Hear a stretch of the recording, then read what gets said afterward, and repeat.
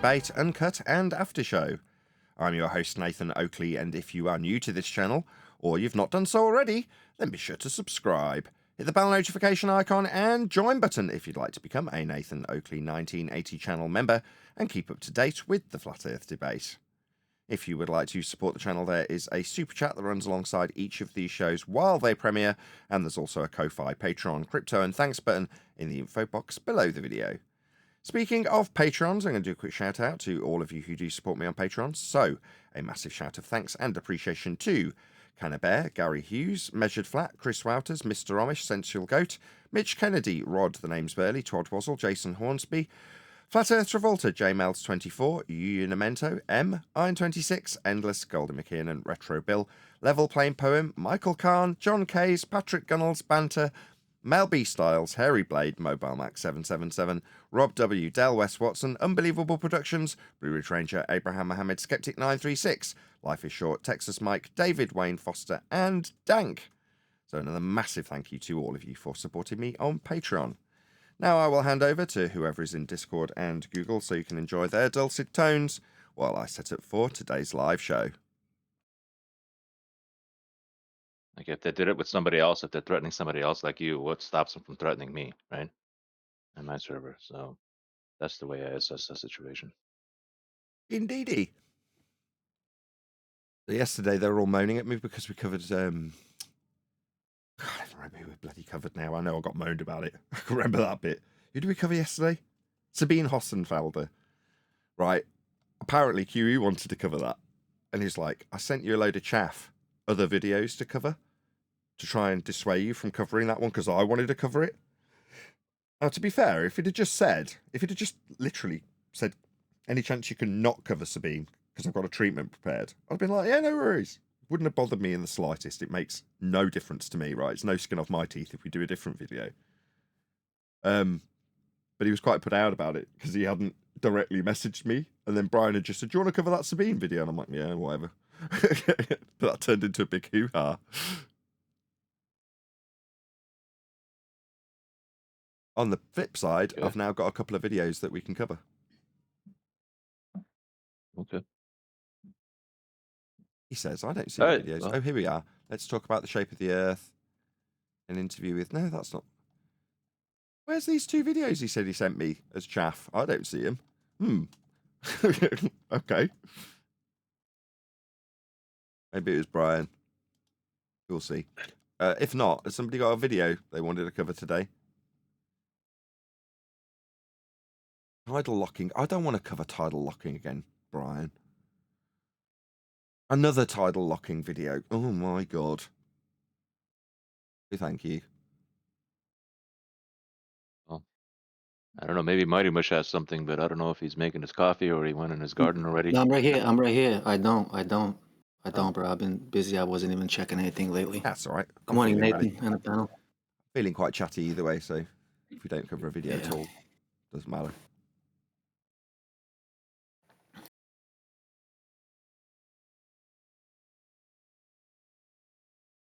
What were you chit-chatting about before I got here?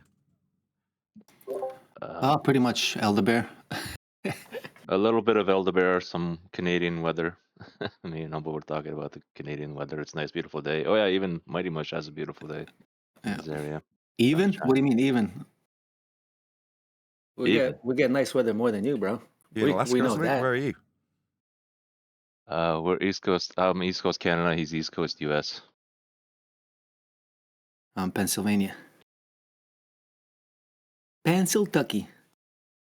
We had summer temps for about the whole last week. 85 Fahrenheit. That's 30 Celsius. Wow, very nice. And then yesterday it dropped a little bit, but today again a beautiful day. So I was telling Righteous it's almost a sin to spend the day in front of the computer. So I put my earbuds out and I go out in my garden and listen to the show.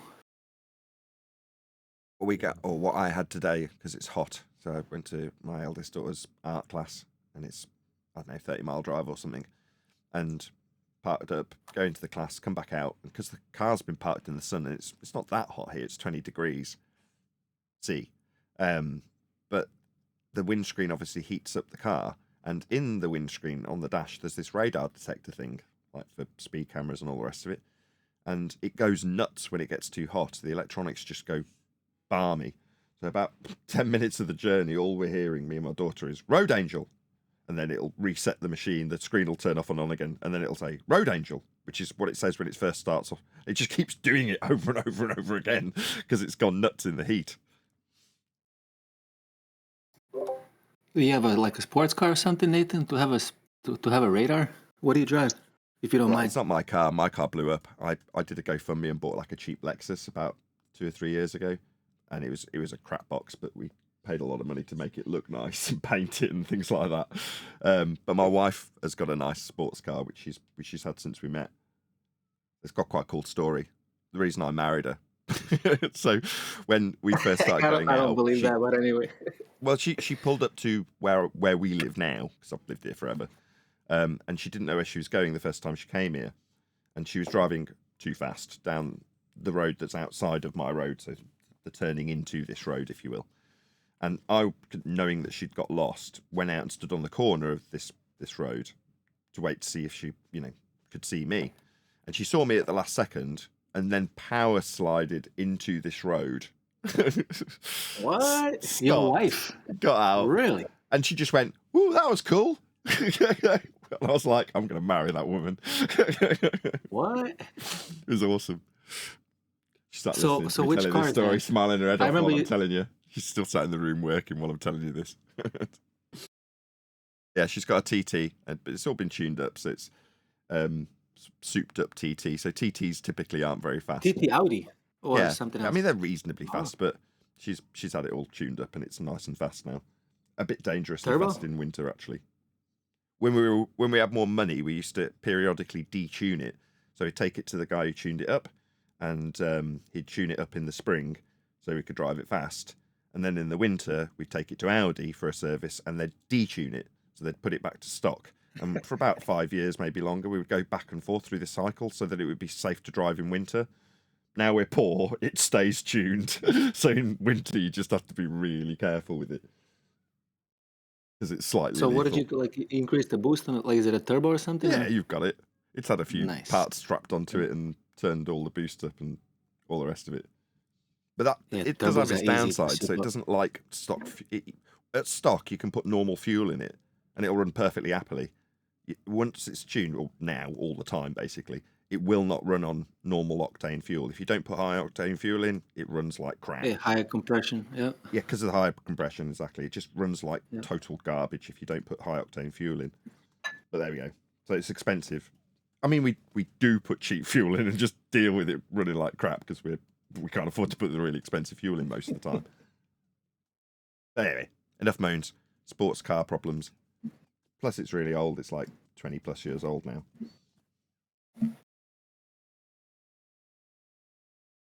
Yeah, those are nice cars. You just can't fit a lot in it. You can't take a family vacation, right? Yeah, we can and In yeah, it. we do. Oh, you do? Yeah, we put both girls in the back. It is essentially a family saloon. It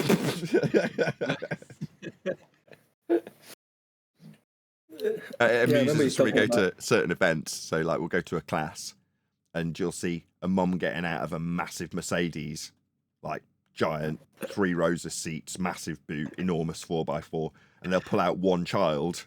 And then we'll pull up next to them, and like some clown show, we'll open the doors and all these kids pile out, and there's more people getting out of this tiny little car. It looks really comical.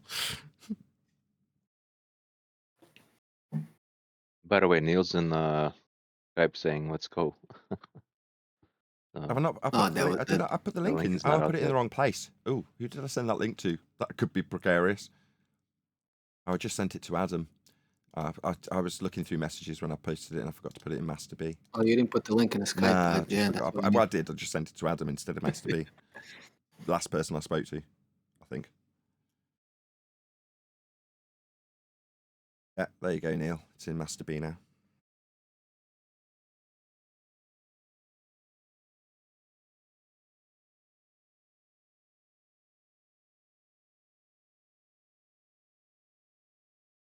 Yeah, when I was a rep, I had really fast cars as well. So when I met my wife, she obviously had that TT and it was not very old. She'd not had it very long. But I got a brand new Retmobile, which was at the time an S4. It was all debadged, so you couldn't tell that it was a fast car, but it was. And I thought it was great. And, brand spanking new shiny car, admittedly only maybe a couple of years or 18 months newer than my wife's car at the time, right? Anyway, I pick her up in it and take her out, and we go to some Castle place and get a coffee or whatever we did, sit out in the sun.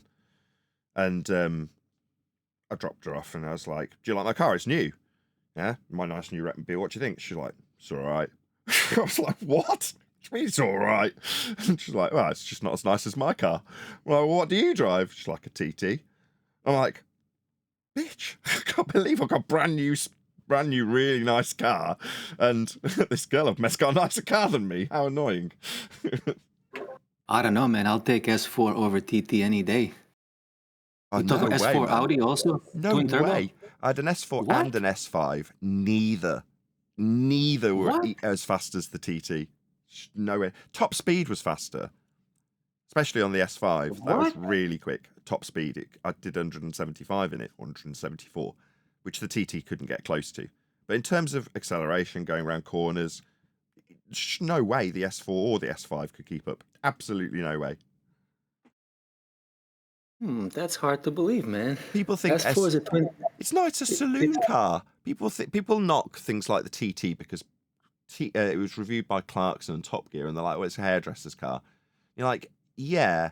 If you compare it to a Ferrari, it is a hairdresser's car by comparison to a Ferrari. But then when they review an S4, they're like, "It's amazing." You're like, "Yeah, it's amazing for a saloon car, for a Retmobile." But you get to a tight roundabout or a hairpin and try and go around it in a big saloon car, you've got no hope. Do it in a little 1,200 kilo TT, and you're just gurning and smiling and woohooing out the window while you do it sideways. It's much more fun.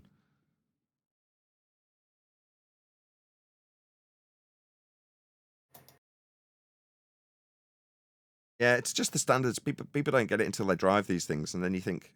And the same thing goes for Porsches and Lamborghinis and Ferraris. People assume that they're going to be ballistically fast, and they're just not.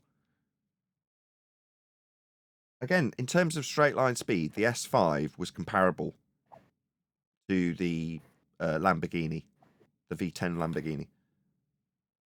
They were equally fast in a straight line. What? For me. No way. Yeah, definitely. You'd be surprised. You think it's going to be really, really fast. And then you jump behind the wheel of one and you go, yeah, it's fast, but is it that much faster than a super saloon? And the answer is no. And you think back to when they used to show on Top Gear super saloon Mercedes versus Ferrari, and the super saloon would beat it in a straight line.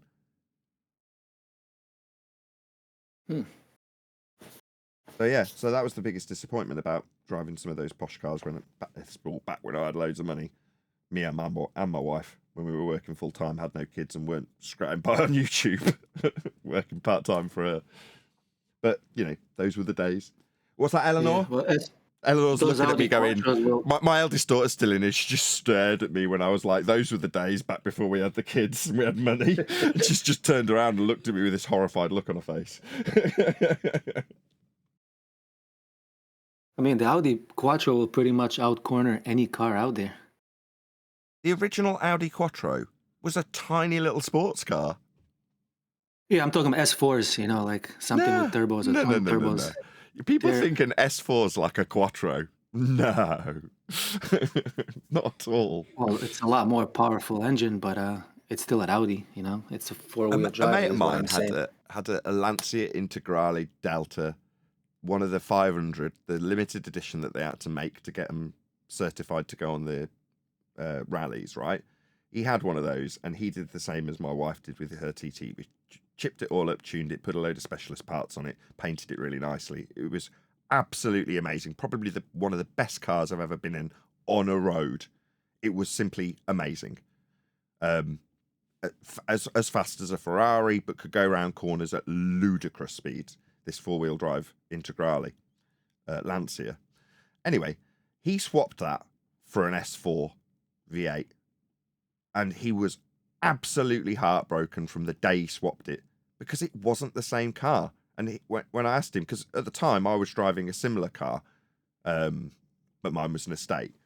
And, you know, I parked it up next to his and they looked almost identical, obviously, apart from the rear end of it. And I was like, well, what do you think of it? Because I was driving up and down the autobahns and across Europe and all over England in mine, and I was using it as a retmobile.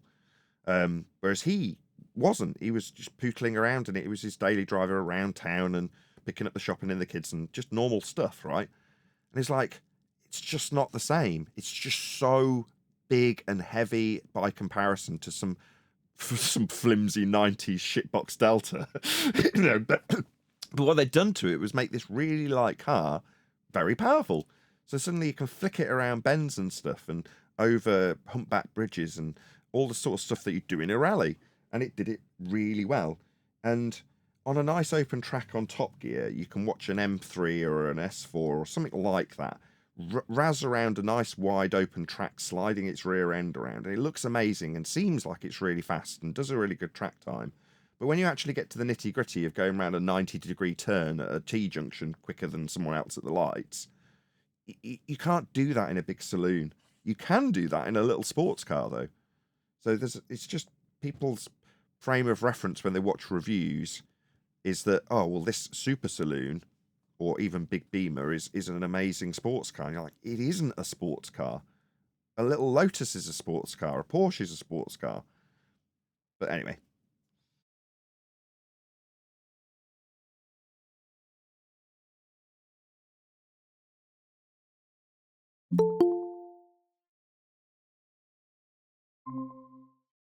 Took you long enough to get in, considering you were moaning in Skype, Neil. Yeah, I don't know what's the matter with my thing. I'm not getting like the next. Like I was still on a message I sent you. Out of service, not maybe. Like moving forward. It is DoorDash breakfast that you're doing then? I do DoorDash all day long, Nathan. No, that's what I'm saying. Choice. That's what I'm basically asking. So you're getting up, doing it, and it doesn't matter what people are ordering. If they're having bacon or if they're having ice cream, who cares? You'll take it to them. Correct. No, fair enough. It just never occurred to me that you were delivering people breakfast. It never occurred to me that people would get delivery of a takeaway breakfast. But obviously they do. Yeah, they the strangest things. I'll bring a donut to somebody. And you know what the problem is? A lot of kids are ordering it, and their parents do not instruct them to do the right thing and tip. So that's very frustrating. I was brought up, you tip people that deliver something to you, especially food. Yeah, to a certain degree, the same thing would apply here, but there is no standard here whatsoever for tipping. None. Yeah, but before I even did DoorDash, if I ordered DoorDash, I couldn't get out of the app unless you tip. So I don't know what happened from when I was a customer to a driver, but that changed.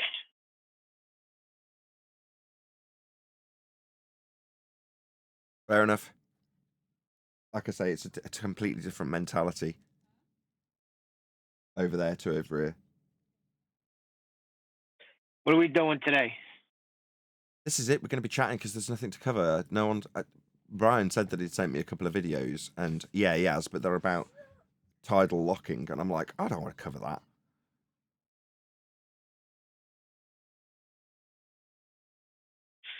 Brian wants to be right. He might be. Oh, Brian is right. Brian is right. About tidal locking. Nothing makes any sense. If we have two rotating spheres, it is impossible for one side to be facing the Earth all the time if they're both rotating on their own axis. Yeah, it is. I don't care how you turn it around. It is possible. I can. Let's not do this. We did it on a 5-hour show and went over and over it, right? Fair enough. How can I? Number one, in an orbital motion, they're not tethered. Tidally locked in terms of how it appears to us in their description of heliocentrism doesn't mean there's a physical tether between the two. Yeah? There isn't. In order for it to stay with the same face pointing towards a globe Earth in the heliocentric model derived from flat plane measurements, let's just drop that in there, you have to rotate about your axis if you're moving around another body in order for one face to stay tidally locked. Fact, it will be rotating about its axis to do that. Now, comprehensively, when it was first put to me, I also went, no, it must be stationary then. No, it isn't. And after about the third demonstration from someone like Eli, or even in the demonstrations that they showed us on, excuse me, on the videos that we were covering, they show the camera's point of view, and the camera does turn. You see different parts of the room as it stays tidally locked to a different body it's rotating around. Ergo, it's rotating around. You can say it's rotating around it with one face staying pointing towards it, yes, but in order for that motion to be satisfied independently and do what it does by their descriptions in their model, it must rotate about its own axis. It can't not.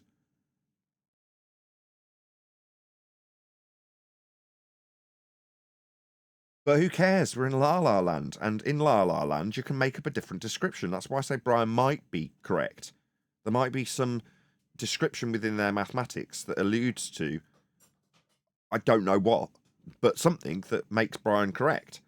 I don't know how that could be the case given the demonstrations that we've had, but it might still turn out to be the case within heliocentrism because it's La La Land, isn't it?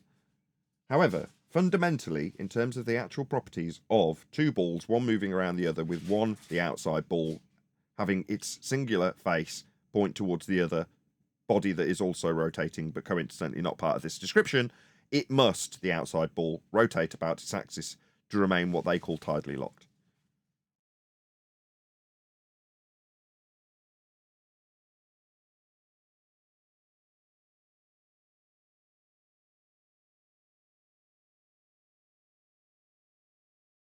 I hate knowing things like that.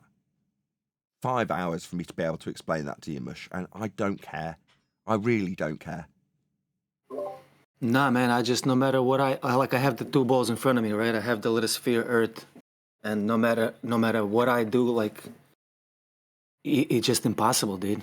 To have one sphere spinning on its axis and to have another sphere spinning on its axis and at the same time orbiting the other sphere, I don't care what you do and how you turn it around, it's impossible. Yeah, orbits is impossible. It's a nonsensical notion. So to describe how we understand the base premise of something that can't exist and how it would work with two different rotating bodies, to me is just so far into the depths of La La Land that right. a comprehension of orbital motion that might be thwarted by a new thing coming in that we didn't already know about, specifically orbital motion, that might undermine my understanding of how something rotates around its axis or doesn't. You know, that still might come to... But so what? Like, all of these descriptions have come from flat Earth measurements that have been stretched around a ball and then put into motion by Kepler. Who cares? Nonsense. We're not doing any of these things. Yeah, end of story, pretty much. So let's not talk about the tidal locking anymore. You're right. That's what I'm saying. The only two videos that I've got as a suggestion, it's like if you were trying to send me to chase after chaff, 2 videos about tidal locking aren't it.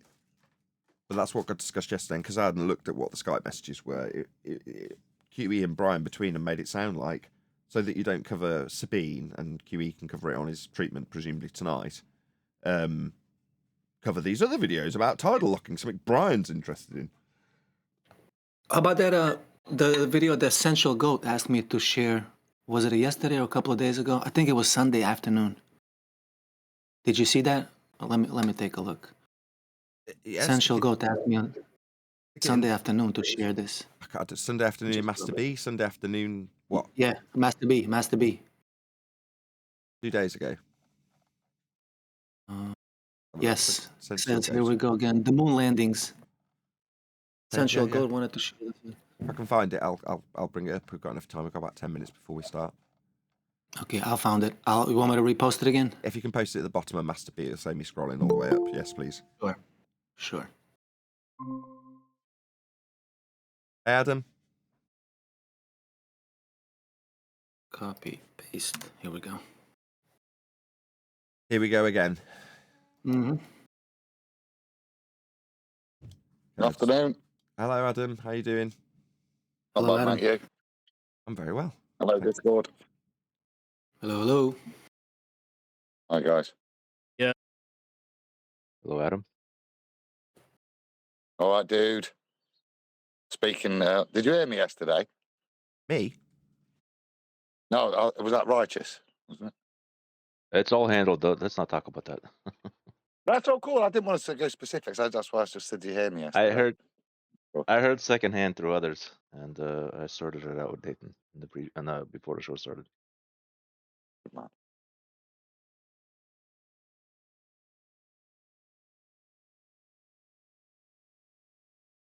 Well, that was good. I'll just sound check this. So check that out. Now, on the matter of conspiracies, the US does have quite a strong record. Good enough. Sounds good here. Is that today's vid? What we got? If we need it, I'd rather just chit chat if I'm honest, Adam, if you're up for it, unless you're... I know you're not working, are you, today? No, I'm still in Italy, mate. Last day, I'm going back tomorrow, so I'm just sat in the garden, just chilling. Just have a natter. All good. If we need to, we'll cover the video if we were out of things to talk about, but I'm happy to just have a chit chat. I'm in a good mood. Okay.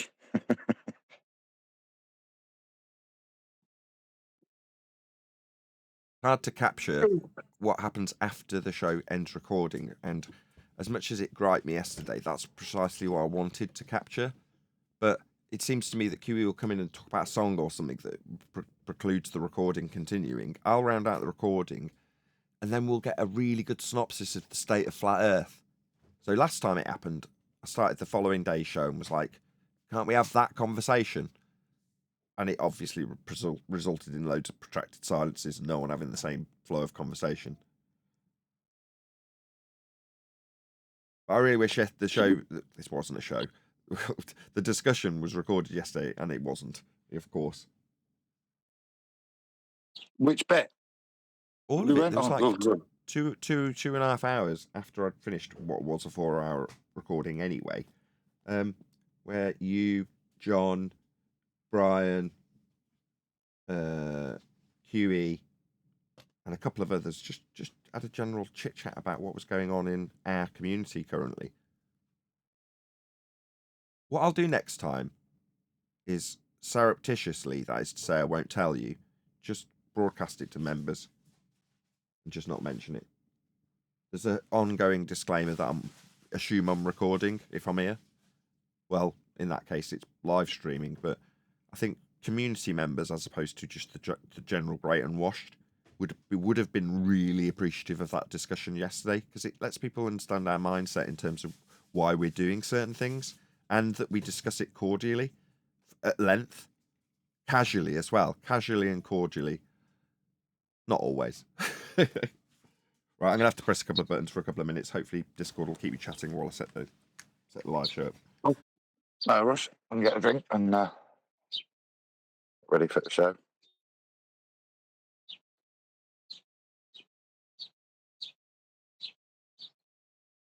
Well, Adam bailed on us too, so it's all us.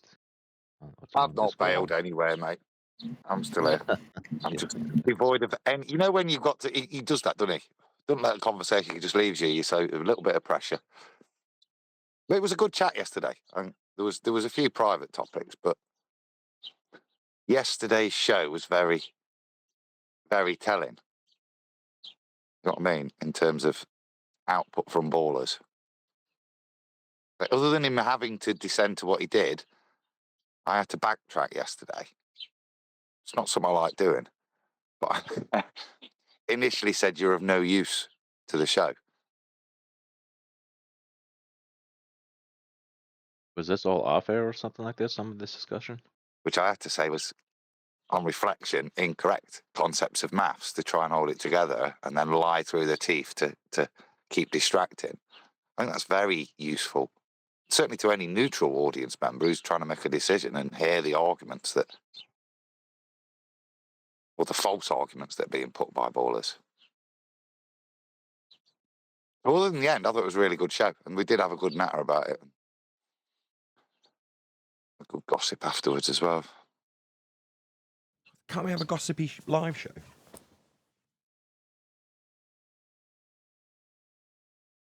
No, clearly not. No one's keen. Well, it's, you know, no retort. Good morning, everyone. Morning, Mush. Hello, hello. Morning, Adam. Lively crowd today. Yeah. I don't know. I think we've all been suitably warmed up for the show. We will do a little bit of housekeeping. Hopefully that'll get people in the mood. We'll Hello? see how it goes. Any evidence of the distance to the sun? 93 million miles away. If that's Keplerian and Huygens based, though, isn't it? That's not a measurement. Yeah, but I think they need a flat Earth to even get that, correct? Yeah, they'll need to derive R by measuring Polaris's minimum.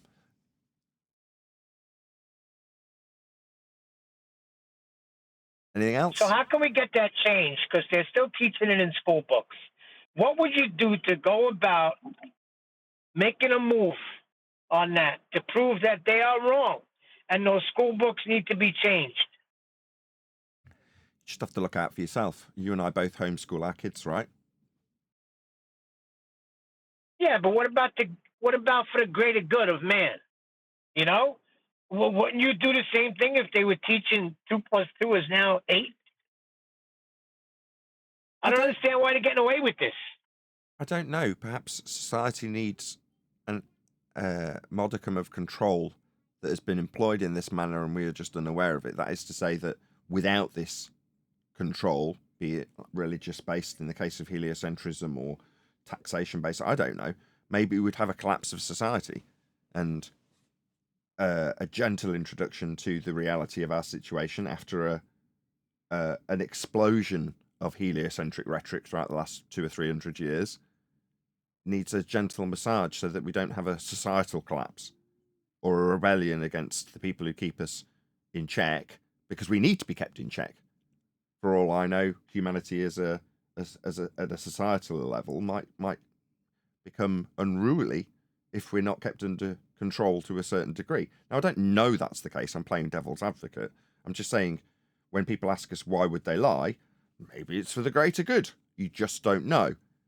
It's irrelevant when you can demonstrate the reality of your situation and how the belief of the situation is based on the measurement of the reality of the situation. That's flat. That really is all we need to concern ourselves with. The psychological implications, the trauma that it might befall people when they find this out, the lies that they may try and comprehend for the other people that aren't us that have led them to believe something that isn't necessarily the case. Those are their concerns, Neil. There's not a great deal we can do in terms of becoming the great unwashed counsellor after we expose the reality of the world to them in terms of how it's measured and how their belief of a globe came from those measurements. That's all we can do. Now, maybe there'll be a great boom in counselling, when people realise this information, and it's very traumatic for them to realise that they're not floating through a sky vacuum at millions of miles an hour.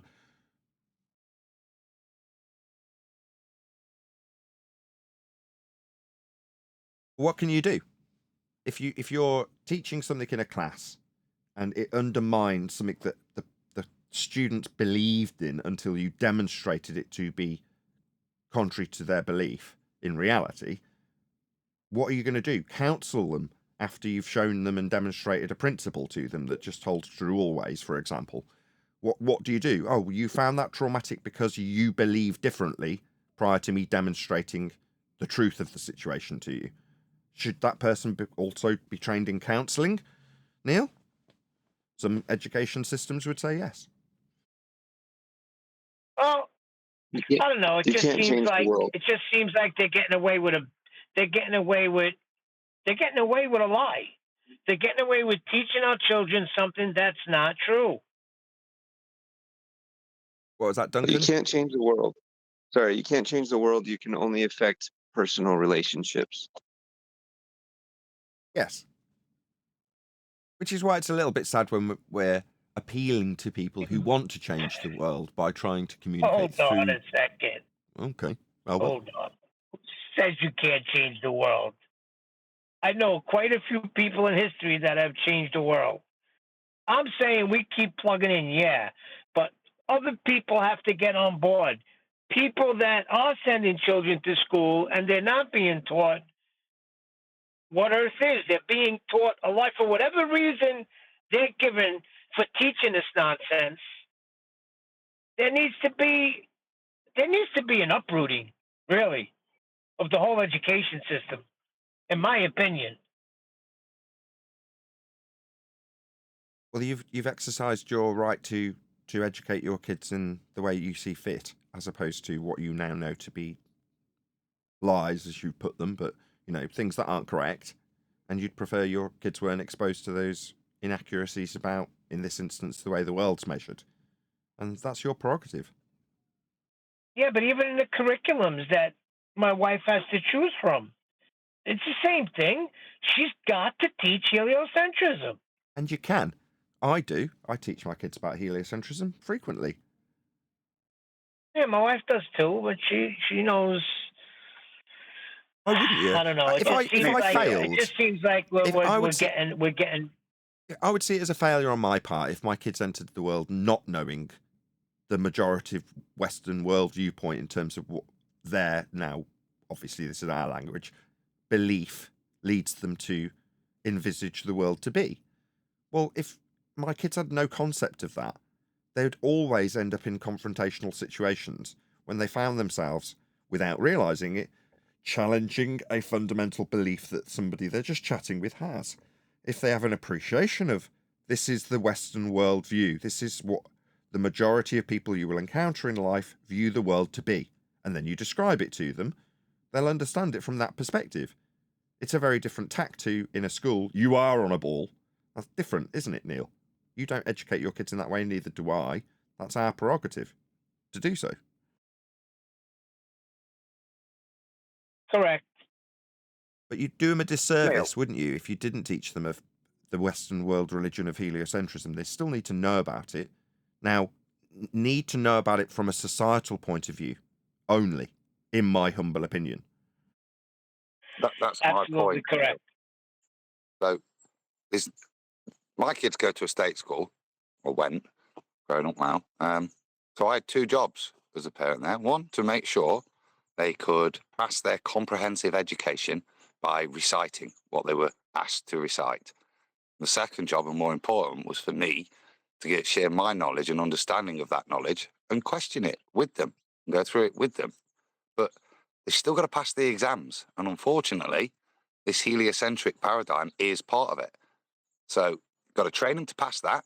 And if they were intelligent enough to know it, then you can explain why you as their parent disagree with it and then present them the evidence. Listen to what you're saying. And I understand what you're saying, and I'm with you 100%. But listen to what you're saying.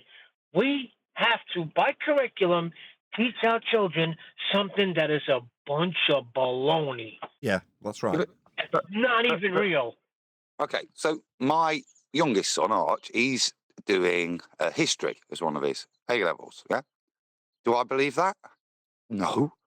Yeah, but he's got to learn it, and so it's just I'd just as much skepticism when he gets to the part of the Middle Ages where nothing happened for 600 years. But he's got to be able to recite that to pass the exam.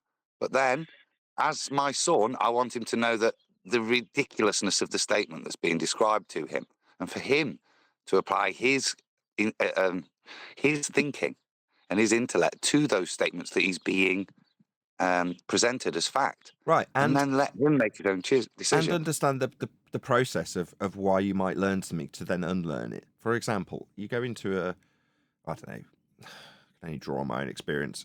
Let's say you go into real estate or a estate agency, and you have to pass a certain exam in order to do the job.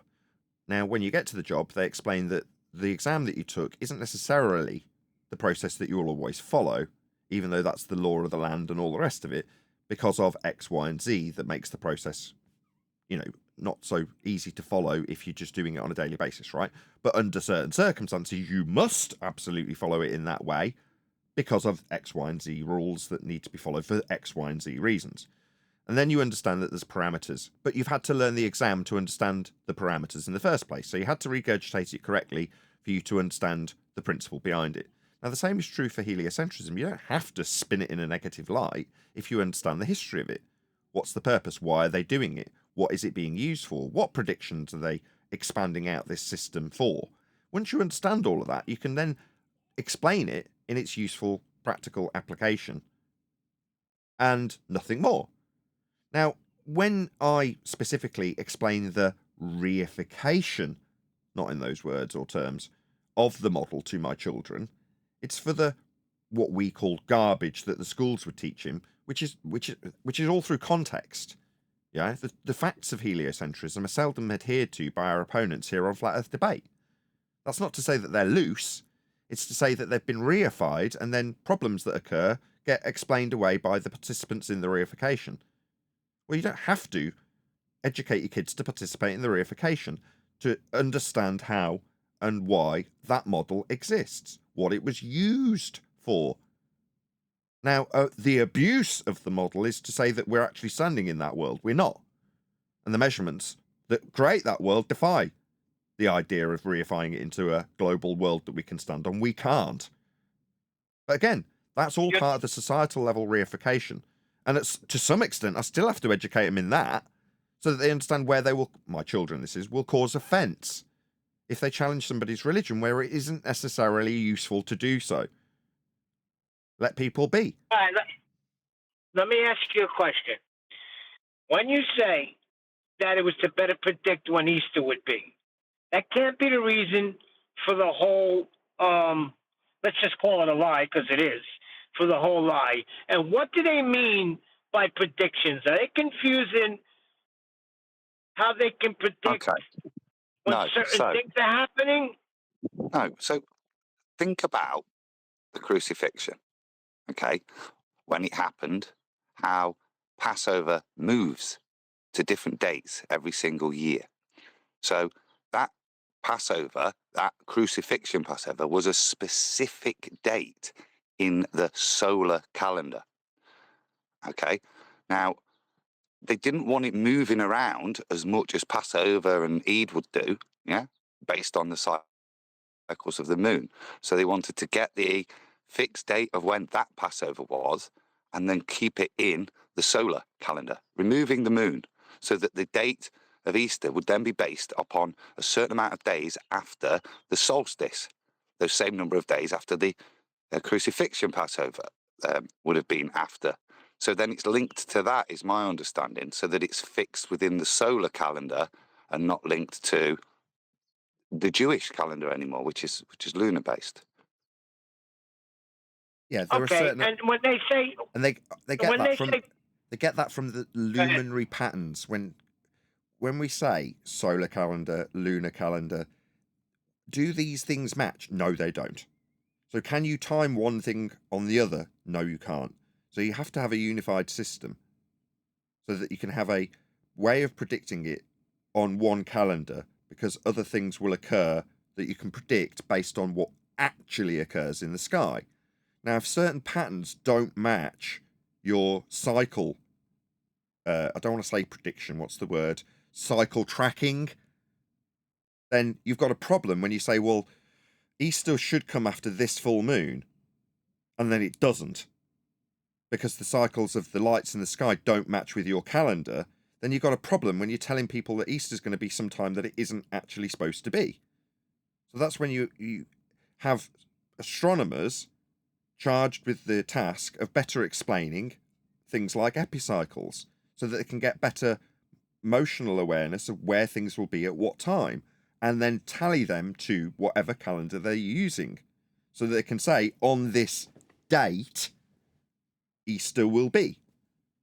But they need to know what the stars are actually going to be doing, and certain patterns they hadn't figured out yet. So you have to have some out-of-the-box thinking, which results in, without going through the full history, what we now know as the heliocentric model.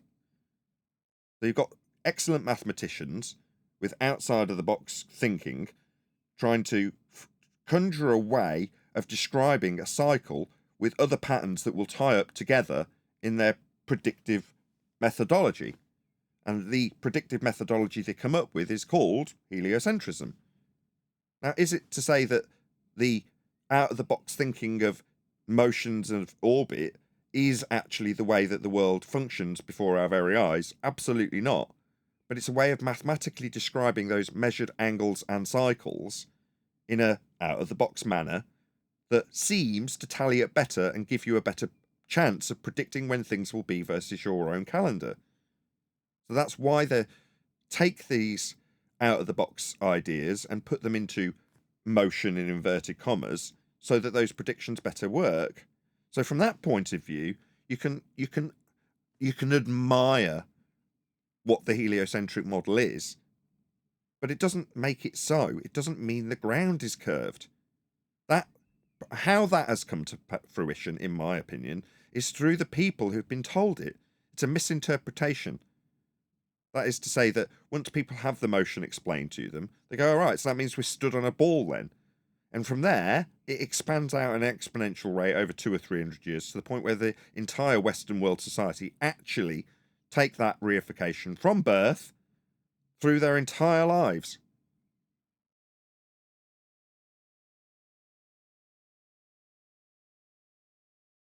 So yeah, Neil, we should teach our kids what this is because it's part of our world, whether we like it or not.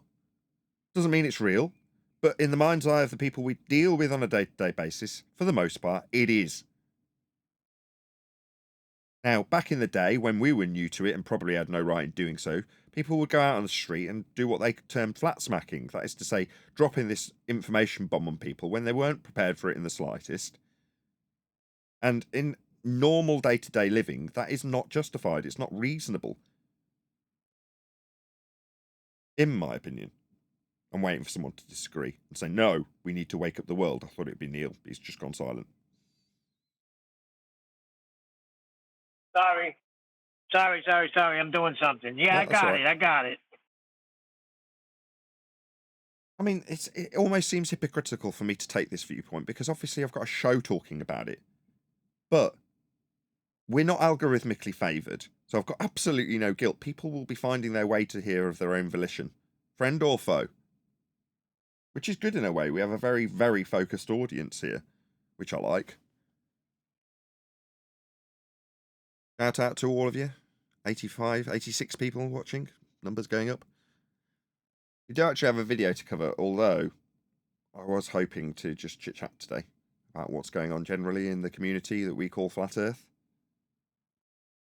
Be as part of it or not. Starting a ball of rolling then, Nathan. Which bit? Well, there was a bit that's intrigued you yesterday, so elaborate on that. And not especially. It's just nice sitting around listening to you guys shoot the breeze about, you know, the interpersonal relationships between some of the videographers, the general community that we have cross-platform between those videographers and how they react to us and support us or don't support us, things like that. I'm being vague so that you guys can kick the conversation off, but it may not be possible, as I've tried in the past and it's failed, to get that organic discussion that happens after we stop recording to reoccur. It was a bit yesterday. What community? There you go. That's the type of reaction. What community? Well, that's sometimes how I view it, Neil. I feel like I personally, and I'm not being arrogant or excluding you two from this, have built a community, and that community is a subdivision of an already existing Flat Earth community that wants a higher standard. I'm proud of the fact that we've achieved that standard within our subdivision of that community. But as a whole, I think the fragmented Flat Earth community has been usurped by anti-Flat Earthers in algorithmic terms. So all they get is the representation of the public, that is, of what anti-Flat Earthers say we are. Very few people will just actually find out what any of the fractured up Flat Earth community really is, because as you say, Neil, I don't think there is necessarily one at all. There's the perception of one, and the straw man version of what anti-Flat Earthers say is one. Hold on. Not only anti-Flat Earthers, but there's a community of fantasists out there. I don't consider them part of this community that you're building and have built.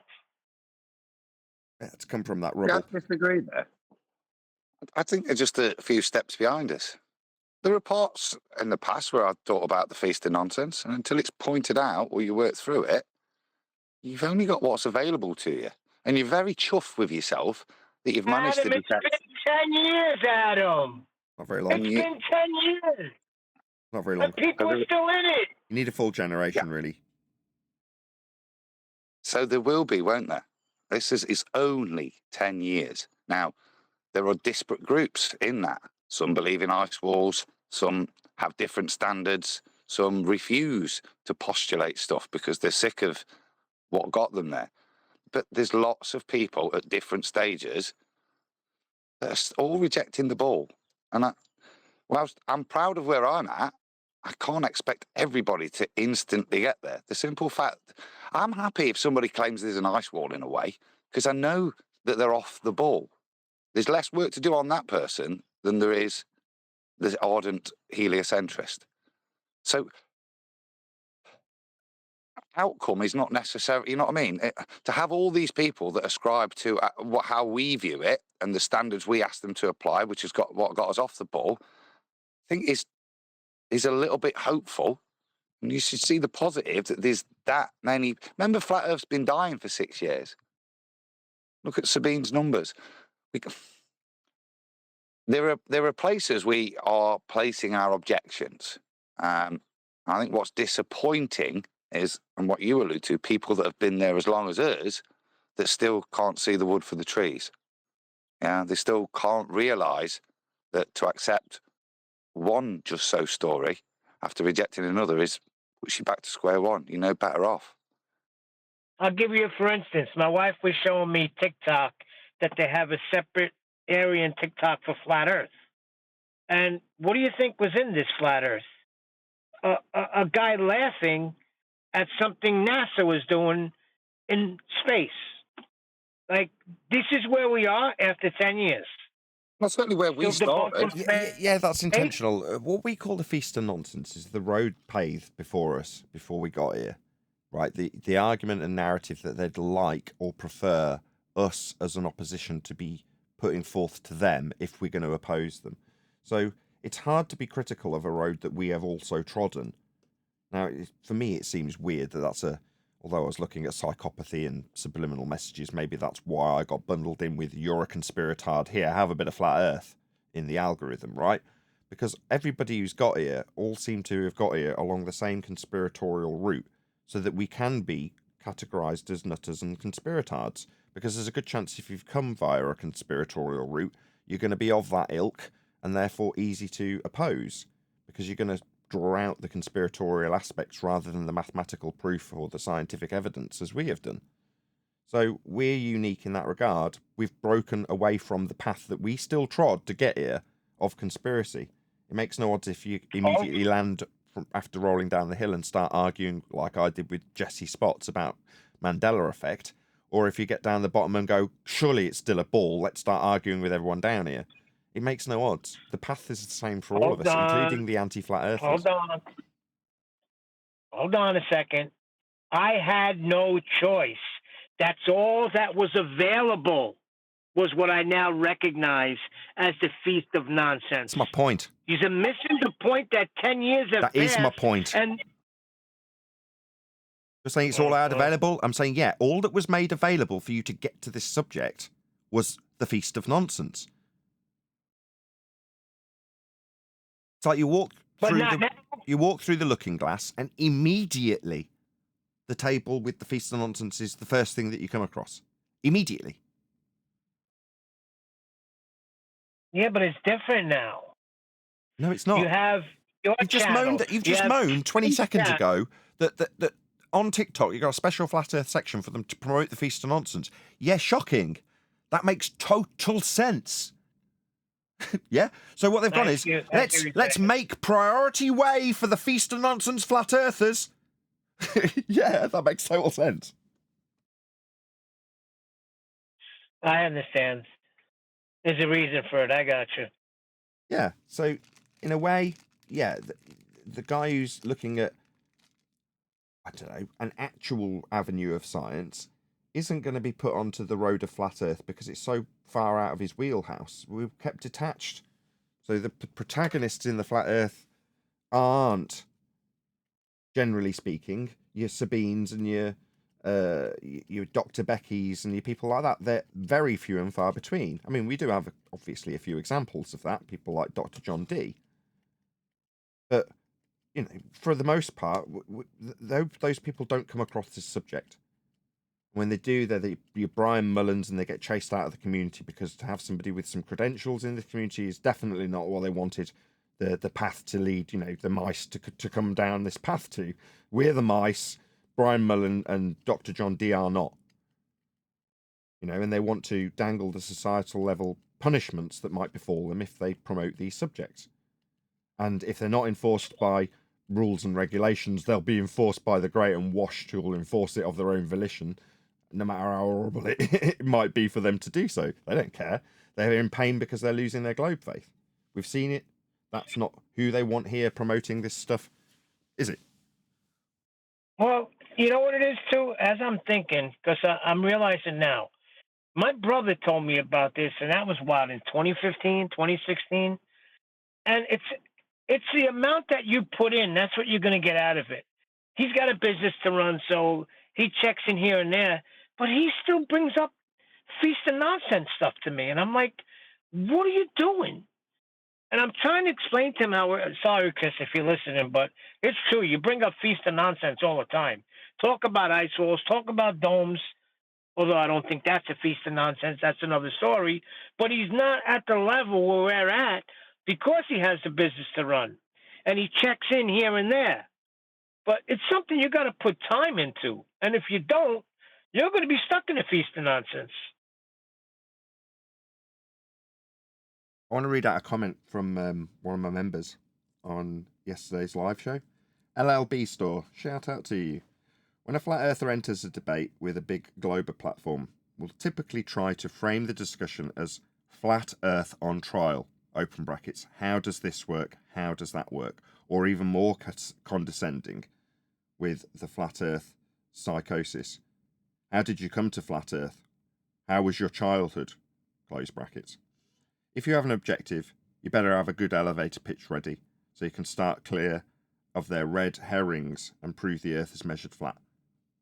I did a bit of a bad job reading that out, but there we go. That's pretty much how it was worded. But you get the general gist of what LLB Store is saying, which is to say, you, me, and everyone else typically have got a mindset that we seem to need to justify the questions asked of us by people in pain who are contemplating the idea of rejecting a reality they've been born into on the spot, and therefore their pain in terms of what they contemplate is put onto you as a flat earther, with the notion of Earth being flat being on trial.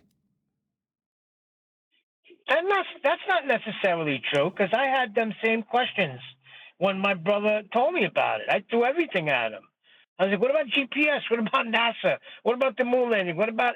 I hit him with everything. For 2 weeks, I literally made fun of him and berated him. Yeah, but those are, as I just said, those are all your concerns. I think what LLB Store's driving at is when you actually get into the nitty-gritty of a focused discussion about the subject, like on a show. When we were doing the European tour, part of the considerations were that, and that's why it was rebranded the Globe Lite, or this is what, 2019, is it? Whenever I got rumbled in Italy. But on that was the point of changing the name. Not my position, but lots of other people's wanted to change it to that because that's what they felt they could address. What they couldn't address to the man on the street when we're doing activism is answer those specific questions because we don't know.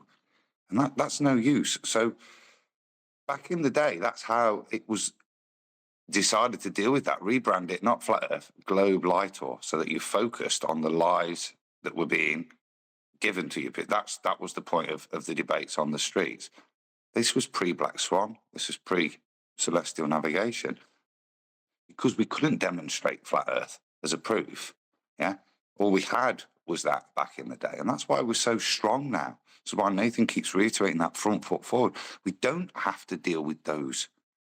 Well, how does this work? How does this work? How do the stars work? How, you know what I mean? All of those things. We can still debunk the globe if needs to, but we front-footedly, we say, I don't know how that works. I don't know how the moon works, but I'll tell you how it's measured. And we can give non-feast of nonsense proofs for flat Earth now. But that's what they always want, is some unanswerable question. What is the sun? Etc. And if you can't give the answer, that's sufficient empowerment for their cognitive dissonance to wash away any of the other problems that they may have brought them there. If you can't give them a new paradigm. Right, got to become their new guru. Shout out to Michael Jones. He says, back when Owen Benjamin started talking about FE, I heard about Nathan Oakley, then it might take a while to understand what he says, but it will be worth it. Still here. Oh, thank you very much. Wow, really appreciate it. 100 people watching. Excellent sentiment to send out to 100 plus people, Michael. Thank you so much for the super chat. It really is heartwarming and complimentary. I'm blushing. What do you mean it might take a while to understand? What he says. Who's Owen Benjamin talking about? We literally have to split people into two categories now. Ones that just want to know what's what and get on with their day, and ones that want to debate the subject. Well, I assume the context is in terms of having such a solid understanding that you can go home and when you tell your brother-in-law that it's a flat earth and he starts laughing at you and asking you what about NASA, what about whatever the list of stuff that Neil just rattled off, you can go, who cares, it's measured flat, here's an example, and tell him about celestial navigation, baselines, mapping, etc, etc, etc. Well, that requires you to have the ability to also overcome the person who's babbling on about NASA and therefore have a good understanding about space being fake. But for the guy who just wants to know how Earth is dealt with and measured, he can listen to an elevation angle argument in a 2-minute elevator pitch and go, oh, wow, I never knew Earth was flat, and get on with his day. But that person definitely won't be able to argue with somebody who says, what about all the pictures from space? Oh, I only tuned in for 20 minutes of flat Earth debate. Yeah, you need to stick around, don't you, Neil? Absolutely. That's why I'm still here. Subscribe today if you've not done so already.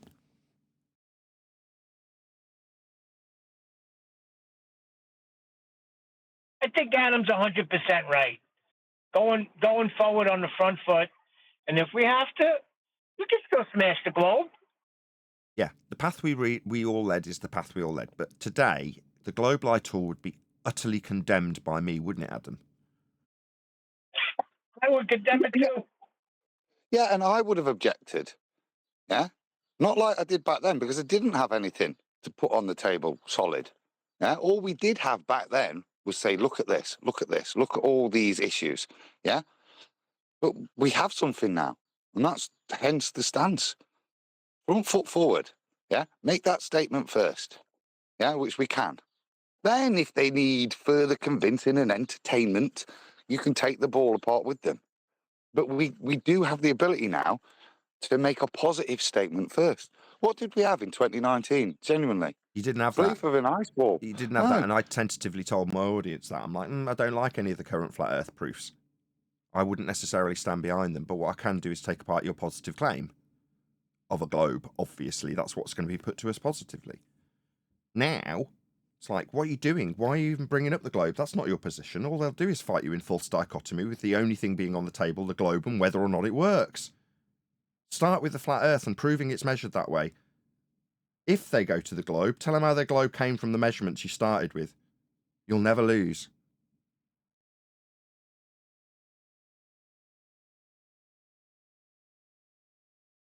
I remember when I first heard you break down the affirming the consequent formological fallacy. That blew me away. That was the first time I ever heard something like that. And I was like, I like what's being said here. I'm going to stick around. And, of course, they had QE coming in. That's why he doesn't realize how important that is. I can imagine new listeners, and they're tuning in, they get QE here and QE there. But I couldn't wait. Like, if I was on a show, just listening at the time, when QE would be there, or when this one would be there, or when 10th Man was there. And they weren't there. It just didn't have the same punch to me. And people are hungry for that. So where are you, QE? Yeah, I was hungry for it. The start of that was pink writing and science, going back 5 years. That was the start of Yes. whipping us into order in terms of being a formidable opponent to a globe believer. Right up to the standard we're at now, where we're taking apart PhDs because the argument doesn't change regardless of your credentials. Well, there's been a long disciplinarian path that's led us here, and now that we're here, we have to turn back on the other people and say, well, if you want to be one of the troops, you've got to discipline yourself in the same fashion. It also took time for us all to meet up. You know, if you think back, QE found me. He's watching Flat Earth stuff. I'm watching Flat Earth stuff. I never knew about QE. He said hello to me when I'm dealing with Pete and Peter. Yeah. So this is Feast of Nonsense, like prime time. So this is what the state wanted, or the powers that be Morning, wanted. guys. The message. Choco, you're right, bro. I'm dealing with Pete and Peter. Yeah. So they pumping such pseudoscience that hydrogen doesn't exist. I end up making hydrogen gas and exploding it live on air. You know what I mean? In me shed, to deal with these guys who then, when they found out I was a chemist, refused to talk to me and just went into ad hoc. Very telling about the number of plants that were in this community to make sure the Feast of Nonsense was what was led forward. Yeah. But that's when we start to meet up. So I'm with Iron Realm. QE's doing his bit. He's found Nathan, and he goes, "Oh, I like this guy. He's talking about cis trans isomerism and doing, you know what I mean?"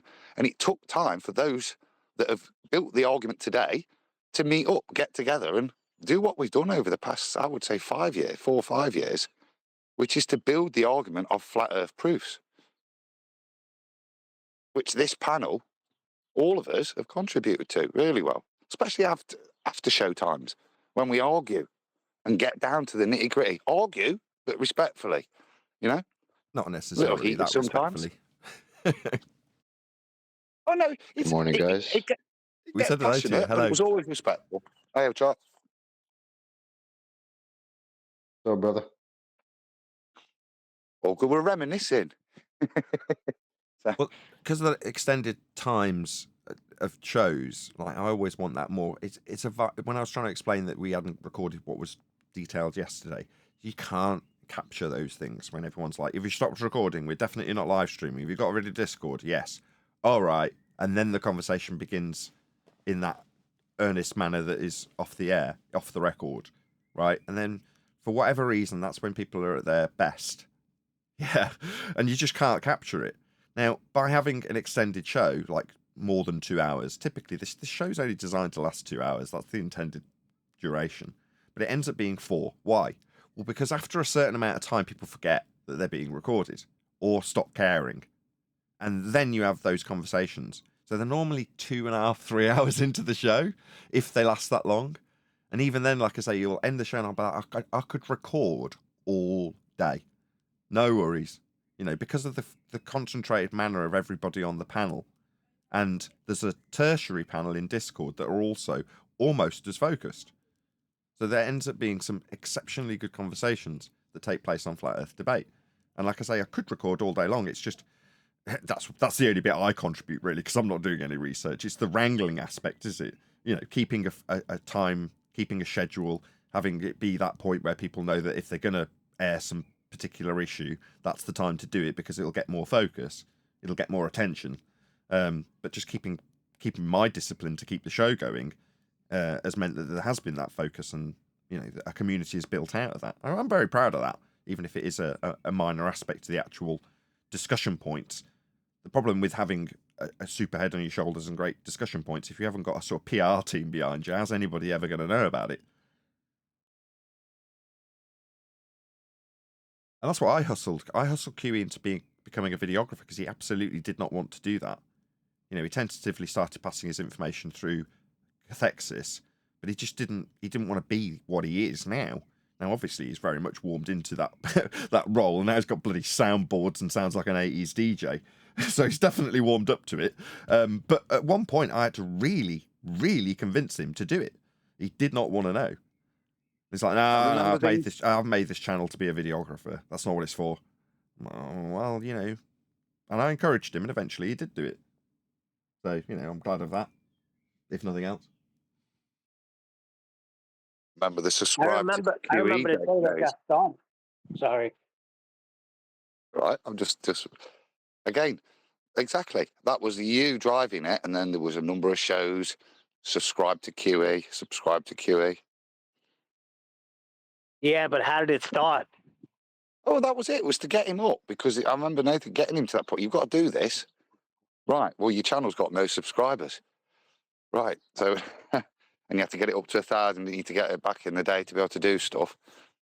They're all parts of the journey, good parts. I've done it with loads of Wasn't people. the first It's not show? just QE. Wasn't the first show after the Globebusters incident? I can't remember that particular part of the timeline. Yeah. I'm just saying there's loads of videographers that I've gone through that process with, which is to say, make videos. You know, do as I do. It's something I can advise you on. I think Chocolate couldn't hear us last time he joined. That's probably why he repeatedly said hello. Can you hear us this time, Chocolate? Yep, mic check. Yeah, good. Good to have you. Say hello again. Yeah, I'm sorry. I'm having Wi-Fi problems today, so No worries. forgive me. Satellite's not lined up for you. I remember specifically That's usually my response to things, Neil. because Globebusters didn't come after that incident. When you went on, Globebusters did not have a show on that Sunday, and that's when Ballbusters came in. It was actually outstanding. What, the first Ballbusters? I'm sure it was terrible. I ran it. No, the way it started was outstanding. But yeah, that was me. It was obviously it transitioned to becoming our show run from QE's channel. But originally, I ran Ballbusters, and obviously it was me that was putting the time slots and deciding when it was going to happen. And I created an advert for QE for his channel, and that whole process was to take my subscriber base and get them to subscribe to Quantum Eraser, so that, you know, there's the transition eventually to Ballbusters being ran by QE means he takes the audience that's been built from the back of my channel to his channel, and it worked beautifully. Yeah, he owes you big time. Doesn't owe me anything. You can lead a horse to water, but it's the horse doing the drinking, isn't it? Yeah, but you can get a horse to drink. I told you that before. Feed him salt, and you'll see how thirsty that horse gets. Sure, but okay, let's drop the horse analogies. The idea of getting a channel going is thwarted for most people by the fact that the initial start, the get going from 0 to 1,000, is the hardest thing you can do. It is really, really hard. However, if you've got a nice, friendly person next to you that's got those 1,000 subscribers already and can just pass them over to you, then life comes a lot easier. You just need to actually convince 1,000 real people to go and actually subscribe. Well, like I say, you get by with a little help from your friends. Well, you know, that's still QE doing the actual work to build his channel. I can't take credit for it besides help standing next to him while we're both trying to roll a tiny little snowball and get it to all stick together. If you've ever made a snowman, you'll know what I'm talking about. Once you get the ball rolling, it doesn't matter what you do. If you push it in any direction, it picks up snow. But initially, when you're trying to get that little tiny bit of snow to turn into a ball to start rolling it, it's almost impossible. You keep picking it up and turning it and pushing it and nothing happens. Very hard. But if you put a couple of people around you, you increase your chances of that first bit of ball going. But it's always down to the person who's running their own channel to keep the ball rolling, to keep the ball rolling faster, to keep people on side, not lose subscribers. That's all equally as difficult. Not lose support from people, things like that. So you're saying that all the people around him to get the ball rolling, it was like when you were making a snowman. If that snow wasn't compact and it was just dust, that ball wasn't staying together. But if it was compact snow with a little moisture in there, that snowman got built pretty fast once you got the ball rolling. Yeah, it's just getting the ball rolling that's hard. Now, on my YouTube journey, there's all sorts of obstacles that get put in your way by Congress or YouTube or whoever it is. And again, you have to address each of them as they come, and you have to deal with them appropriately. Every one of them results in just more work. But that's what you've got to do if you're going to try and have even a modicum of success on YouTube. Now, having all that explained to you, you then take your choices, don't you? Do I want to go all in and really put effort into this and keep a time slot? And QE has. He's consistently kept a time slot. He's got a regular show. He's consistently maintaining and building his audience. He's concerned about what his material will be, to the point where he's arguing with me about what I should have covered yesterday, in the nicest possible way. But you know what I mean? He's got a bit of tenacity about maintaining and growing a YouTube channel. That's what you got to have. I don't know how we got on this subject. We're supposed to be talking about the community of Flat Earth as opposed to my YouTube channel. Or QE. It's because we were praising QE for his progress in the discussion, and I segued pink writing into this discussion, didn't I? So yeah, QE training us all and concerning himself with the standard of understanding that we all must retain to debate these idiots telling us they've got scientific evidence for a globe when it was all a lie. That was the starting point, 12 months of drilling a whole bunch of different people over different fragmented sections of shows in the scientific method, by example, with other opponents claiming they got science and being taken through the process in the pink writing from QE. We all got to witness that. And it educated us. It took time, though. No one picked it up immediately when you compare us to your brother-in-law. Science. Say again, Chocolate? The body of science. Not anymore. Nope. I heard some mainstream guy say that the other day, and I just had a whole belly laugh when I heard just that phrase come out of his mouth. Because it just brought back so many memories. I guess we're reminiscing today. Well, positive for us, not so much for the rest of the community, because that particular that time was the fragmentation of a lot of communities within Flat Earth, because there's a good chunk of them that wanted to use the magical meaning of science to promote their fantastical ideas within Flat Earth. And having someone like me or Quantum Eraser come along and say, actually, pseudoscience is something that isn't comporting to the method. Here's the method. Does what you're claiming comport with that? Nope. Well, therefore, what are you going to do? Well, you'll detach yourself from our company. People got annoyed with us. Go on. I'm sorry, Nathan. I was just saying, you mean people got annoyed with us because we actually started distinguishing what is science and what isn't, as opposed to saying, "Oh, this proves flat Earth. It's science. It proves a globe. It's not science." We actually had to establish what is science and what isn't, realizing that flat Earth is not even a scientific category. It's like, yeah, it's, I don't know. Yeah, there was a bit of a split back in the day with that. That was the split. Yeah. It was the thing that destroyed the ballers, but it's the thing that split flat earthers. Yep. Which is funny, because you would think the same guys that are running around spouting, well, the body of science, and we got science that proves this, and science proves a ball, science proves R, science proves molten iron core, all of this. And then all of a sudden, for that to change, for the very people that were saying that to now say, "Oh, science doesn't prove anything. Can't use science. Science does." So, okay, so what happened to all the science that proved the globe before? And it's like, y'all didn't notice that that's what their response was? Like, it reminds me of the Black Swan. Like, y'all didn't notice that their response has changed? That's not significant to you?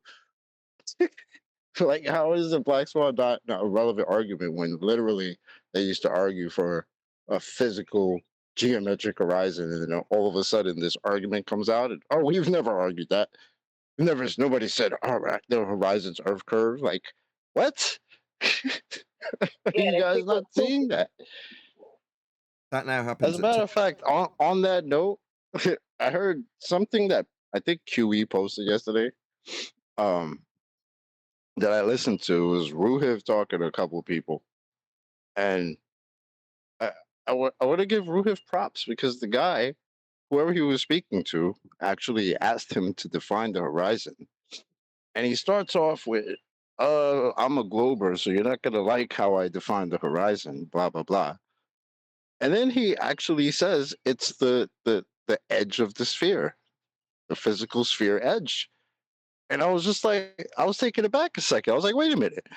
We started calling it that, right? Yep. And then all the globers would tell us we're crazy. Oh, the Earth doesn't have an edge. The globe doesn't have an edge.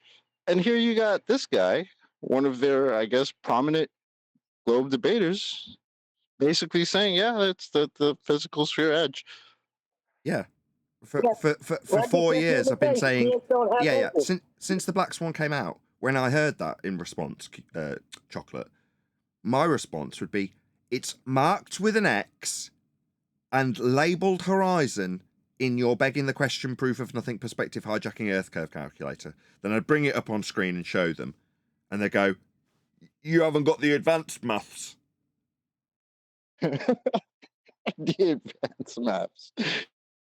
And then they I throw up think you Andrew made a Thomas Young. mistake. Then Supposed Andrew to say perspective omitting. Yeah, thanks. Yeah.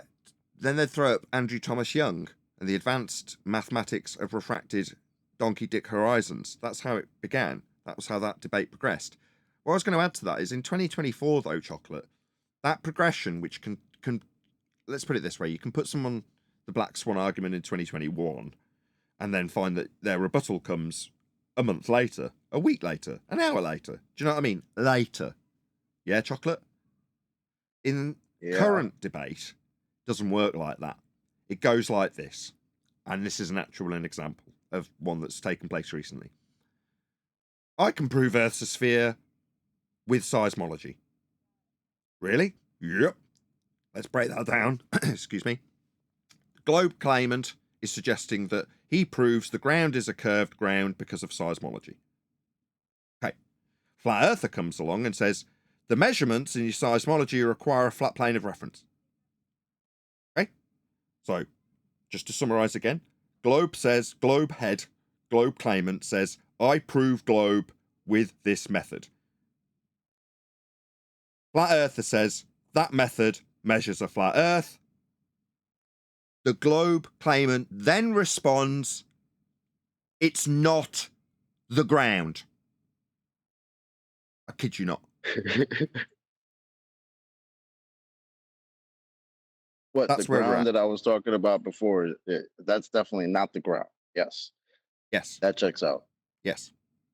We've had other examples of celestial navigation claimants, typically in rebuttal to us, because that's the first point we inadvertently went forward on the front foot. Yeah? We instinctually did it anyway without me having to prompt people. That is to say that our opponents started to come and respond to our positive claim about Earth being measured flat with angles. And then we're debating about whether or not we can get heights off a flat Earth. So you notice how the situation's suddenly taken a 180-degree turnaround. Instead of a globe claimant coming in and telling us how Earth's measured globe-shaped, alternatively, a flat earther telling his audience how globe it isn't. And then you get into the false dichotomy of how Earth is or isn't globe-shaped for whatever reason's being debated. Fast forward to 2024, Earth's measured flat, says the flat earther. Globe claimant says, how do you get height measurements off a flat Earth? Notice how we've now got two situations where both the opponent on the globe side and the flat Earth on the front foot claimant are talking about flat Earth the whole time. Much better. Sorry, Chopper, go ahead. No, I was just gonna say, or you get the wonderful, our fan favorite.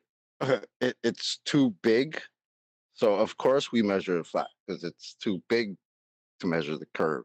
Of course, it would be inappropriate to measure it spherically. Well, So what do we you measure it call flat. people that say? Then what do you call the other people that say it's their duty to mankind to tell them that Earth is not measured flat? They think they've got a duty to mankind. I'm saying look out for number one. Of the two, if you stack them up, you could say the flat earther is being quite selfish. He's saying, look out for what you know and you understand, and be respectful of others' beliefs. The globe proponent says, I need to convert the world to what they already believe anyway. Okay. Stark contrast. Yeah, that's Well, what I we're was gonna talking say. to Like, Bev. that's a hell of a duty because people are already taught that. So that you're basically you're taking up the duty of teaching people what they already supposed to believe. Yep. Oh, maybe that's what it is because it's a. I would suggest those people teaching others what they already believe to be true should get first punt in the YouTube algorithm. It's only reasonable. I was more speaking about Bev in chat saying it's his duty to tell the world that he's measured Earth not to be flat. Now, what's the purpose of that, Nathan? Talk about a community. What's Well, it's the useful for purpose of us. that? Yeah, man, I can get behind that. Check out how Bev shows how not flat the Earth is in its topology with reference to a horizontal plane of reference. Cool. What's Bev's message, Neil? That Earth is not measured flat. Well, he spends his time doing what, you see? He spends his time saying silly things like that, which he can't even substantiate. Bev's purpose is to make Bev famous. Yeah? And he's not bothered how he does it. Whether His it's duty. ad homing people, attacking people, whatever. His raison d'etre is to make Bev more known. Yeah, but Motivation's important. that's you know? also my primary purpose, though, strictly speaking, isn't it? No, yours is to make a living. Yeah, by being more well known, I'll make a better living. So that's a standard I've got to find objectionable, really. Yeah, but you're going to have standards, otherwise, yeah. What's making what's driving your channel is the standards. Yeah, that's why people will subscribe and rewatch the standards. Why are people watching Bev? I don't know. I'm not. Well, for the soap opera, mate. It's for the soap opera. Ah. For him coming over here and look at his channel. It's a soap opera. He doesn't do anything, doesn't achieve anything other than attack other flat earthers. Fair enough. More power to him. I couldn't care less. And that's fine. But that's why he's doing it. He's not doing it to promote flat earth, to try and get any message out, is he? Like I say, I don't know. I don't watch him. No, snap anymore. But certainly the impression I've got, there's a difference in motivation and also standards that you'll do to get a subscriber. I mean, I only hope that people subscribe. Number one, if they haven't subscribed already, I want genuine numbers. And number two, that they're subscribing for the quality of the information that we put out. That is to say, it has a use. It's got a practical application in the debate about the nature of Earth. I'd hope people subscribe for that. Well, I think Paula had the same problem you had, Adam. She woke up and she had a membership to Bev's that she never purchased. Yeah. Weird. I think mine's expired. I didn't get a renewal for May. I'm not disappointed. Thought you were about to say I didn't get a refund. Yeah. So my free subscription's ended. Fair enough. In any event, we're at the hour mark, but we haven't necessarily covered anything today. We were hoping to just have a chit chat, as you'll find out if you are one of my members and listen to the pre-show discussion. In any event, maybe from the chat, if you'll let me know if you did want us to continue, because I mean, I'm in the mood to carry on live, quite relaxed. By you guys on the panel, I know there's only a couple of you. Keep rolling, baby. Okay. Well, let us know if you would like us to just keep chit-chatting till it gets a bit stale and then we'll round out the live show, or alternatively, we can cover a video. So one, if you want us to carry on chit-chatting as we are, 4 more hours, says Keurig. Yeah, very original. I don't think we'll go for 4 more hours live. In any event, just let us know what you'd like us to do. Carry on chit-chatting as we are, or cover a video. Either way, we'll carry on live for a little bit longer until it gets stale. I don't know if I feel bad about the relationships that get severed over things like the scientific method, because I go in to, it's hard to give these examples without naming names, and that's not my intention here today. I go into the endeavor of educating somebody in the method of science. Or, Can you guys hear me? Go on, Adam. Is that chocolate? It was chocolate. We can hear you, Chop. Not now. Either way, I'll carry on, see if he pipes up. I go into that endeavor with the joy and delight that I'm going to help somebody arm themselves with a tool that can destroy globe claimants. Because it doesn't matter that in our arena we've wiped out the notion of having all of the body of science behind the notion that we're on a sphere. It isn't. It's a category error. But we occasionally will come across those people and still destroy them because we understand what science is. So when you see how effective a tool it is, I'll get onto the double-edged nature of it in a second. You really want to pass that on to the next man, especially if he's in your field and are friendly. You know, somebody's supported you and you've supported them and so on and so forth. You really want to go, look at this wicked tool I've got. This'll help. And when that results in the person rejecting you and even condemning you, it's hard to not go, oh, that's personally going to affect me. But by the same token, I said at the beginning of this live stream, we've got a very hyper-focused audience as a result of them not that frequently, but fairly infrequently telling me, I've come away from certain videographers to you because you don't deal in Feast of Nonsense and only deal in absolutes. So, you know, there's obviously an advantage to keeping what we do and who views what we do very focused. And therefore, you know, hearing people, I'll give panel examples here just because it's easier. Eli coming back from way yonder talking about flat earth and giving a really good example of how he's gone out there and nailed someone to the wall with one of the debating points that we typically use day in, day out. You know, now there are obviously other examples that aren't off my panel. I'm sure this is maybe my invite to Discord to pipe up in this instance, but we'll see how it goes. But, you know, that's of an advantage. But back to the original point, it's hard not to look at the denial of the method from the person that you were hoping to pass on that tool to. Now, the reason is because it's a double-edged sword. So the scientific method is fantastic for taking the heads off ballers when they claim they've got science for a nonsensical mathematical derivation of a flat earth, because they won't have science, the method that is actually employed to give empirical outcomes. The problem is that a lot of the people who are in flat earth also use that magic trick.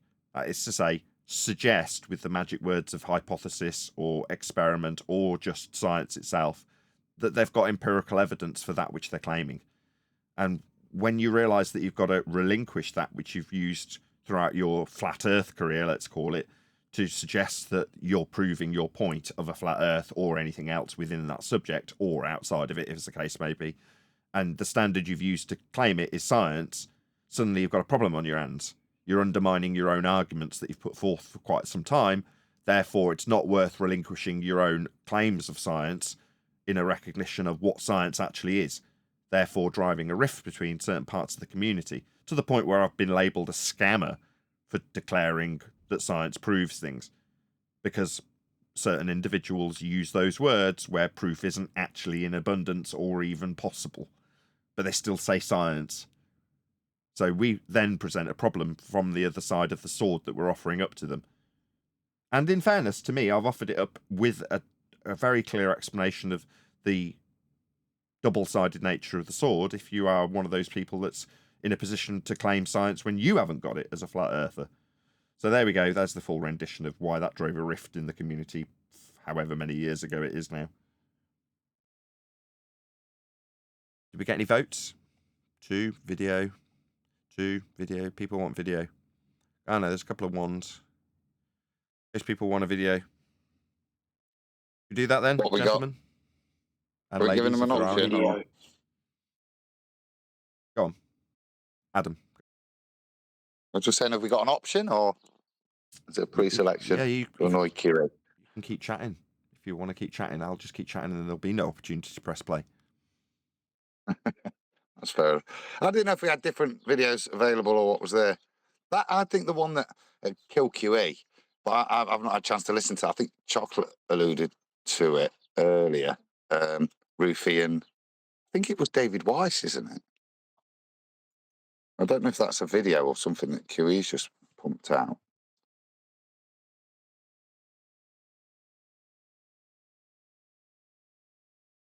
I'll scroll through Skype and see if I can find QE's message, because I think he put a recording into one of his messages to me. Is that what you're talking about? Yeah, I thought. Is that what Chocolate was? Oh no, that's Moon Visible. I don't know. I've not had a chance to read that. I thought there was one with. It might have been Brian that's posted it then. Rufy and like David Weiss. Was it David Weiss? Oh, I don't know. If you haven't got it queued up, it's not something we can cover. What I have got queued up is a video discussing moon landing proofs from the podcast of the Lotus Eaters. I doubt you're familiar with it, Adam. I've not heard that, but the topic's interesting as to how we'll deal with it now. I say I don't necessarily think it's a feast of nonsense topic, stuff like that. I know we poo-poo it. If you're dealing with a newbie, gas pressures. You know what I mean? It'd be interesting to see how these guys cover it. Do we focus on whether or not photographic film works on the moon, or Yeah, okay. I'm down for looking at this for half an hour. I mean, we'll probably only get through the first 25 seconds of it, but we'll see how we go. Okay, so this video is, as I suggested, titled The Moon Landings, and the videographer is the podcast of the Lotus Eaters. I've just stuck a link in the live stream chat, so please let the videographer know, at Nathan Oakley 1980 sent me, and just allude to the idea that we have covered their video. The idea being that were they to respond to any of the comments that we've made here, they would put a link to our video and help us along in the YouTube algorithmic love that we do not get afforded by YouTube themselves. So yeah, let them know, offer them a view, leave a comment, help them in the YouTube algorithm. Hopefully they do the same for us if they were to respond. And indeed, me saying it several times gives the people who are actually in the live stream now the opportunity to go now by clicking that link and hopefully returning in a couple of minutes after they've left a polite, non-sweary, non-going-to-be-removed immediately comment on one of these videos that we do cover daily when we put their links and help them in the YouTube algorithmic love that we do not receive. Have I said it enough times for people to have gone and done that, do you think? Yes, Nathan, I think you did it too many, actually. Yeah, I think you're right. I probably repeated it one too many times, and people have actually gone and let that videographer know at Nathan Oakley 1980 sent me. Maybe they haven't. Who knows? Maybe they'll get back and hear me doing the call to action and be delighted I've said it 5 times. Is that Adam? Go ahead. I think let's make a start then. I think people have had a chance to do it. Now, I'll actually start with ones that we can prove rather than ones that we can't.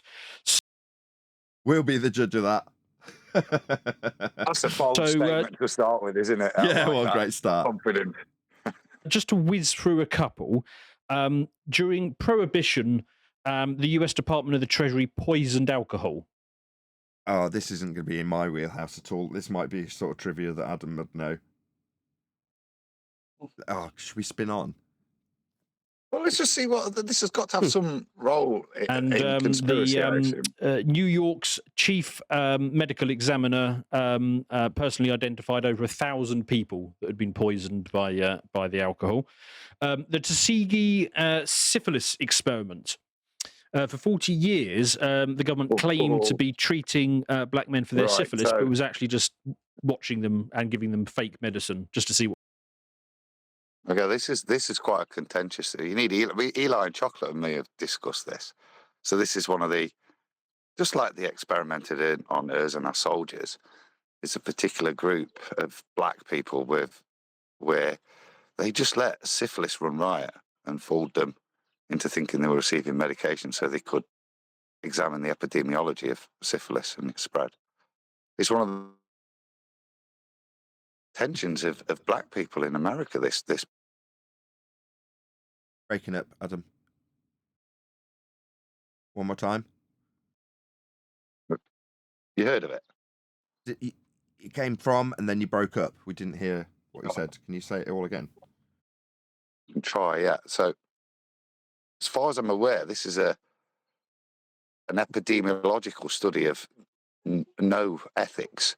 So there's communities in America that were mostly black, syphilis outbreaks, and they pretended to treat to watch the spread and progression of syphilis within a community.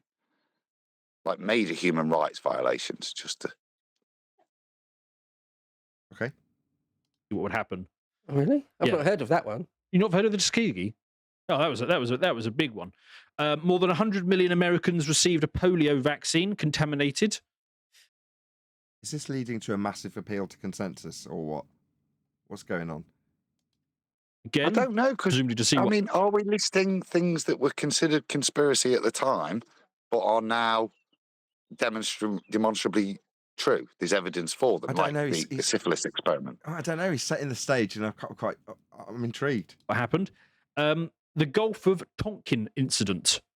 For years, that was so. This was a sort of an attack that led to the US getting involved in Vietnam, and for years that was a officially denied conspiracy theory. Recently, declassified documents out in 2005 confirmed that actually, it never happened. So it was a So is this going to be NASA releases of documents? Where's he going? genuine conspiracy. Oh, this one is mad. Operation Northwards. Yeah, so the Joint Chiefs of Staff signed off on. I think he's just going to get into the moon landing hoax eventually, right? So should we spin past this, because it really isn't on topic? What do you reckon, Adam? Or do you want to hear more? Well, I'm intrigued as to the load of things that were considered You're breaking up a little bit, so I'll just press play. I'll take that as a yes. On a plan to commit terrorist acts in America, pin them on Cuba so that they could invade them. In the early Castro years. Yeah. And JFK said, yeah, you're not doing that. But the bloody Joint Chiefs of Staff signed off on that plan, but they couldn't get it past JFK, presumably because George Bush wasn't in the White House at the time. Mm. So, yeah, and again, declassified documents show that. The government using LSD on unwitting citizens to see what happened. Probably the one most people will be familiar with in these conspiratorial corners of the internet. MK Ultra, the MK standing for mind control. So that's another one. The Iran Contra scandal. They were selling weapons to Iran to channel money to Nicaraguan militants. Again, denied. If you said anything about that, you were a conspiracy theorist, and then declassified documents have now come out and said, yeah, we did that one. Now I've got his angle. So his angle is, currently they say moon landing didn't happen. You're called a kook. Will it be the case that in 20 years' time it'll be declassified that the moon landing was a complete sham? Right, that's presumably what he's setting the stage for. A public relations firm organised a 15-year-old... Go ahead, Adam. I was going to say that's what I'm getting. Maybe the list's a little too long, but actually quite pertinent, because all of the citations are to do with the US government. Kuwaiti girl to make up is massive. stories about Iraqi troops dumping babies on the floor in their first invasion, and it then turned... This is the one that JLB leans on very heavily. Turned out that this was set up by a PR firm. Right, now, all of those that I mentioned, you don't need to worry about them being conspiracy theories. All of those have been admitted to. All of them, we have declassified documents that demonstrate all of those, right? If you want to see more in a dramatized version of what he's describing, go and find a copy of a film called Wag the Dog.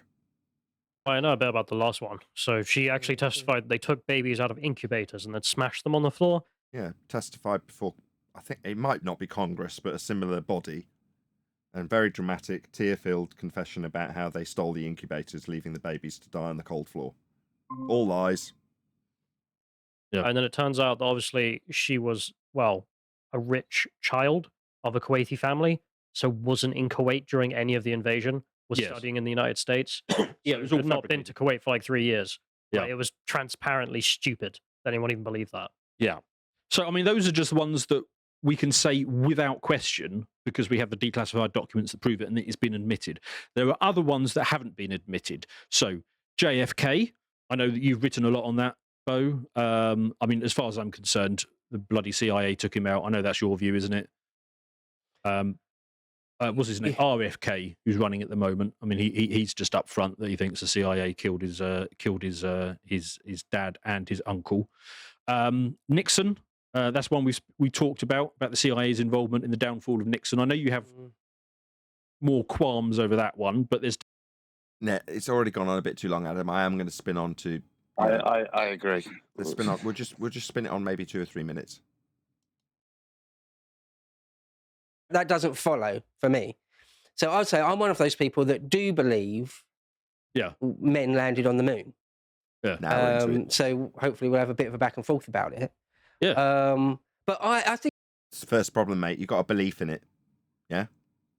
it's okay to be skeptical, though, because Why should it be okay to be skeptical if it's considered mankind's greatest achievement? Should be set in stone. Shouldn't be any ambiguity about it whatsoever. where I'm like an armchair amateur historian, fan of history, but particularly ancient history, that's really my forte, is what you're sort of like a detective in a way, dealing with a small amount of evidence, especially in ancient history. You've sometimes only got tiny fragments of evidence, and you have to try and work out what is more or less likely to have been true. Evidence means proof. That's what evidence is. If you've got evidence of something, then you've got proof of something. That's what it is. From the evidence. And it's okay. He's talking historical here, which is a very different standard, which often requires interpretation. It's just dawned on me as soon as you said it, I'm applying the wrong standard to him here. It's a historical standard. You're absolutely correct. I'll lay off a little bit. Well, no, because I'm going to wade in. But within all of that, there are still other considerations. So if I've got a historical story, Icarus, for example, I could take that and say, well, realistically, I know you can't flap your arms whether you strap feathers to them or not. Now, the sun side of it, whether it melted and he plunged it, is irrelevant because from a historical point of view, those things weren't possible, still aren't possible today, breaks other laws of physics here, in terms of that. So when I then interpret that historical narrative, I've still got to be cognizant of the outlandish claims, and would that be possible?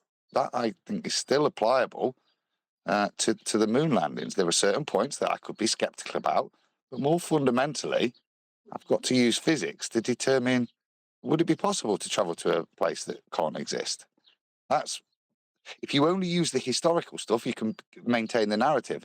If you bring in other fields of knowledge, then it's not reasonable to accept that. Okay, well, we'll undermine this entire discussion from the off, right? Outer space, where they claim to travel through to get to the moon to land on it, is fake. The idea that we have an area of volume 10 to the minus 17 torr, a vacuum, above our high-pressure gas system that we're all breathing is utterly absurd and a violation of a law of nature. Gas fills space. If the sky was a vacuum, the gas we breathe would have filled it. We'd have no gas to breathe. Ergo, the sky vacuum, claimed to be place they took this journey through, is a second law of thermodynamics violation. Complete lie. They did not travel through high-pressure gas that we breathe into a sky vacuum, traverse it, and then land on a rock, claimed to be rock, in that sky vacuum.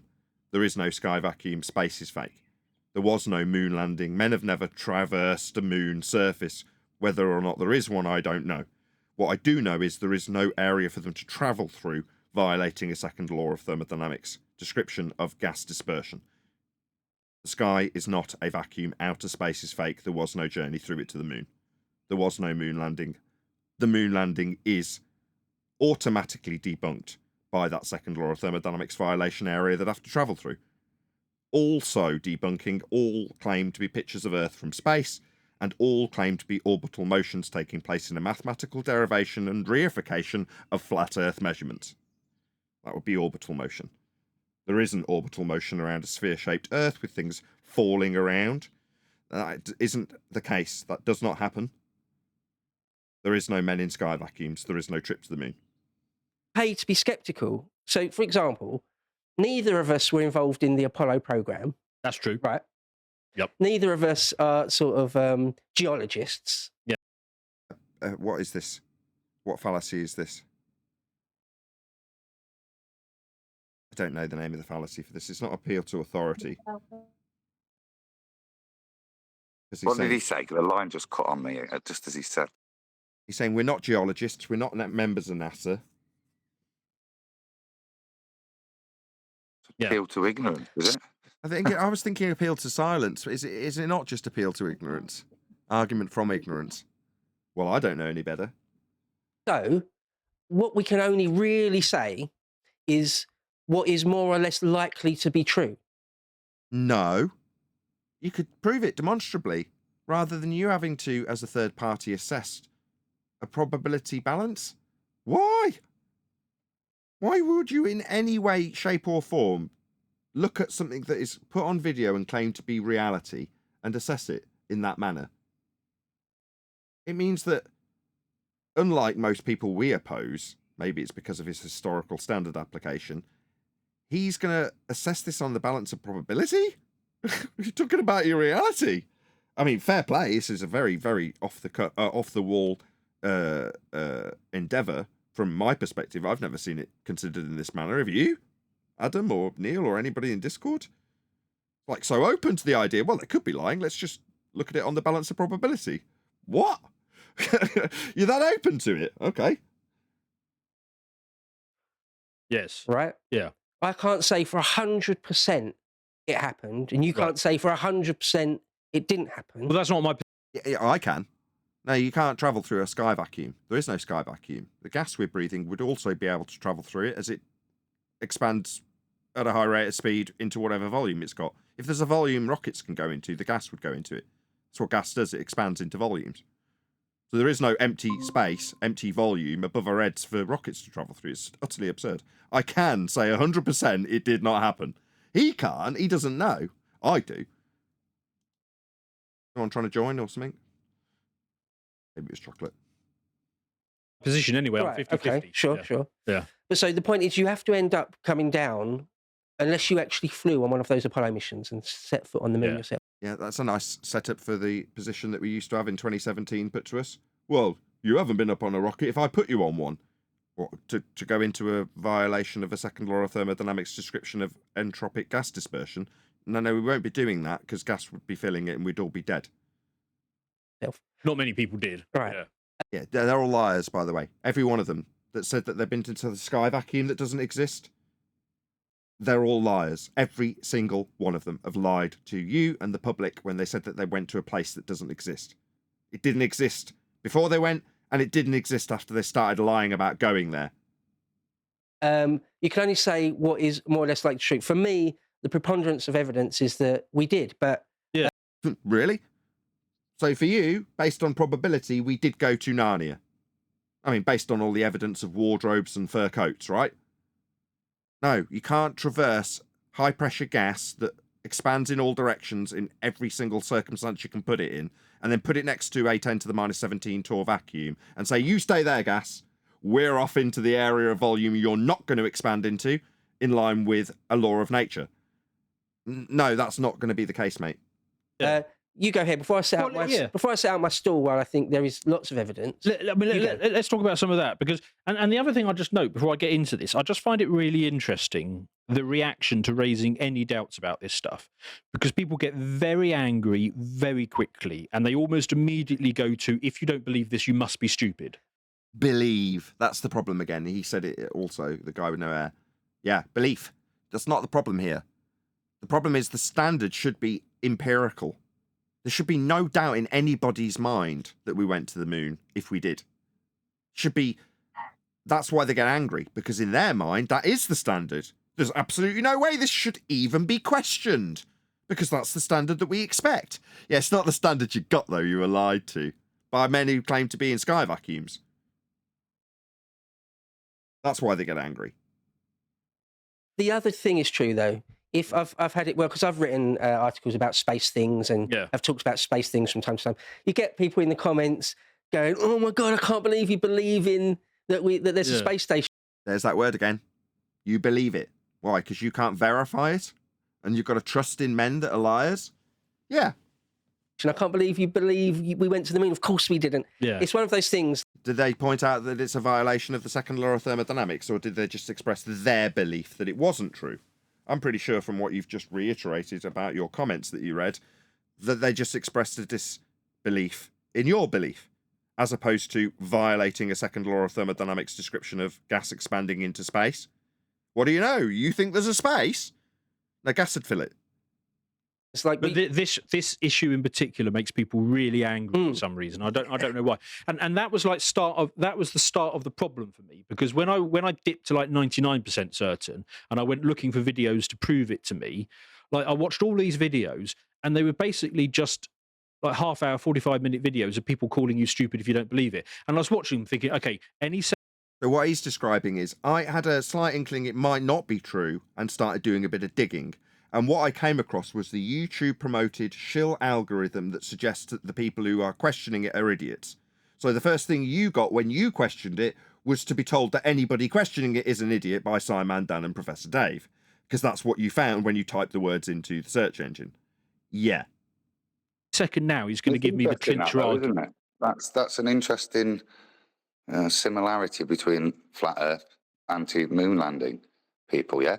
As he's just described, the first response is just ad hom.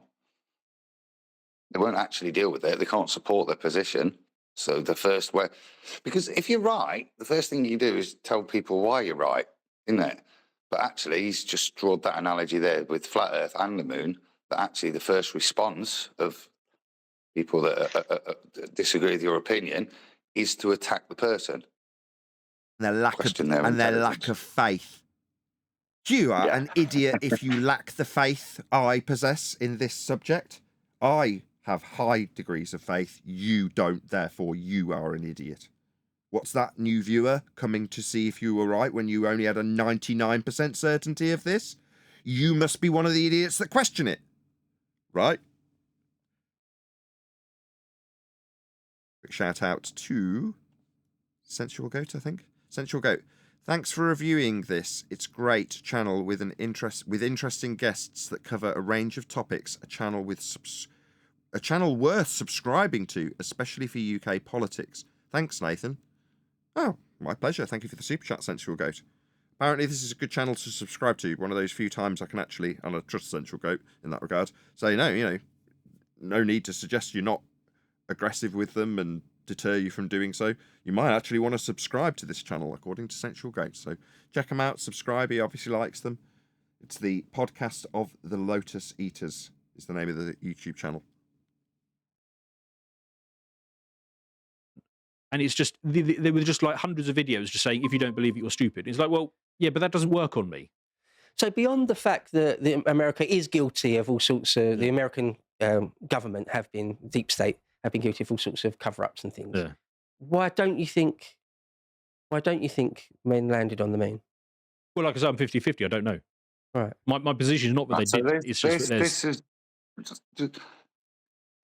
what he started with was to list the type of evidence he's going to consider, and I said it's only historical. Okay, so the only way he's going to come to an opinion is through what it appears to be documents specific to that, not anything like physics that sits outside of it that could destroy it. Doesn't appear that they're prepared to go there. They're only going to use, like I say, that historical narrative. I like how effective it was. So there's a slight chance that the moon landing might be fake. I might look into this. Types into Google something referencing moon landing and fakeness. Up comes a whole list of stuff. And he's like, I'm 1% of the inkling that this might be wrong, hence I'm looking at it. Lists and lists of stuff that say you're an idiot if you even question this belief that you have in the moon landing. What's your state of play now, mate? 50-50?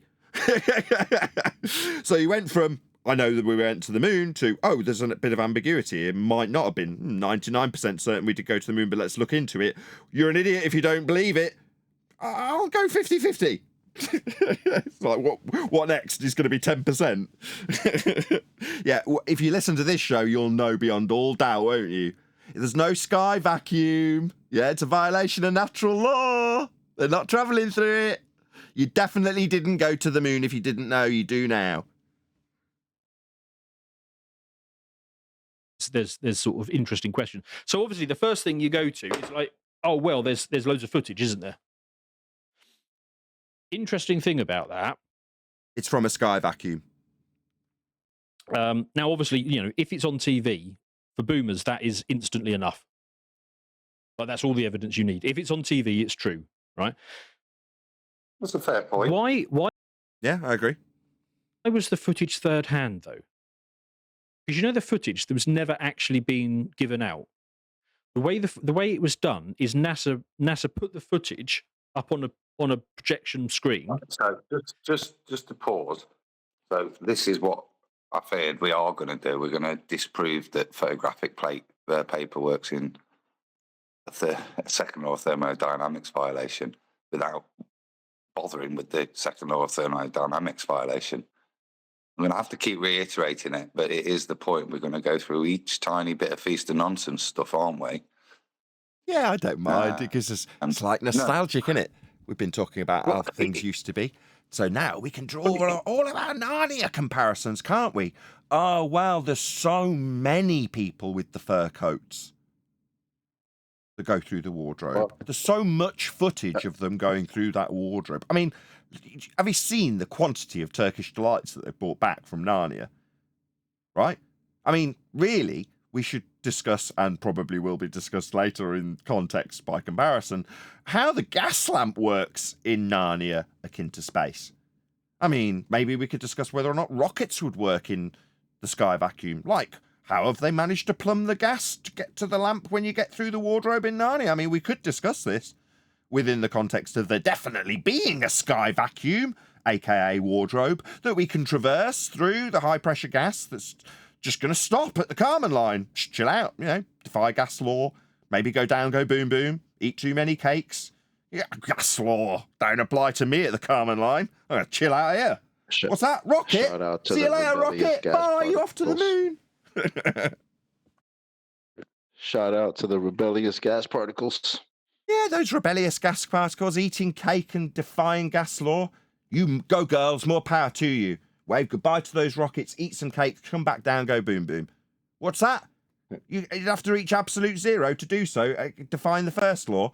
Yeah, there's a lot of things being defied here, but we're just talking about a bullshit narrative where men who lie claim to be when they punt the idea of travelling to the moon. It's not like any of this is real. It doesn't really matter if it doesn't work. Who cares? People believe it. And you can assess it based on historic standards and probability, whether or not they went through that wardrobe. I mean, through this high-pressure gas we're breathing. We're definitely breathing high-pressure gas, by the way. It's just not expanding into a sky vacuum in violation of natural law, debunking the claim we've been to the moon. We didn't. Fill the available volume. Not me. I'm gonna stay right here. So Chocolate's quoting a university lecturer from Yale, who's just the way he says it. Fill the available volume. You take a gas, put it in containment, and then you take a volume, and you remove the barrier, and what's going to happen? The gas fills the available volume.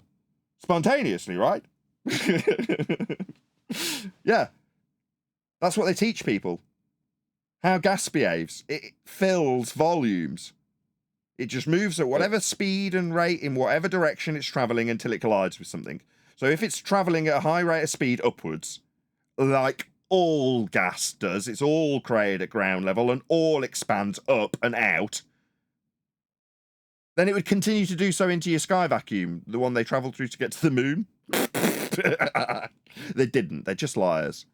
You don't know that yet, and you think you need to assess the telly and whether or not you can fake things on telly. Yeah, they can. That goes without saying. All things in front of a TV camera are contrived. Go on, Adam. Oh, look, that was the bit when we paused that I was going to mention, and I went sideways. But he's going to do what we've mentioned in the past, which again isn't proof. It's just conspiracy, really. You're going to question its validity because of the production quality, is what he's citing here. And more specifically, why even in the 60s you would film a TV screen and then retransmit that filming. So he's got a point. They're all things that make this thing stink, but none of them are going to prove anything to him or anybody else, whether they turn out to be true or not. The problem is that does it get to a point where it's an overwhelming amount of things that stink, like you say, right?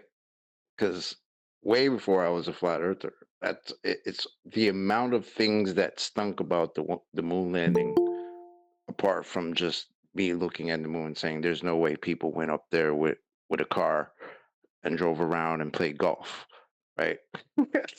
To me, that was just always nonsense. Never really believed that. But to a certain amount of people, like it gets to a point where how does every single part of this stink?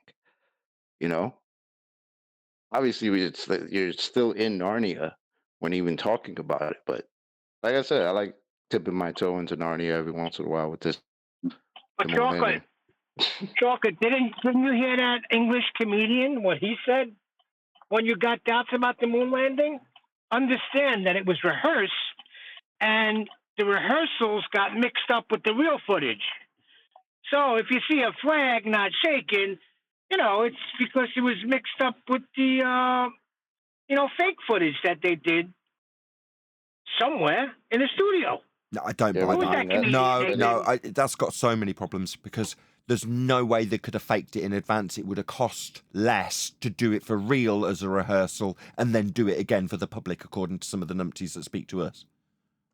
You see, the trouble with all of this is even if you get to the conclusion, and he had the NASA documents that cited that it was faked, we still believe we can go to the moon.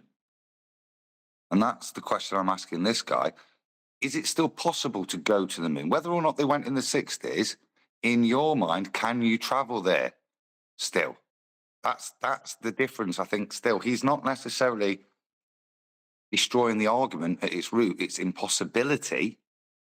He's just questioning whether or not it was just a nation that made a false claim. Yeah, but that's the point. And it's still doable. Precisely. That's why it's positioned in the way that it is. This is why we're covering it as Feast of Nonsense, even though it's not directly connected to Flat Earth.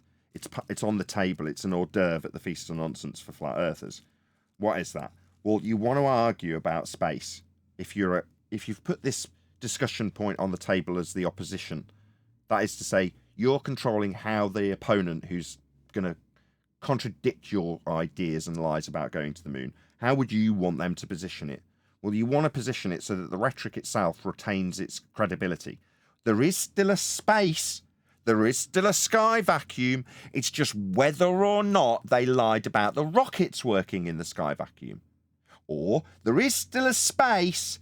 There is still a moon orbiting in it. It's just whether or not the Americans lied to beat the Russians.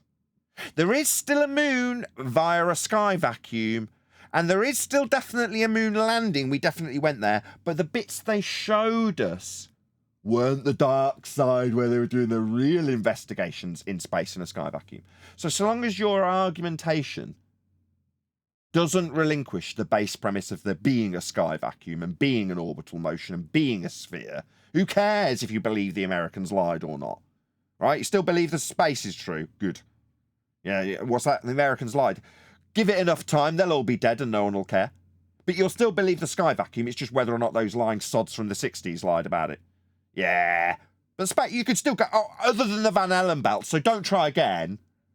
But we could go there if we overcome that little problem, to space, through the sky vacuum and the gas not filling it in violation of natural law. You still believe in all that crap, yeah? Yeah, bloody lying Americans. That's how it'll go. Yeah, but I've been hearing that we're in for a big surprise because they are going to go back and they're all going to laugh in the flat earthers' faces. Yeah, they've been punting that since the 60s. Yeah, we'll go back. Yeah, we'll go back. Yeah, we'll go back. We must solve these problems before we can send people to this region of space. So begging the question premise is space. Before we can solve the problems of going to space, So your focus and concern is on the journey and the problems of the Van Allen belt and all the other crap that they've lied about also. Not about whether or not space is even real. Oh, that goes without saying, of course. There's a sky vacuum above our head and the gas I'm breathing at high pressure not filling it. Of course. It's just whether or not we can overcome the Van Allen problems. Why Space you is gotta still ruin all real. the fun? No, but you see, that is what they're happy with. You can't control everything you do. But if they can trick you into thinking that you're intelligent, free thinker, wow, and they will be happy. I know QE's going to kill me for saying they, and yeah, but in terms of any controllers of narrative, that's just a bigger win for them, for you to maintain space but poo-poo the moon landings as just American glitz, yeah, to get out of one-upmanship. You're still reifying space still, yeah, so they don't lose because you're still heliocentric paradigm. You've not challenged this claim at its core.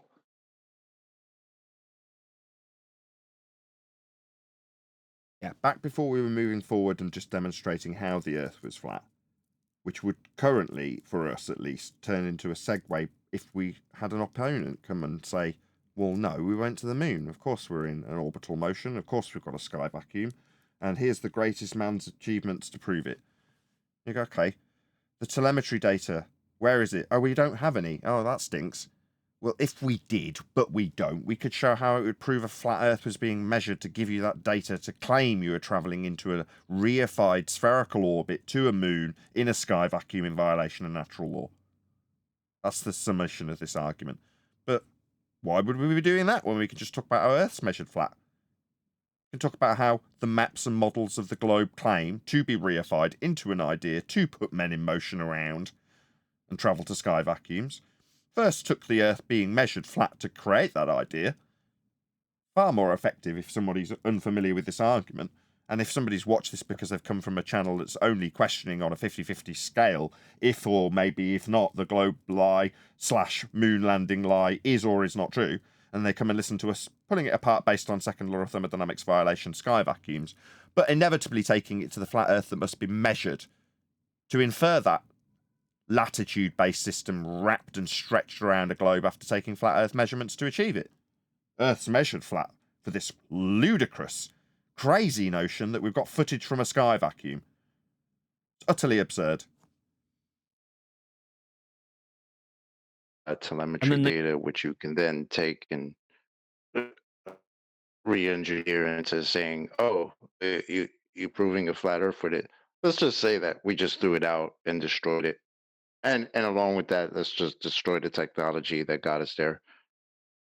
No, don't worry about it. I've said it for a while. When I have a certain hat on, I feel like we're here to slowly soften the public up to understanding this stuff because it leaks and permeates and through osmosis reaches people that have a tentative understanding that we're on a globe and numbs them to it. It becomes commonplace, and then eventually it's just accepted as always having been known by everybody after about a generation. But it's things in this context, so things like NASA's release, maybe they'll get to this. We won't in this live show if they don't, but there we go. They've released documents describing how Earth must be a flat plane when they're talking about aviation. That's NASA. Well, freedom of information has given us the ability to see how they actually deal with the world, and they deal with it flat. That's not going to, based on the society that we run and the freedom of information that we have with things like NASA documents, people have applied for them, they've got them, and now they've found out what the reality of their world is. Well, you can't just dump that on everybody. Well, yeah, we kept going the 250, now 300-year-old rhetoric about us being on a globe, and we started to investigate it, and eventually we found that it wasn't the case, and we had to lie through our back teeth from that point to this. Said nobody and will say nobody ever. So you just got to soften the people in the public to it, relinquishing the idea of a globe, that is, or relinquishing the idea of a moon landing at the very least. That's definitely going to be relinquished. It's so garbage and god-awful that people, even normies, are laughing at it now because the standards are so low. Videography's come along such a long way that you can really spot the stop-motion animation that was claimed to be a moon landing. If you can't, you're dumb.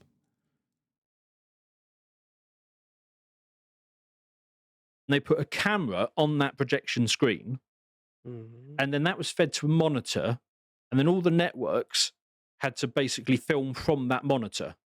So it was like a third-hand signal. So that's part of the reason why the footage quality is so low. It's like, why did they do that? Why have they never handed out the originals? And the interesting thing is the director Ron Howard, he actually went to NASA a few decades ago and said, I want to do a special on this and put it all on the cinemas. I want to edit it all nicely. Give me all the raw footage. Well, he's the director of Apollo 13, isn't he, Ron Howard? Yeah. And so he wanted to use loads of the original Is he footage. not And he went to also NASA. Chachi from Happy Days? I was going to say that for comedic effect. Yeah. He took the momentum. No, he's definitely known for Apollo 13 as opposed to Happy Days. Said, can I have the original footage? And they said, no, we destroyed it. All right. Are you just talking about Neil Armstrong of Apollo 11? No, the moon landings in general. I mean, mainly, but no, I mean, so that's not true. So there's what is it? loads of footage, particularly of Apollo 14, 15, 16, and 17. There's hours and hours and hours and hours of footage. So there's hours and hours and hours and hours of footage of Aslan jabbering away about the political issues in Narnia. There's hours of it. Hours and hours. Yeah, is that the standard? It's hours and hours of it. Why I just told you they destroyed it. Oh yeah, I forgot to mention that. We destroyed that evidence of Aslan, but there was hours and hours of the witch and the fawns and stuff. So that's something we can definitely give you that. You called it earlier with the analogy. How many fur coats can I bring back from the wardrobe, or how much Turkish delight have I returned from Narnia? Yeah, that's what this is. Well, look, there's loads of it, so it has to be true. They're low standards. Yeah. The original footage was never given out. It was always done through that process. Again, so long as we're arguing about whether or not we've got original footage, we're not arguing about whether or not the footage that's been taken could exist from a sky vacuum. It's just whether or not we've got original footage and questioning why we haven't. Well, we haven't because there is no footage from sky vacuums. That's why the deception. Yeah, it's all fake. It's all done on a soundstage. There is no exception. If you're claiming to be in a place that isn't real, you've got to fake it. So they've got to be ambiguous about what they will and won't give you. But you're going to question about why they wouldn't give you footage as opposed to why they'd have to fake being in a sky vacuum. So it works beautifully in their advantage. Just keep debating about whether or not NASA have been a bit tricky with their footage, lied about going to the moon or not, because then you won't question if there's space above your head that gas isn't filling. Being shown on a monitor. Okay. I don't know which that the one. networks then had to have a third-hand signal. It's like, why did they do that rather than just providing the original footage, and why did they destroy it? I don't get that. The other thing that I find really curious about the footage Because I've just seen lots and lots of footage from particularly Apollo 15, 16, and 17, where it doesn't look, it's not that ridiculously grainy Apollo 11 style footage. It's not that. It is pretty clear stuff. And again, hours and hours of them driving around in the rovers and all sorts of stuff. Yeah, I mean, especially on the later ones, there is more footage available. So one thing I'll say real quick. So, okay, there's more footage from the sky vacuum, is there? No. Yeah, but You the moon can hear him believer, trying so hard. Sorry, Adam. Go ahead. The moon believer has now won. Because the standard that the anti-moon believer brought in was, well, the footage quality was so bad. And he went, well, no, there's loads of good quality footage. So the moon landings, by your standards, still exist. The things the non-believer is using of such low standard, which they wouldn't prove or disprove anything either way. I said it could still be original, that footage, couldn't it? Just crap quality. Why NASA asked the news agencies to film a TV screen makes no difference to the second law of thermodynamics, which is where he needs to be. But by his standards now, the guy's just debunked him. Because he said, well, there's only this crap footage, and now he's gone, there's hours and hours. Well, your arguments fell apart, pal. Before you go on, is I've got questions about Apollo 9, 10, and 11. Apollo 9 and 10 went to the moon and back, but didn't actually land. And Apollo 11, obviously, the famous moon landing, its first one. I've got all sorts of questions about images and footage.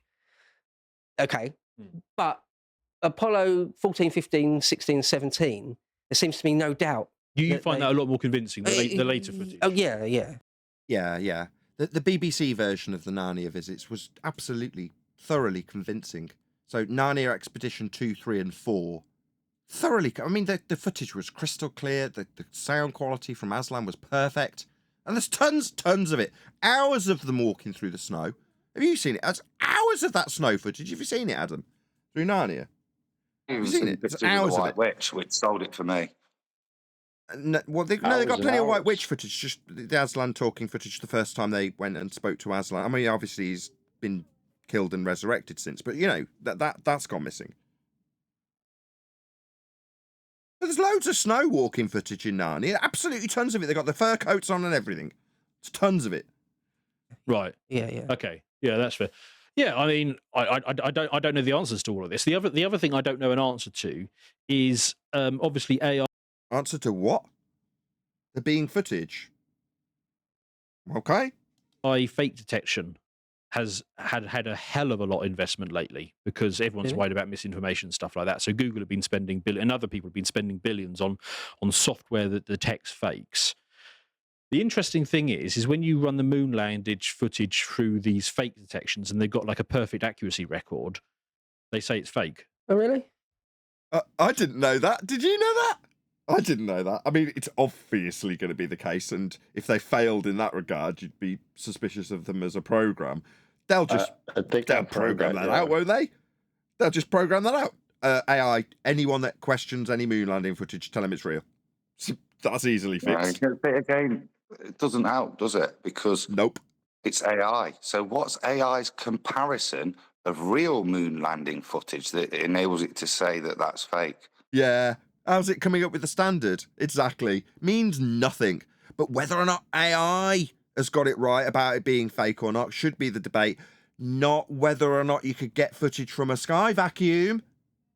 I've not seen it. And they don't just, it's not just like a big fake message comes up on the screen. They give you like almost 200 detailed reasons as to why it's fake. And they go into really granular things that humans would never spot. Do you things think like, that AI came up with the reason that it's a second law of thermodynamics violation? Doubt it. Highly doubt it. Right? One of us will have to plug in a image analyzer AI program with the footage and see what it spits out. But do I care? I mean, I can do that, right? I trained in doing set design and directing, and you know, I've painted the canvases that we use for backdrops. I can spot it a mile away. You know, I know what bloody high wire looks like as well. Yeah? It's like, that's a high wire. They're obviously on wires. That's a green screen. That's a backdrop. That's a set. I don't need bloody AI to tell me. Even Joe Rogan, who the other day was having a debate with Terrell, as he's defending, or what he called it, he said he was steel manning the position of, you know, obviously the mainstream story of we did go to the moon, right? And he's defending it the whole time. But even while he's defending it, like especially with that particular lunar module that is supposed to gets off the moon to come back to Earth with the one that panels the camera panels up to watch it.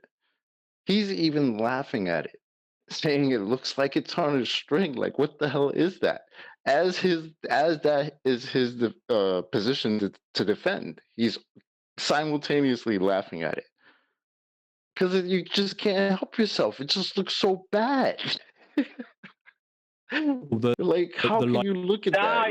You're missing it. Jimmy Carr said it's a backdrop, it's a green screen, but that's the mix-up they had.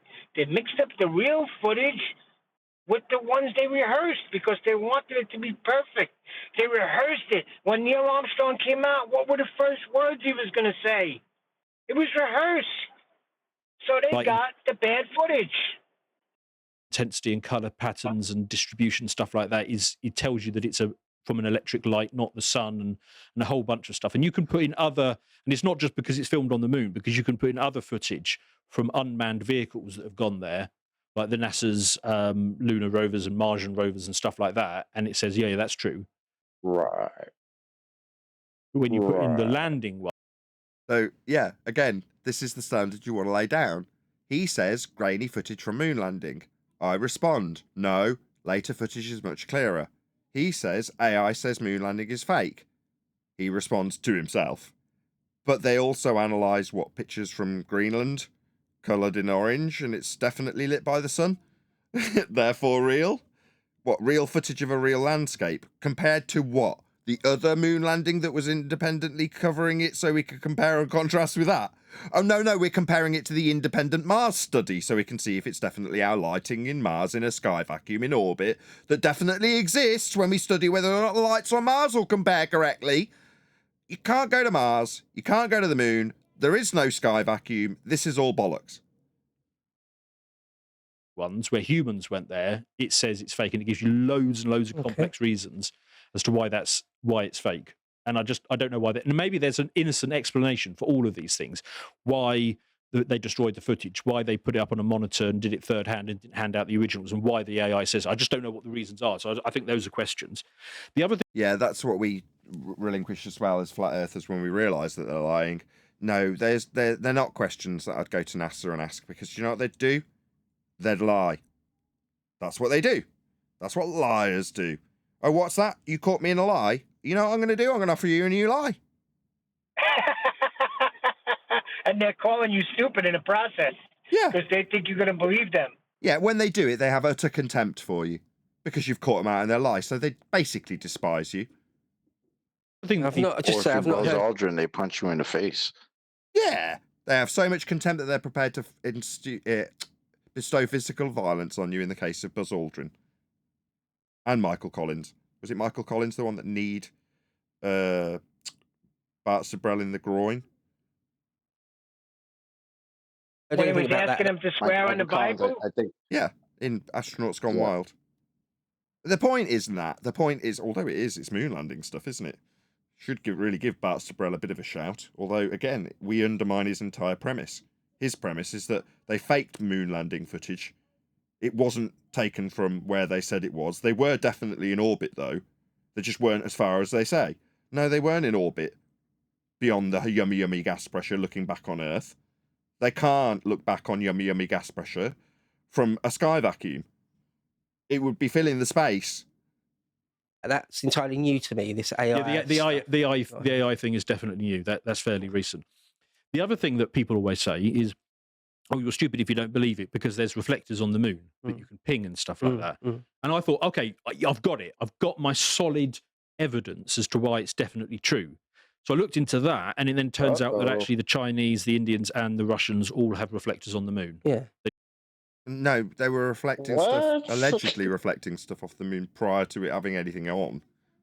Yeah, and the distances, exactly. The distances. Yeah, right. Where do you get that one from?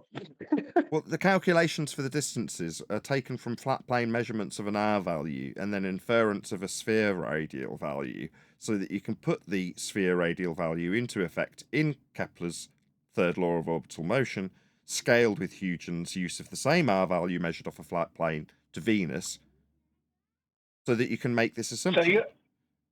Go on, Neil.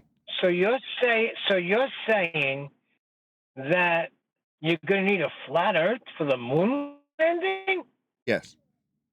Well, you'll need a flat Earth to infer that you've got measurements that could lead to a moon landing, but the whole thing is undone by the fact that the measurements of a flat plane that we dwell atop, the Earth being flat and measured as such, is then moved forward into a model of a world that is sphere-shaped. And then that model is the world of Narnia. I'm answering you, Neil. Why are you yammering? I literally definitely didn't take breath. I'm answering you. Okay, sorry. I'm answering you. I got a follow-up question after you're done. That's the follow-up right in the middle of the first answer, I would. Go on. They had to know where they were going to get to the moon, right? So how did they get them measurements to get to the moon? You understand what I'm saying? Yeah, they're not going to go to the moon.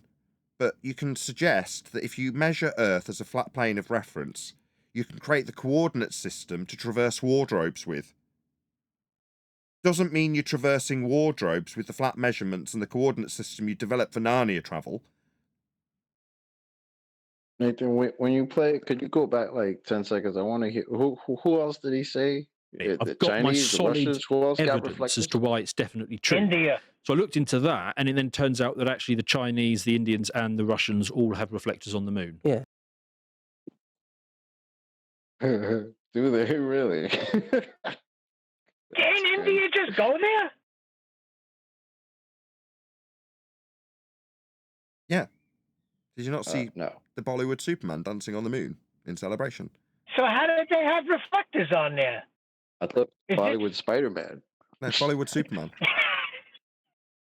They just Or the landed. Chinese don't. Yeah, they just landed them there. So the reflectors tells you that you got a vessel there. It doesn't tell you that you landed humans. I mean, they only get a tiny little return signal. From what I understand, there's some dude in India standing at a communication centre, and he looks at his computer. They do have an audio signal in case he goes to the bog or something, so he might be, sat having a poo, and he'll hear ding-a-ling-a-ling-a-ling-a-ding-a-ling, and he knows he's got a return signal. Oh, Which is shoot. interesting.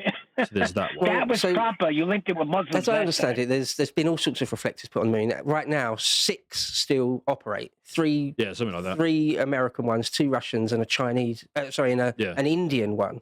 Yeah. And one of the or 2 of the 3 American ones, I believe, were Apollo era ones. I think Right. the Apollo 11 one. So yeah, the claimed distance that they measured with these return signals has light speed and distance derived from those measurements. That's where I was going when Neil interrupted.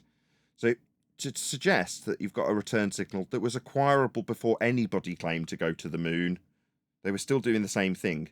You've got to derive heliocentric distances and timings with light speed, also part of a heliocentric rhetoric. So in other words, you've got control of the time, you've got control of the yardstick when you take these measurements. That's the point. Now, if you are to infer that you can get a return signal from the moon if you bounce something off it, okay, I'll accept that. Then you say, well, I know the distance to the moon because I've laid out the ruler and the scale. No, you have not. So what you're saying? Was he talking about the amount of reflectors or the amount of still working supposed rovers It's just on the affirming. moon or Mars? If it was in our debate, it would be an affirming the consequent. It's still an affirming the consequent. It just doesn't prove Earth's a sphere. It proves moon landings. If moon landing reflect a signal, then moon landing. It's the same affirming the consequent used by Brian Cox and had to be explained to him after a rough night on the way to one of these stations that get a return signal from the alleged reflectors. And the producers having to explain to Brian Cox, you need to explain to the audience that of course we went to the moon because we get a return signal from the reflectors. Ergo confirming to everyone that we definitely went. Even though they were supposedly reflecting before they went to the moon anyway, so that doesn't prove shit. But Yeah, it doesn't I prove just want to anything know: because was he talking about the rovers that are supposedly still on the moon? just talking about If you could retro rewind like reflectors. a few seconds, please. Just retro reflectors. You want me to go back, yeah? 6 still little bit, yeah, operate. please. 3 Yeah, something like that. 3 American ones, 2 Russians, and a Chinese. An Indian one. Yeah. And one of the or 2 of the 3 American ones, I believe, were Apollo era ones. I think the Apollo 11 one. So what you're saying, that's not. Well, I'm just saying What are you that saying? if other countries have reflectors up there and they do not make the claim that they landed humans, Right. that makes me think, oh well, did the first ones land humans as well? See? Not whether or not you can go through a sky vacuum, whether or not the Americans lied about the human aspect of going to the moon, that you can definitely still do because other countries have been there and put reflectors on them. No. You could get a return signal before anybody was even claimed to go from the moon. Now, whether or not it's from the moon at all could just be from the sky for all I know. I've not done it. But the timings are based in heliocentric motion and orbital motion and Keplerian derivations and light speed, all heliocentric. You've got complete control of the scale and the ruler. Because the reflectors clearly don't tell you. Before normie, that's just another discrepancy you can put on the list. I know about that list. Meanwhile, we know how orbital motions derive from measurements of a flat Earth. So we can point out how there's a connection to the way the Earth actually is measured and derived and lived on for you to make these crazy, outlandish, and outrageous claims of nonsensical orbital motion derived from reification of flat Earth measurements when put into a spherical coordinate system after measuring a flat Earth coordinate system of latitude. That's all this is. This la-la-la nonsense about whether or not men have gone to this place they call the moon that's apparently a location because they need to convince everybody that there's soil in the sky. That's the only real purpose. We used to find land out towards the horizon. We call them the New Worlds. Now we are told there's soil in the sky, and whether or not we went to it. That they landed humans, it only tells you that they landed something. I suppose, but I think it's quite well documented. I think it was Apollo 14 or Apollo 12, but certainly Apollo 11, they put a reflector down. And again, it's documented the footage of them putting it down and placing it and stuff. Yeah. So... But, I mean, they could have landed that previously. And yeah, I mean, could, I suppose. But again, it gets to the preponderance of what's more likely. Yes. It becomes it becomes... So is it likely you can travel through a thermodynamics violation or not? They're pondering whether or not these things were there before or after man landed. They're still in the paradigm that this is possible. They've not used that evidence. Like I said, they're sticking with the historical evidence and not using anything else to form their opinion, i.e. physics. There's more... One more time, I started the video. I said, or natural law in this case, which is what we're but at this point, they're not asking about the physics. They're already well deep into the paradigm, right? So they're not trying to debunk anything as far as is the Earth a globe or is the moon somewhere you can actually go? They're not anywhere near that. Nope, nowhere near. And that's what we are the remedy to. So, as always, I'll do a little shout out and call to action while we've got a live stream. We are still streaming live. We've obviously got well into this, and I've just noticed that we're 2 hours into this live stream now. So, am I okay to carry on, Paula? My wife's just walked in. Good timing. Up to me. Happy days. Yeah, I'm having fun. Okay, I'm going to post a link to this videographer. So, as always, you can let them know at Nathan Oakley 1980 sent me. Where's my paste button? The idea being that this videographer, were they to make a response, would hopefully do the same thing for us and put a link to our video when we point out that there is no second law of thermodynamics violation sky vacuum above our head to travel to Narnia through. I mean space. A space, a volume that the gas would be filling if it was real. Because they are obviously so unaware of this that they are contemplating the hows and whys of definitely travelling to the moon to put retro reflectors on and whether or not we've got a liar in the American midst. For whatever reason they may be lying. Let's discuss that perhaps next. Either way, please let the videographer know at Nathan Oakley 1980 sent me. I'm sure they'll be intrigued to hear a very different spin on how they have critiqued the moon landings, because our version of it just undermines it at its root, which is to say that there is no area above our head, 10 to the minus 17 torr, that gas is not filling. No, my point more is that therefore the reflector argument is not conclusive proof, because clearly if other nations can land reflectors without landing people, then presumably the Americans have that ability as well. So it's again, so it's great for you as a fundy that believes in space and globes and moon landings, because you've just overcome the Americans aspect of it for the American moon landing in isolation. But there's definitely others. We've affirmed our bias that it's still possible to go to the moon as an overall premise. Well called, Adam. So I didn't find that. The other thing I thought too, okay, rocks.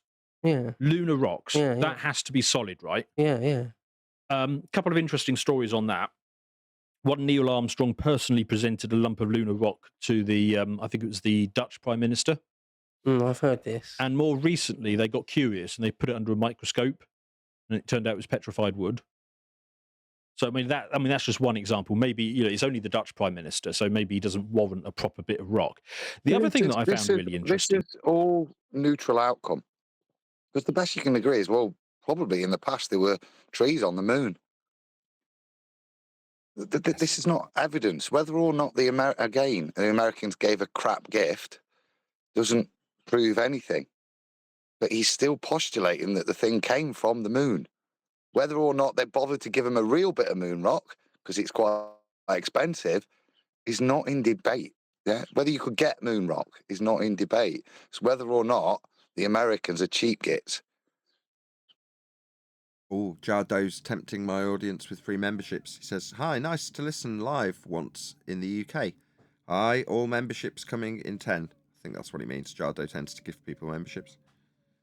Thank you for the super chat.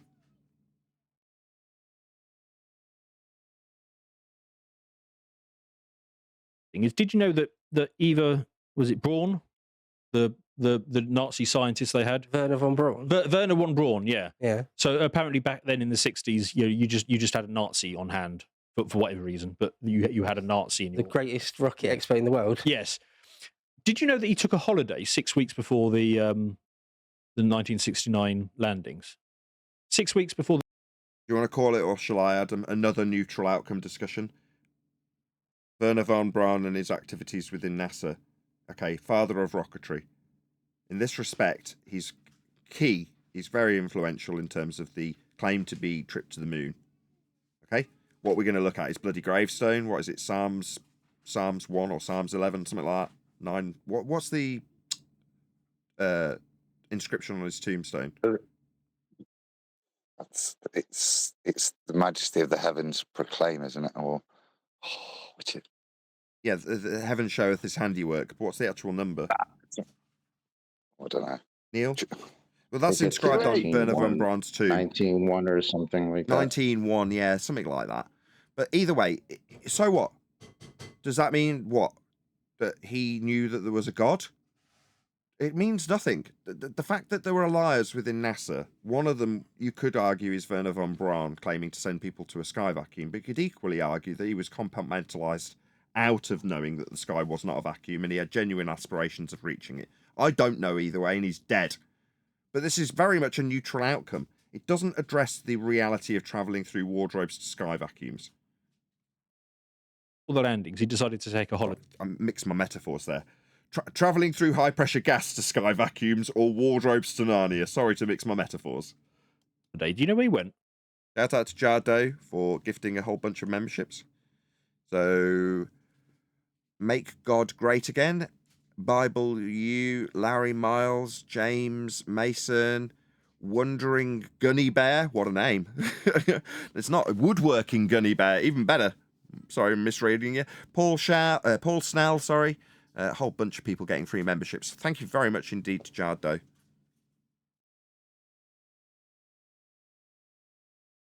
No.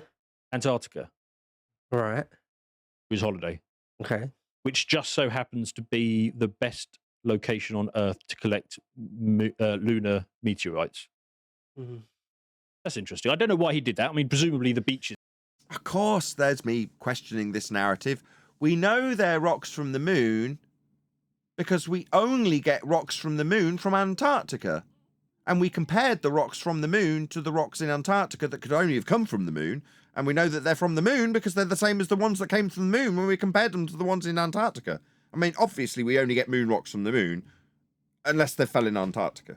Then they're moon rocks that fell in Antarctica. They're still moon rocks. Which is a fantastic... So the thing about the rocks is that they brought back something in the order of 800 pounds of rocks. Yeah. Like Apollo 17 alone brought back 240, 250 pounds of rocks. There's loads of moon rocks. If they gave the Dutch Prime Minister a dodgy one, I can't explain that. I don't know why that is. Yeah. But I think it's fair to say, and again, I'm not like a geologist or a chemist or anything, but I think it's fair to say that putting all these rocks by all sorts of different places, not just NASA, saying we've tested it, we've done analysis on it, and just believe us, they're definitely extraterrestrial rocks. I think it is the case that it's documented that other... That is fair. I mean, there is a whole bunch of documentation that proves that those Turkish delights could have only been made in Narnia. I mean, there's no other Turkish delights like them. And there's a whole bunch of them that they brought back. I mean, I think they brought back 7 pallets of those Turkish delights. All of them have been analysed. Every last one of them. That's one of my favorite parts of this nonsensical story is that these guys went to the moon and collected, what did he say, 800 pounds of rocks? and put it in that lunar module and took off with it back to the Earth with 800 pounds of rocks. Sure, they did. They didn't travel through a sky vacuum. We'd all be dead. The gas would be filling the space. We'd have never developed gas pressure. There'd be nothing for the gas that escaped from the ground to press on. It'd just go into an area, 10 to the minus 17 torr, and never return. As would every other gas particle that was ever developed by a globe in a heliocentric world that's been developed from flat Earth measurements. It's a nonsense story that is not real. But you countries and other people have done analysis on these rocks, and they're shown to not be terrestrial. I'm sure they're real in lunar origin. rocks, but you do every so often get lunar rocks landing on Earth, and apparently Antarctica is the place to get them. But like 800 pounds of them. I have no idea how many. Again, totally legit. There's no way you'd round up 800 pounds of lunar rocks from Antarctica, like the Antarctic lunar rocks. That's just too many. I mean, it'd be easier to farm them from the moon, really, wouldn't it? Let's be honest. Yeah. Go to the moon and get them and bring them back, as opposed to just get the ones that obviously came here from the moon that you can find laying around the ground in Antarctica. In fact, I'd go one step further and say it would be far, far more expensive and difficult to pretend to go to Antarctica to collect moon rocks from Antarctica. I mean, it would be cheaper to just go to the moon. Yep. Many that checks out. Accumulate there. The reason you go to Antarctica apparently is because it's very white and it hardly ever snows. See them. So it stands out like a mile. So they can accumulate there over decades, and then you can just go along and scoop up, I don't know, 800 pounds worth or whatever. However, Doesn't really make sense to me. There's a difference between sort of meteorites and actual lunar regolith. Yeah, and maybe these tests. I don't think lunar regolith just. Again, it's not just so much a neutral outcome. This is the idea that there is soil coming from the sky. Right, let's get that absolutely clear. There is no soil in the sky. There is no soil coming from the sky. The sky doesn't have the soil. The soil, this is going to shock some globe believers, I know. The soil's on the ground. That's where we found more of it. Shocking, innit? Some of you might live on it. Identify it as a new world. That's how we used to expand how much soil we had. When we used to traverse the flat Earth that we measured, those same measurements developing into a globe that now leads you to believe that the soil all comes from the sky. We can go get 800 pounds of the stuff from the sky.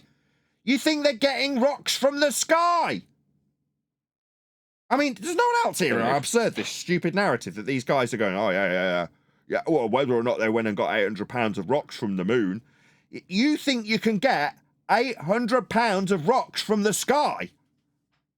No one else picking up how stupid this is. That what the Western world have now got as a standard of belief. You think you can get rocks from the sky? No, you can't. They're on the ground. I'm living in Lotus. What a weird time we live in.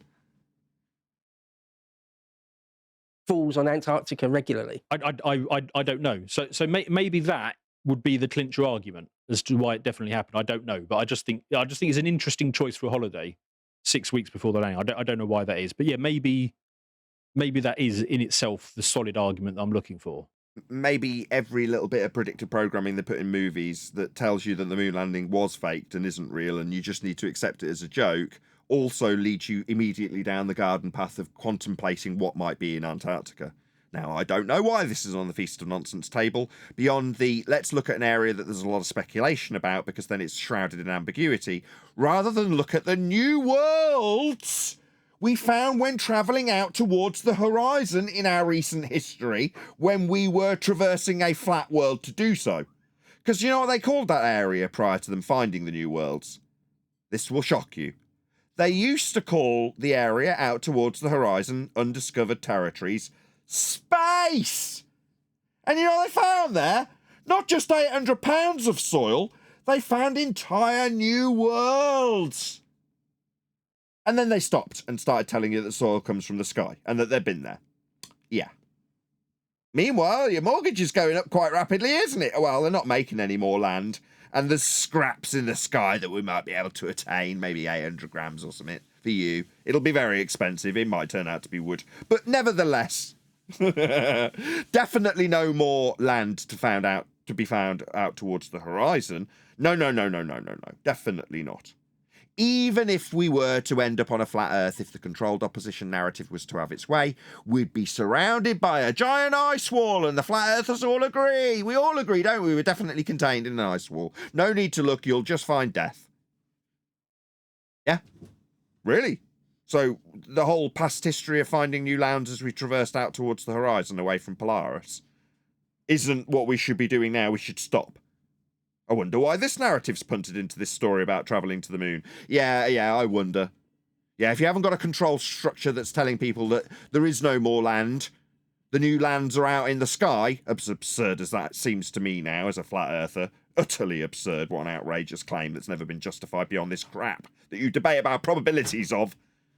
Meanwhile, no, if you were to go out and find where we previously found new lands and colonised, you won't find any. There's just an ice wall anyway. Is there? I don't know. Maybe. Maybe the past history of actually finding new worlds in space, with those new worlds in space being the new worlds that people now still call new worlds, would just continue if we carried on looking. Of course, our land value wouldn't continue to rise exponentially every single year if there was just more land to find. So it might be quite convenient to say that there isn't any, and if you just carry on going, you just come back on yourself. Don't check. We'll tie up all the flight paths and give you the roads that you can fly along. But don't look. And if you did, there's probably just a giant ice wall, even if it was flat, how we measure it and that. You won't be able to go beyond that. So just, let's contemplate why Werner von Braun went down there when he said he was going to space. Because that's how we want this discussion to carry on. No. History has shown us that we found new worlds travelling out towards the horizon, formerly known as space. Now space is a sky vacuum where nobody's going, but apparently we can get bloody rocks from. That's the world we've been deceived into. Why? Probably as Math Powerland first suggested. For land. Because that's where we used to find it, now it's up in the sky. Totally absurd. Don't know. The other thing is... question on this claim. Who or what is on the moon throwing rocks at the Earth?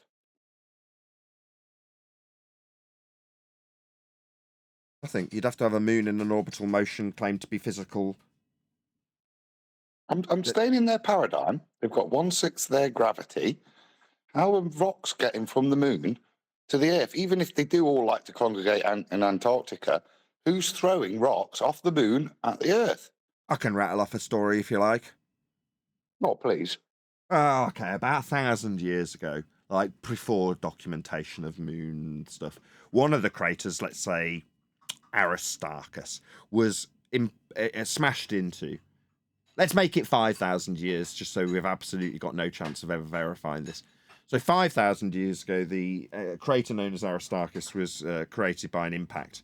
Now, it was an ideal impact that happened to come in at the orbital angle that avoided Earth and hit the face that's facing us, right? So we can see it now. Yeah, I mean, do you deny that there's Aristarchus? Obviously not. Therefore, this story is true. In so doing, the impact ejected a certain amount into the lesser gravity of Moon, and that lesser gravity had, for a time, the debris of the Moon orbiting around the Moon as it orbited around us.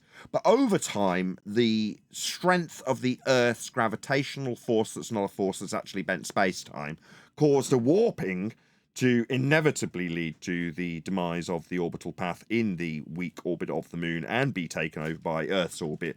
And that trajectory happened to be directly below where the Antarctic Peninsula was in that particular time frame. So therefore, over time, the less and less rocks have fallen, but obviously there's a mass of them from that entire Aristarchus debris. I mean, that is true, 100% true, because I made it up myself. Highly plausible. Absolutely, I'm and convinced. works entirely within the heliocentric paradigm and bent space-time, fourth dimensional no less. I'm so convinced I'm off to a place I can't go to go and get some moon rocks. I mean, it'd be cheaper to disprove it than to just accept it on pure faith and belief alone. I mean, I've just invented it on the spot and it works. I mean, back in the day, we could laugh about when they didn't know this to be true. The scientists and that. Now they do. We understand where those moon rocks came from and how it absolutely validates the moon landings from the moon. obviously. People always say is how could you possibly keep it quiet? Because it's a big project. Surely somebody would have stuck their hand up and said this is a bit suspect. Yeah, who cares? Again, I'm not on topic today in terms of fallacy use. What fallacy is that? Consensus? Is it appeal to consensus? Somebody would have said something. Argument from silence. That's what it is. It's an argument from silence fallacy. If nobody's putting their hand up, then it can't not be true. Yeah? Yes, Nathan, it's definitely an argument from silence fallacy. Oh, well, I'm pleased to hear it. Took me a while to get there. And again, I thought that's that's a good argument. But I've worked on big projects for big companies. You normally only have a small handful of people who are aware of the big picture. Normally, everybody just does their silo thing. There's a team. Give props to this guy where props are due, right? Absolutely. Yeah, credit where it's due. So you've understand the problem with this compartmentalization argument, which is where this typically went in 2015. No offense to you. So, yeah, one hand doesn't necessarily know what the other hand is doing. Okay, yeah, that's a reasonable argument. And based on that, we can now declare without question that the people who claim to be in a sky vacuum, that's astronauts, are liars. They're not like misunderstanding that they're not in a sky vacuum. Like me, if I tell you that I've been to Narnia, I did go through the wardrobe. The moment you know beyond doubt that there is no wardrobe and there is no Narnia, you know that me saying I've been there, there's no question about it. I'm a liar if I've said I've been to Narnia. Ergo, the men who say they've been to the second law of thermodynamics violation area of volume the gas is not filling in violation of said second law of thermodynamics are automatically liars. All of them. And if you step to me and you have a problem with it, I'll punch you in the mouth because I'm a hero. That's what heroes do. Buzz. Sure. But based on his logic, that's why we can call the astronauts liars. Team that works on a particular bit, right? And I would imagine. And by contrast, we wouldn't deem the 7 million squillion employees of NASA and all collected derivatives of it liars either, because we can't ascribe motivation to those people. And by his standards, the compartmentalization aspect of it would mean that there's plenty of people that could be precluded of the bigger picture, as he put it. Yeah, you're absolutely right. That's why you got your props. Doesn't alter our argument in terms of there being a second law of thermodynamics violation, sky vacuum, to send, I don't know, some instrument that some guy at NASA's creating. I'm sure he's an excellent engineer and has created a very cool whiz-bang gizmo to do whatever he's created. I don't deny that for a second. It doesn't mean he's privy to the idea and notion that there's an area of volume that gas isn't filling, that they definitely won't be sending that gadget to. He just produces the gadget and has done a good job for NASA, gets paid, and off he goes and does his work. In fact, for those people, I do have quite a high degree of empathy. This could ruin a whole load of people's bullshit jobs. I'm sorry, it's bullshit jobs. That's not my fault, though. Yeah? If there was a bit of tomfoolery going on here, they wouldn't have held an all-hands meeting and said, look, guys, this is what's going on. There would have been people who were diligently working on their bit of the project, and only a small number of people would have actually seen it in totality, would have seen it all pulled together. If the whole thing is a hoax, though, it will be in the interests of the Russians, if nobody else, to expose it as such. Oh, I'm coming to that one. Yeah. Oh, okay. Yeah, I'm coming to that one. And just while we're talking about people blowing the whistle on this, of course, there have been people who have blown the whistle on this, but they've been sort of sidelined or not listened to. I mean, one example is Eugene Akers, who was head of security at Cannon Air Force Base. And he said that that's where it was filmed. He gave a deathbed confession saying that this is where it was filmed. So there have been people who have come out, but they just don't get any sort of coverage. So that's in. Again, easily overcome by any fundy that wants to attack the individual, attack their credibility. And it is just that. It's their individual account.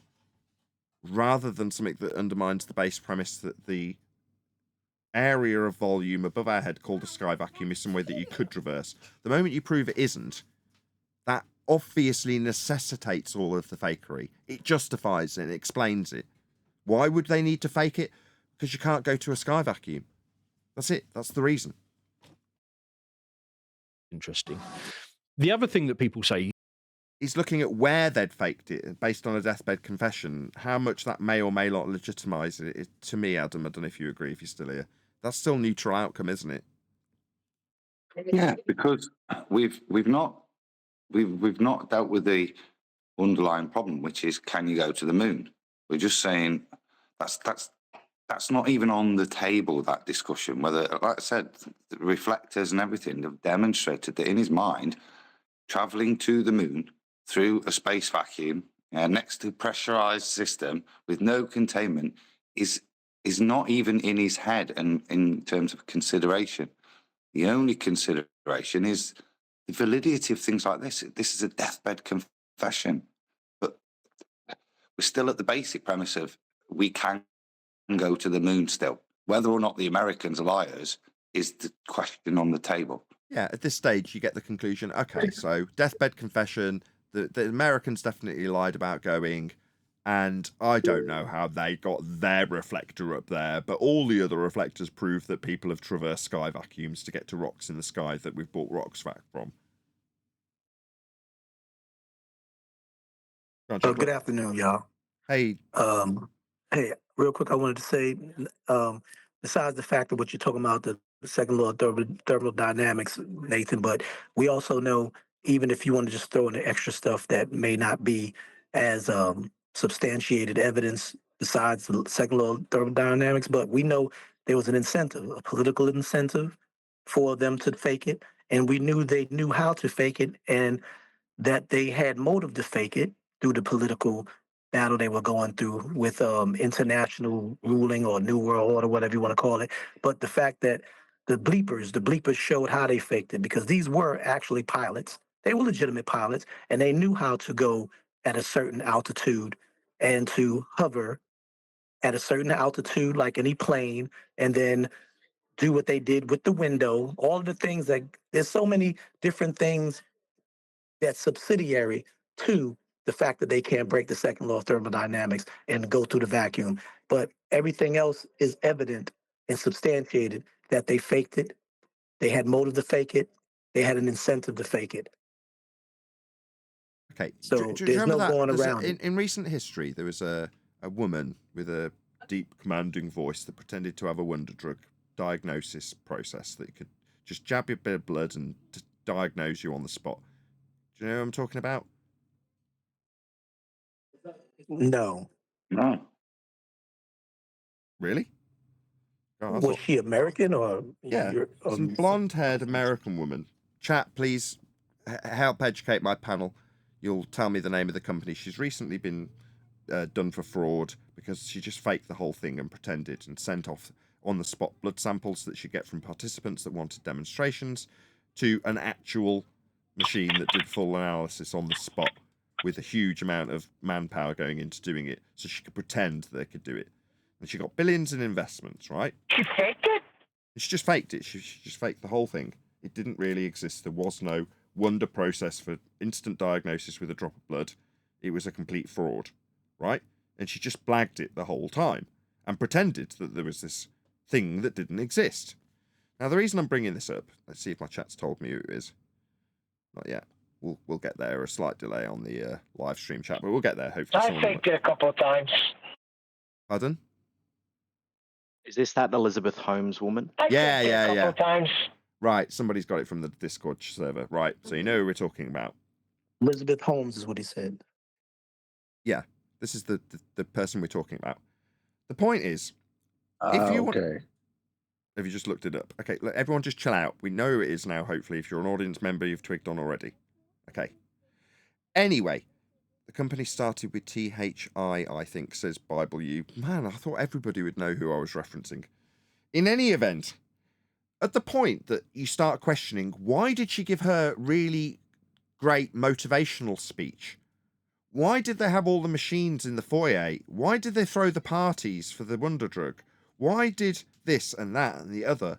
Why was she involved with all of these pharmaceutical experts? Why did they do this testing then?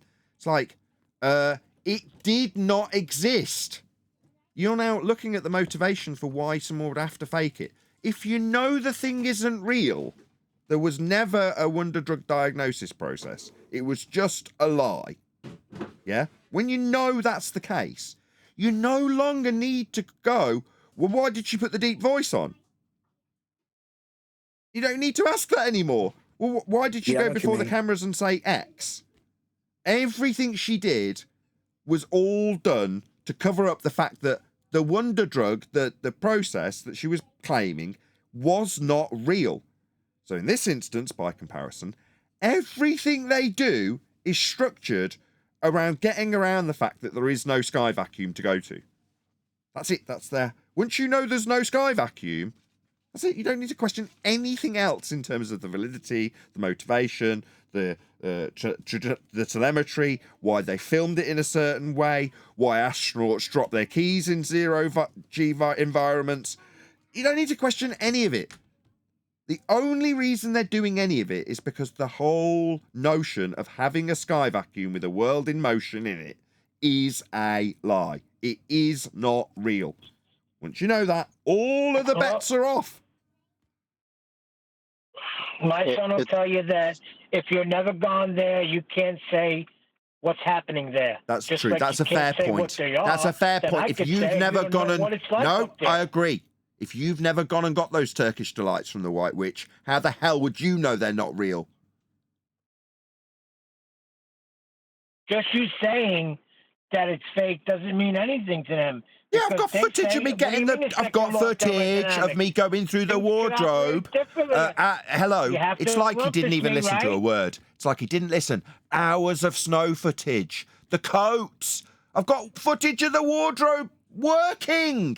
I've got Polaroid of me being handed the Turkish delights. What do you want? What more do you need? On a balance of probability, Not what I'm obviously saying. Narnia's real. It's not what I'm saying. That's what I'm You saying. say gas pressure. They say you've never been up there to demonstrate if gas pressure is the same as it is down on Earth. Now, gas pressure always needs to press on something. It's in the title. It's the clues in the name. Or we could go to I'm NASA and just telling define you it. what they say. Or we could go to NASA and define it with a hostile witness. What do NASA say gas pressure is? Oh, they say it's the force exerted on the walls of the container, end quote, NASA. Yeah, it is. It's an antecedent-consequent relationship. You can't have gas pressure without a container. You may behave differently in space, Nathan. Yeah, argument from ignorance fallacy. Appeal to the future fallacy. Well, we might know the distance to the stars. You done. You never can tell. You can't say that they don't behave We got that like the the first. geometry we see on Earth. We got that the first 2 times. Yeah, your appeal to this is ultimately your appeal to a flat Earth measurement that's been turned into a globe and put into orbital motion by Kepler, and then scaled by Huygens, and then reified by the masses for 250, 300 years. And then saying, why couldn't it work? You haven't been out to an area of volume that's only come into existence by measuring a world that couldn't comport with that description. Flat. No, I don't need to go there to obey your argument from ignorance fallacy and appeal to the future fallacy. I don't need to do that. I know you can't have gas pressure without containment. Pressure is the pressing on it. If it's not pressing on something, that is to say, it goes up and there's just an area 10 to the minus 17 torr presented to it, it'll just carry on going. That's what gas does. Is Yeah, over here on Earth. Yeah, natural law. That's what we're talking about. How gas behaves on Earth. What are you telling me? No, you go out to an area that gas doesn't behave like it behaves on Earth, and we look back in the area that gas doesn't behave like it behaves on Earth. Gas not behaving like it behaves on Earth from an area that doesn't exist. So you look back at a blue marble and say, oh, look, check at that. It's just contained around the non-containment of the blue marble, not dispersing into the black area around it. It just magically hovers at the Kármán line. And I can see that from an area of volume that can't possibly exist because the gas below that I'm watching not expand into it, doesn't expand into it from this area I'm viewing it from. No, it's You just gotta a keep straight... talking because you know I got you. No, it's Do the just... stars obey? Do the stars obey the geometry on Earth? Yes or no? What are you babbling about? Do the stars obey the I'm geometry asking of you a Earth? question. We're talking about taking pictures from sky vacuums of gas not expanding into areas of volume, Neil. We're not talking about geometry of stars when measuring flat planes. We're talking about deriving R values to put into heliocentric motion with orbits. Why is he rumpusing me? Because you're not answering me. Yes or no? They Yes. don't obey our geometry, right? So how do you know that in space, gas pressure doesn't obey the same things that it obeys down here? That's complete non sequitur. Right? You're just offering me up a non sequitur of if we can't measure heights of stars, then gas pressure can exist without containment. That's totally non sequitur, Neil. It's irritating me. You're not getting it. Maybe No, I'm not Neil, it's just getting non it sequitur. right. I do get it. I repeated it back. Don't tell me I don't get something I've just repeated verbatim back to you and paraphrased into the example you gave me, and then overcome it by pointing out that it's non sequitur. No, there is no connection between the measurement of elevation angles beyond the use of said elevation angles to Polaris to derive an R value off a flat plane to put the world into a spherical motion of orbit. That's the only connection. It doesn't have any connection, non sequitur, already identified, second time and getting more annoyed, to gas pressure and its antecedent consequent relationship with containment. That is not connected in any way. Non sequitur. I'm not saying it is. I'm saying just the way you could say that the stars don't obey our geometry on Earth, you could say the same thing, that gas pressure is not the same in space as it is on Earth. What the freak? I can when I give an example of looking back at what happens on Earth from space. That's still a description of the gas on Earth from space, not obeying how gas behaves on Earth. You're looking back at gas not dispersing. So you're saying, oh, well, from the sky vacuum, what, the gas on Earth won't obey as it behaves on Earth? No, on Earth, gas expands. Looking back from an area that can't exist and saying, well, from this area that can't exist, the gas on Earth won't behave as it behaves on Earth. That's what you're asking me. Now, after pointing out that we can't acquire heights of stars with geometric utilization of angle measurements off a flat baseline that's simultaneously used to derive R to put the world in heliocentric motion in sky vacuums.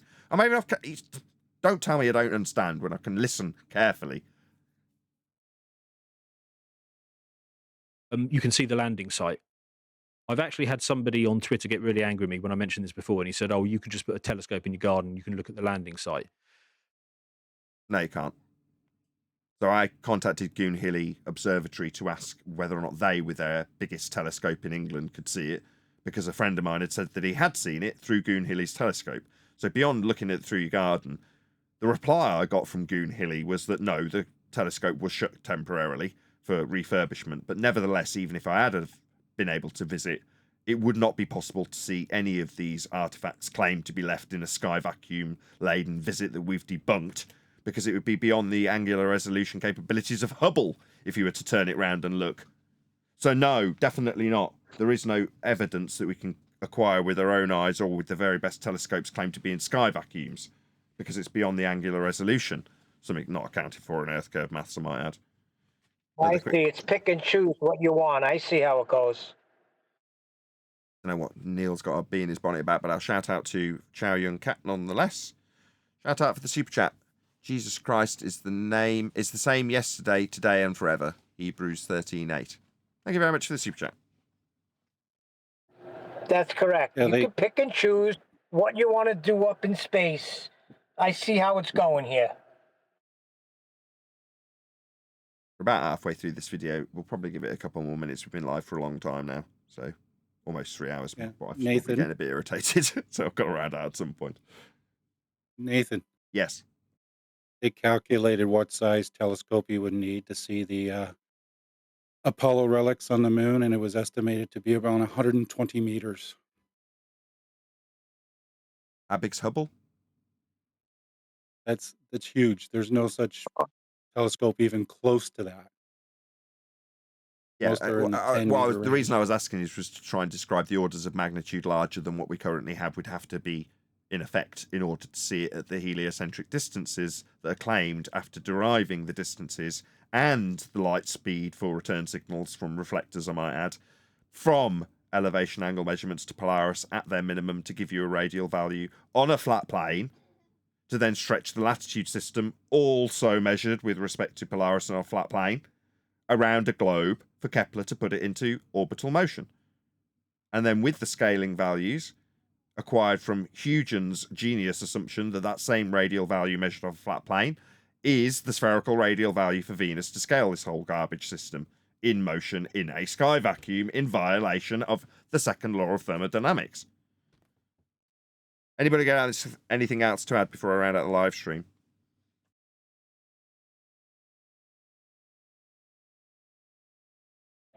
You just don't understand what I was saying. Yeah, I do. I paraphrased it back twice. You're not getting it. I don't know what this little shtick's about, Neil, but I do get it. I follow. And even when it's convoluted from your own lack of clarity, I can still paraphrase what the situation is into heliocentric rhetoric, and even have the empathy to understand somebody who's not looking at it from a flat Earth perspective, nay, even understanding that there's a sky vacuum in violation of natural law when they ponder the probability of fake footage. I mean, what we've covered today is pretty much garbage, Neil, and you're kind of sidetracking that a little bit, but there we go. Share your pain.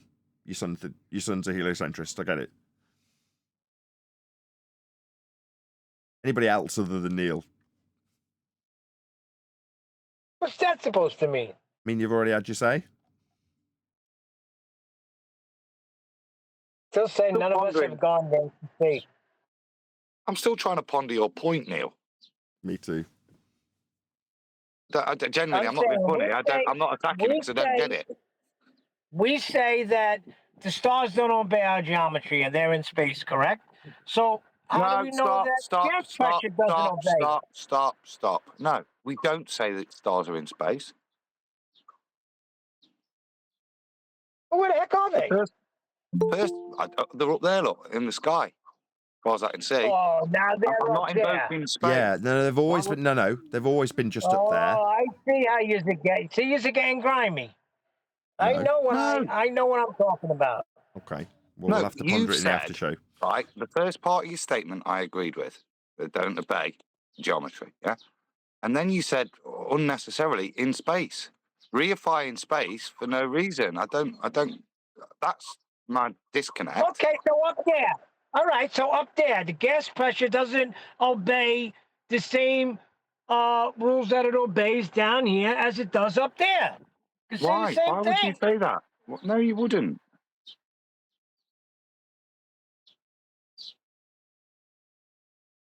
Are we done? Let's hope so. You just ain't getting it. Okay. Well, I am going to, on that note, ask anybody watching on either Nathan Oakley 1980 or Nathan Oakley premiering streams to stay tuned, as there will be an after show to follow. That applies to gas pressure. How do we know it's not different when you go higher? Then it wouldn't be a natural law, would it?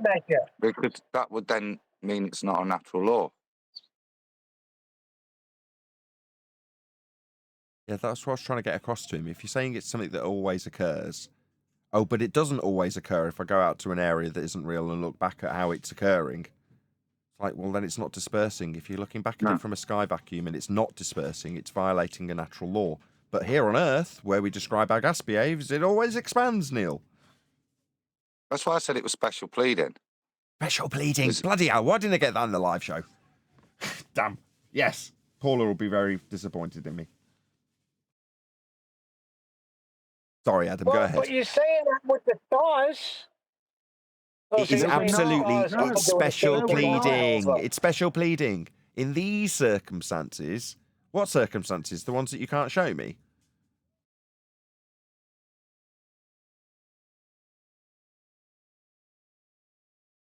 So you're saying the stars do what they do over and over again, but gas pressure does the same thing over and over again. That's how we know it's a natural law. Correct? Stars do the same thing over and over again. They don't see stars change position. Now, when we're measuring them and taking elevation angles, can we apply geometry to it? No. When we measure an elevation angle to their apparent position. See, No. that's what I'm saying, though. No, but we're not saying you can apply geometry to it. That comment, yeah, is saying no, it doesn't match this. Still works. They're still always where they are. Yeah, they don't change. There's no mitigation for that. But we're saying through observation, we can't say that that applies in terms of we can't take an elevation angle to an apparent position and turn that into geometry. And there's a reason for that. And that's because an elevation angle is a perspective measurement.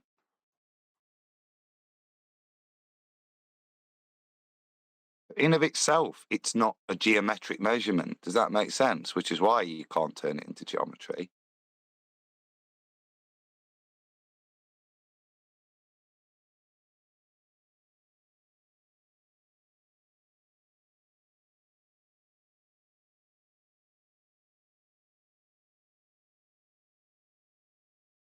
It could be, though, that things are different above. Or there could be a firmament. A natural law Special applies. pleading. It's special pleading the whole time. Yeah. I got that out in the show. Anyway. I know you did. I heard you.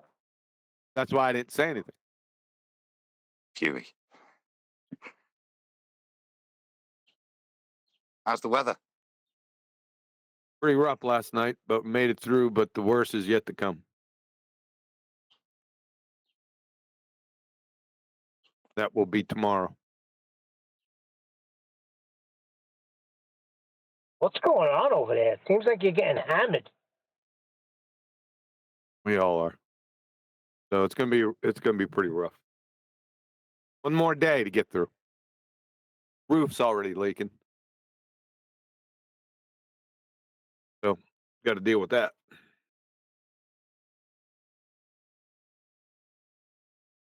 So, show today? Yes. Have a show. Yep. That's a trooper right there. What a guy. Yeah. Right. What a guy. Go ahead, play it.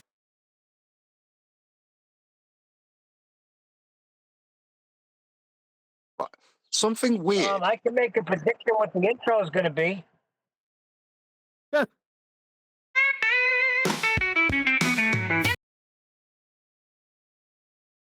Go ahead.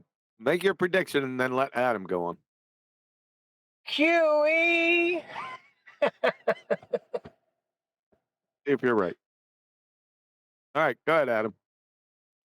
It's a question for Nathan, really. When I was on my phone here, I just scrolled into when the show was live. I scrolled in, and it was saying, "Do you want to simul broadcast or something?" And I Same did thing it. I'm happened not to sure me. if I did. Yeah. Do you know? Does Yeah, it anybody know happened what to that me, is? Because Adam. it might be beneficial if I know what it is. If we do it, but I don't know what it is. I didn't know what the hell I did. I was so nervous. I said, what the Well, heck is going on? Where am I broadcasting? Yeah. Now it's not doing it now. The show's not live, and I'm not in because it was saying, "Do you want to simulcast with this Google Hangouts?" The same thing was happening to me. Let me just see if I've broadcast anything. No, there's nothing I've put out. No. I was like, what the hell did I hit? Yeah, I was thinking, and it's saying you're now broadcasting, and I didn't know what it was doing. That's funny. Anybody else that happened to?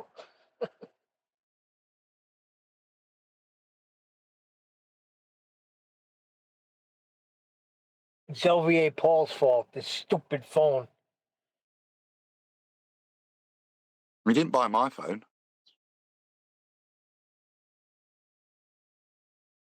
Oh, that's right. That was Nathan. I'm sorry.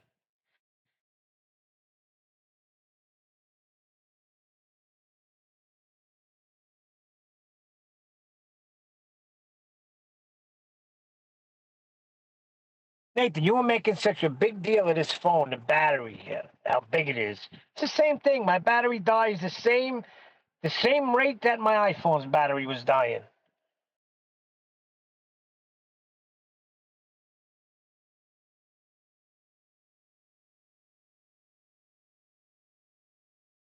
Got a bolt, guys. Adam, you going to be on the show?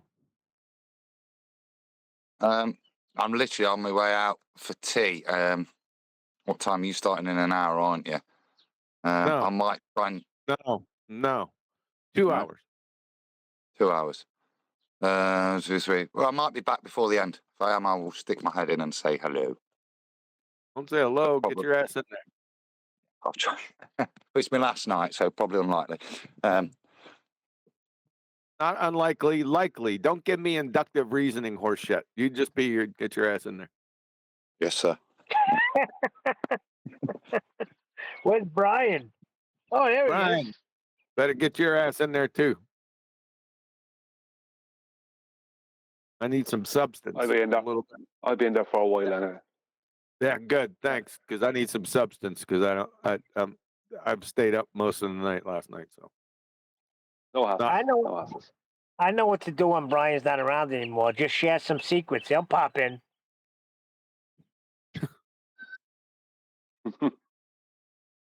All right. See you on the show, guys. Later. See you later, Kitty. Yep. Nathan, my good sir, later. I know you're playing games or something. Why don't you Google yourself? I want to get back into the title locking, but Nathan seems to be resisting it, Brian.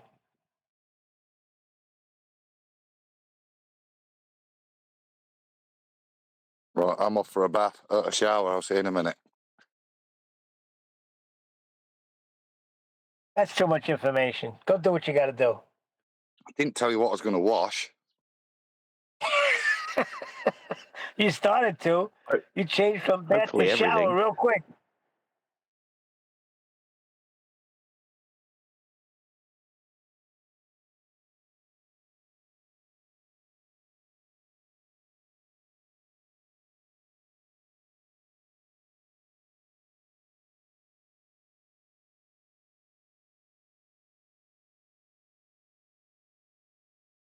What's up, D? You on lunch?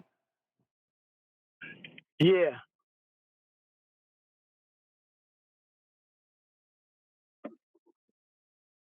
Yep. Is the show over? Well, I know Nathan says I'm always recording. We're in the after show now. Okay. That was pretty hilarious what you did with the helium balloon, Nathan, with the children, making them laugh. Yeah, that was funny, right? That was cool. I used to do that all the time. We used to, back in the day, like late at night when everybody was feeling all right, me and two of my friends, we would turn the fire hydrant on and we'd wet our hair and style it like, the Wizard of Oz, like the Lollipop Kids. Thanks. And we'd suck in helium and we'd start doing that whole routine. Dun, dun, dun, dun, dun, dun, dun, dun, dun, dun. We represent the Lollipop Kids with the helium. Oh, we used to have people in stitches, boy.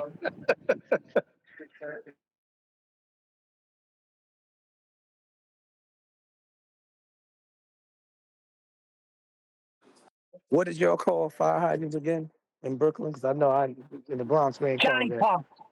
Call them Johnny Pumps. Johnny Pump. Okay. Hey, there Now, was a debate. did you when you turned it on full force, the smaller side, did you scrape the cans so there was a hole on each side and then get behind it and control the water? Yeah. Yeah, that and was hit the car. that was it. And hit the cars as they go by. Yeah. And the people that didn't want to get hit, they would come out the car and chase us. And then the cops would come and shut it off and put the stupid sprinkler on the big side of it. We'd be like, this is boring. Hey, that's what you had to do in Brooklyn in the summer, man. You weren't getting no relief when it was 92 degrees. Everywhere, Brooklyn, man. Bronx. Yep. Manhattan? All right, I'm about to order. Hold on now.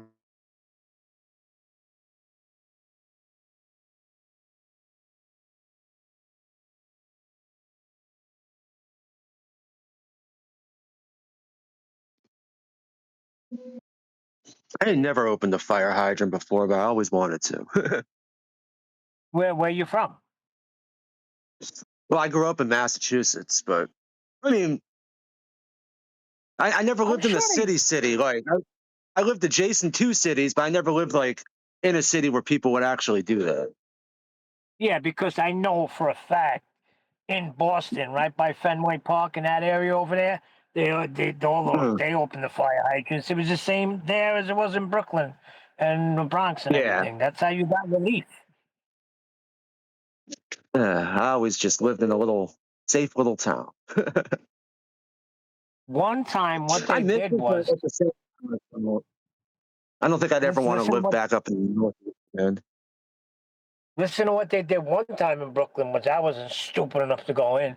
They brought a mobile pool around, right, for the kids to go in. It was on a big flatbed truck, but they had to fill it up on the spot using a fire hydrant. That water was so freaking cold. There was kids in there with their lips were blue instantly. Oh I yeah. didn't go in that. I remember we used to have the fire trucks come to our summer camp when I was a kid, and they would spray us all in a big field with their hoses. Oh, see, that's cool. I never had that.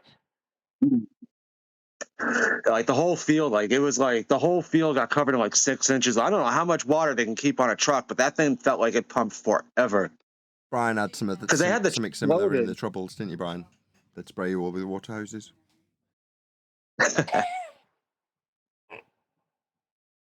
Oh, I wasn't in Belfast, Nathan.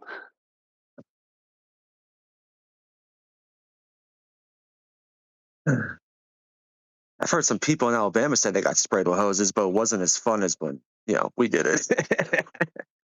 Yeah,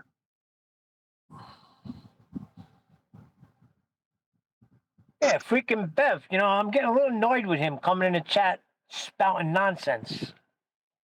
He thinks really the Earth piss him rises off. up forever. He has no opinion on anything. Bev thinks the Earth rises up. I've heard that. I don't know. I've never heard him say it, but I've always heard like it was attached to them. I don't know if it's true or not. They've never claimed that's it, but Dell. You're mixing the isn't three-letter Dell and things. Bev? Bev, Dell. They're the same little weird group. Yeah, I agree. It's my duty to tell people that I've not measured Earth flat. He's just a fence sitter.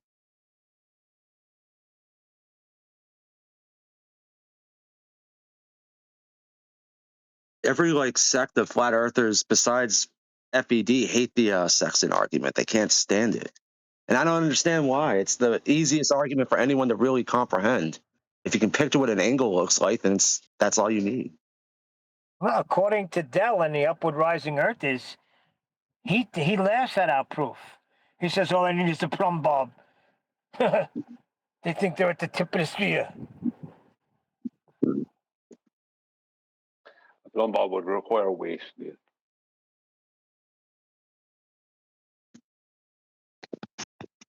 To get his what do you call it? To do celestial navigation. He claims that it's not the Earth like everybody else.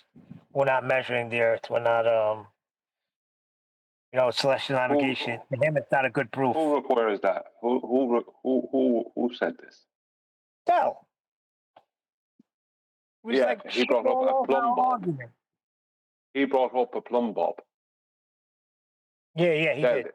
Yeah, and how does a plumb bob work?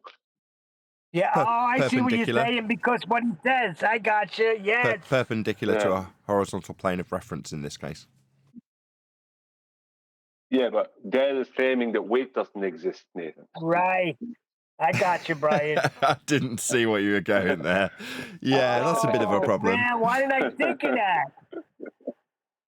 He's a typical. That said, although he knows his argument well enough to know when he's double speaking, but he will still double speak, right? He'll still infer relative density from time to time. I mean, I know you're quick to jump all over him because he can't use it, but he still does. He's a double speaker. Yeah, that's when someone's double speaking, yeah, in any way, shape, or form. That means they are either completely inept and shouldn't be listened to because of that, or they're just purely bullshitting you and shouldn't be listened to because of that. Do you know what I mean? Nah, people can listen to whatever they like. I don't care. You know, the guy earlier, I don't know who it was from Discord that said it like 2 minutes ago, was saying, well, this is a really easy argument. Why would you argue against it? It's like, well, yeah, exactly. Why would you? Maybe it's because it's a really easy argument to understand, and at that point, you're potentially taken out of the loop. If you want to like gather a little cult together. If that's Isn't it part of fair? it. Isn't it fair to just call a double talker a liar?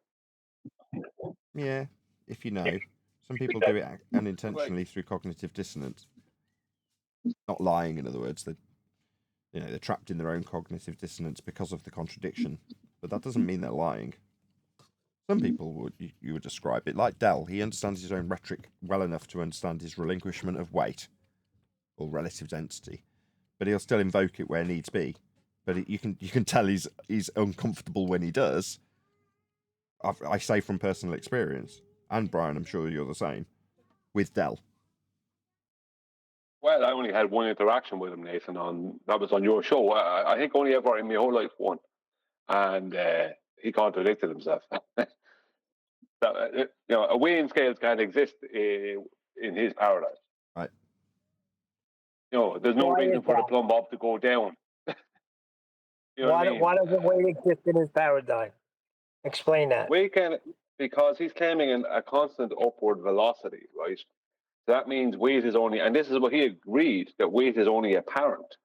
We only think that things are falling down. Well, nothing is actually falling down. Everything is just being let's say I let go of my phone. It's in free space, and the Earth is coming up to meet it, right? It's not going down because it has no reason to, right? Because weight doesn't exist, right? But on weighing scales, it doesn't matter if you're on a stationary Earth or an Earth moving up the way, right, at a constant velocity. A weighing scale still requires a downward force. So you would have to have weight to cause a weighing scales to go from zero to anything else. But that doesn't exist within these paradigms. So a weighing scales debunks them out of the park. Right. Well, furthermore, that was just for Neil's benefit. That's why we laughed at where'd you get a plumb bob. So while I'm starting to employ Euclid and principles of perpendicular, is no. It's dangling. It's a dangling weight, right? Well, yeah. Now he could say that he's been brought up by the Earth, and that's why the string is straightened. But that doesn't really mean anything, if you know what I mean. That doesn't change that weighing scales exist. He could try and get around it that way, but he's still invoking weight when he invokes a plumb bob. Weighing scales exist. That's the end of all of his claims. It's that simple. If the Earth is moving up, then nothing is going down. That's what they're claiming. If they start claiming both things are happening, then we only experience one of those. That disqualifies the other. Do you know what I mean? Yes. Yeah. So he can't claim weight. Like he already admitted that weight doesn't exist in his paradigm. There's only apparent. So that means there's no reason for my phone to go down. There's only within his paradigm that it's apparently going down because I am going up and the Earth I'm standing on is going up and the phone is more or less in free space, as Albert Einstein stated. But that means that when I stand on a weighing scales, there's no reason for me to put any force downward on the scales. Because the scales and the Earth are going up. I don't have weight to have a downward force. That requires a downward force. The weighing scales does. So the Earth doesn't matter if the Earth underneath is stationary or moving up. It still requires a downward force. That's how scales work. It requires that. for that to change. Yeah, weighted scales exist. So Dell's paradigm is finished. Not that it ever was real anyway, but if anyone just wants a simple way to debunk it, that's it. But if you pushed weighing scales up onto an object, wouldn't it still register something? Only if the object had inertia. And to have inertia, you have to have weight. You understand what I mean? It's like, I don't have weight in his paradigm. So when I stand on those scales, there's no reason for those scales to move from zero. There's no reason for it to show me whatever amount of pounds or whatever, kilograms. There's no reason for it to show anything like that. Because there is no downward force on that scales. I don't have downward force. I don't have weight. The only reason that things appear to go down, are going down is because it's only apparent. It's only because the Earth is moving up. That means weight doesn't exist. He even admitted that when he was on Nathan's show. So there's no way for us weighing scales to work with in these paradigms. Weighing scales, things we use all the time, every day.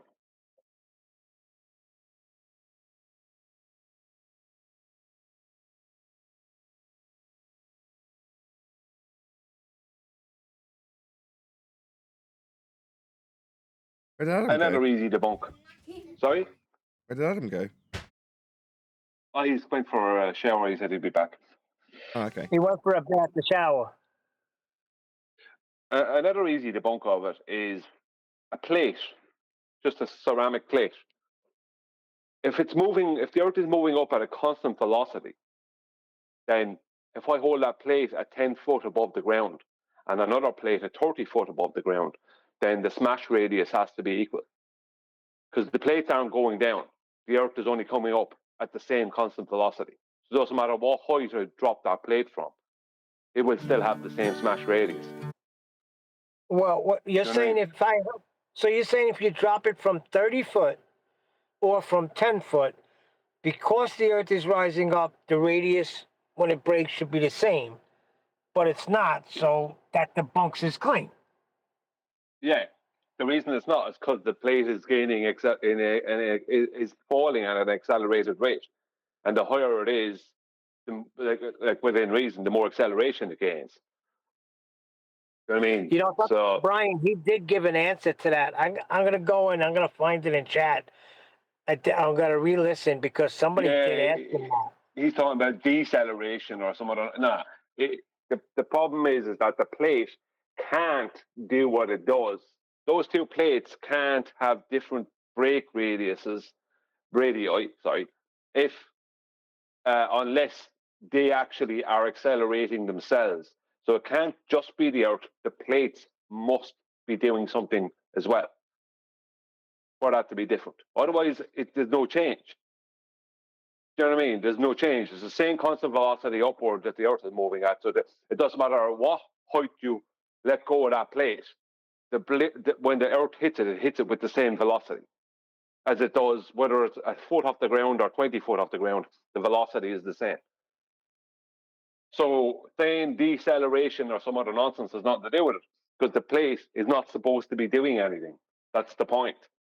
So he's going to probably start invoking something the plate is doing when the plate is not supposed to be doing anything.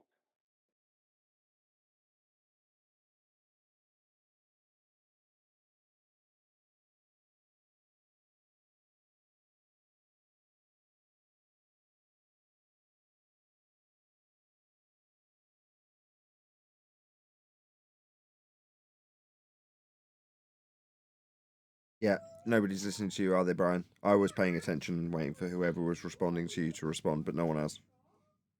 I'm listening. I just went to Dell's video. I'm trying to find out what he says. I'm paying close attention. Nobody wants to talk no more. They just want to sit in silence. He has to invoke the plate doing something. My mouth is full. I'm eating. So I guess you could do the same sort of practical demonstration with some water balloons filled with paint or something. What he was trying to say is that the plane is, you could do it, yeah, with paint. what he's trying to say is that when he lets go of that plate, it's not retaining the velocity that it had. So it starts to decelerate, which means he's saying the plane is starting to slow down. But how can it decelerate? It doesn't have It weight. would have to have a force acting upon it or something. Yeah, he's trying to say it's decelerating. That's what he'll say about the plate. He's trying to say it's decelerating. That because if the Earth is moving up at 1,000 miles an hour, let's just say, when you let go of that plate, it's not moving up at 1,000 miles an hour anymore. So it's slowing down the rate it's moving up at. But it's not moving up at all. The only thing that's moving up is the Earth.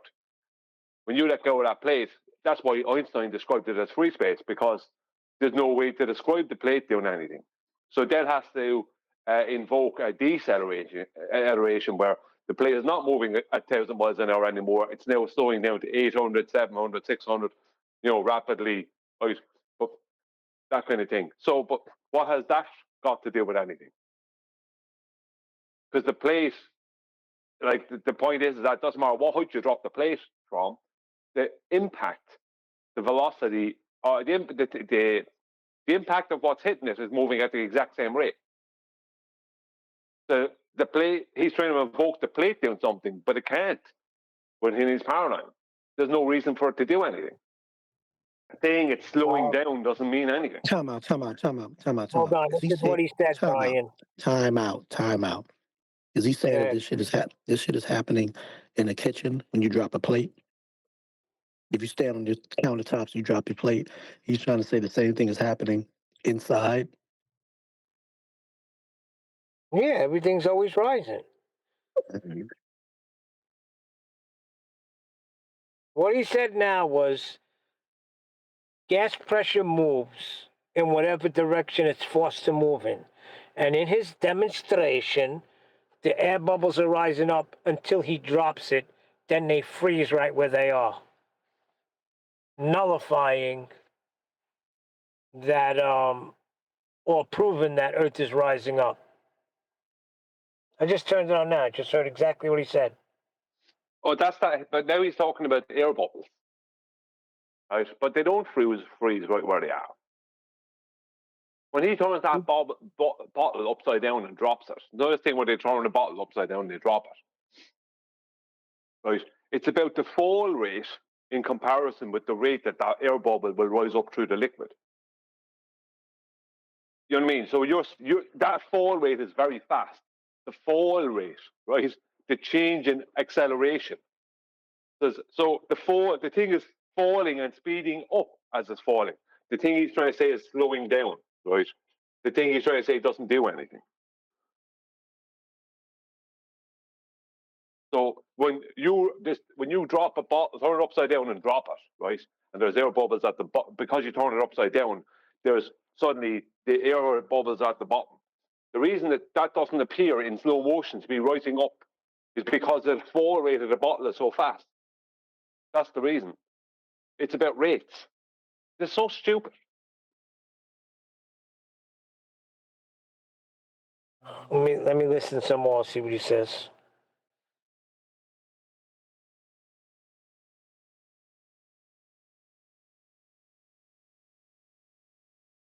As it accelerates down, the air moves to the ground and liquid to the top.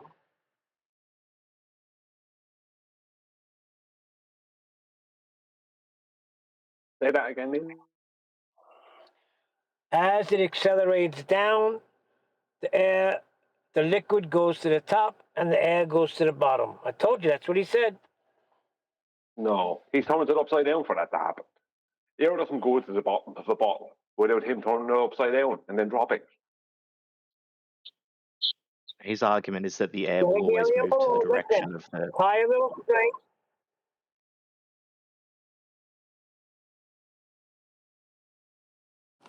He meant bottom of the bottle, not just bottom, not just vaguely bottom of the bottle. What he has is a bottle, right, with water in it, and at the top there is some air at the top of the bottle. He's going to turn that upside down fast and drop the bottle, right? My point being is that the rate that bottle is falling at is faster than the rate air bubble is going to rise through the water.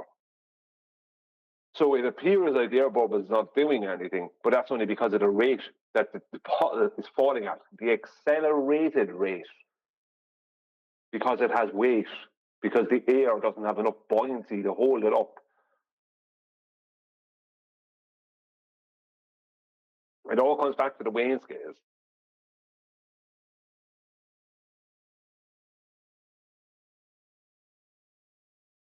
And it's funny if you think about it, we have a solid going up against a median of gas falling, but we have a gas in the median of liquid trying to rise up. So you're not going to have the same rate anyway. Yeah, the liquid is like the air bubbles will rise through the liquid, but it But not won't as rise fast. up. Not Yeah, as fast as the bottle that's falling. exactly. Of course. You know what I mean? That's obvious. That's all That's it is. obvious. It's so stupid. So when you look at that thing in slow motion, when you look back at it in slow motion, it appears like the air bubbles are doing nothing. But it's not that. The air bubbles are actually trying to, that air is trying to go through that water to the top. And it will do, but it just won't do it. You look at an air bubble at the speed it moves up through, you know those things of water that you have, those big 5 liters or 10 liter things of water they have in some buildings, and you can see the air bubbles moving up through them. I mean, those air bubbles moving up to it don't move up as fast as that bottle could fall. Yeah, but in His his problem demonstrations, is he keep saying he that. shows the air bubble stopping. In his demonstrations, when he's dropping it, he'll do the 2 demonstrations side by side of an air bubble going up through the water, and then at the same rate he'll drop the water bottle, and the air bubble will appear to be stationary throughout the entire duration of the fall. Yeah, because he's going to show you the fall in slow motion. Right? The fall rate of the bottle is faster than the rate the bubble will rise through the water. That's the point. Right. Duh.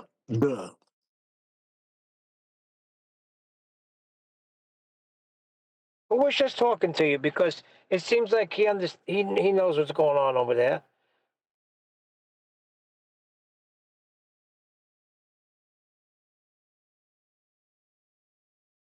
You would have to drop that bottle from probably a 10-story building, right, and watch it as it goes down all the way in slow motion to see that air bubble rise through the water. Because the fall rate from a 10-story building for that bottle of water would probably be equal to the rate that bubble will rise through the bottle. Now, you're not going to be able to do that. Someone could hold it up maybe 6-8 feet and drop it, or whatever it is, from the top window down to about the floor underneath. I mean, there's only how you'd have to be able to video it and then zoom in on it and slow motion the thing all the way down. Or have a camera attached to it, right? Filming what's going on in there. But what are we talking about here? What are we observing in nature to do this? We're not observing anything in nature. In the end of the day, the fact that weight exists debunks them. So even if Dell has a point, let's just say he has a point, because I'm not going to say he might have no point, because he might have a point with something he's saying, right? What he's trying to say is the cause of it is the problem, because that's debunked by weighing scales. Debunks literally a weighing scale, the one you stand on to weigh yourself or to weigh something. That debunks him, because that can't happen in his paradigm. So even if he is onto something, his presumed cause is wrong.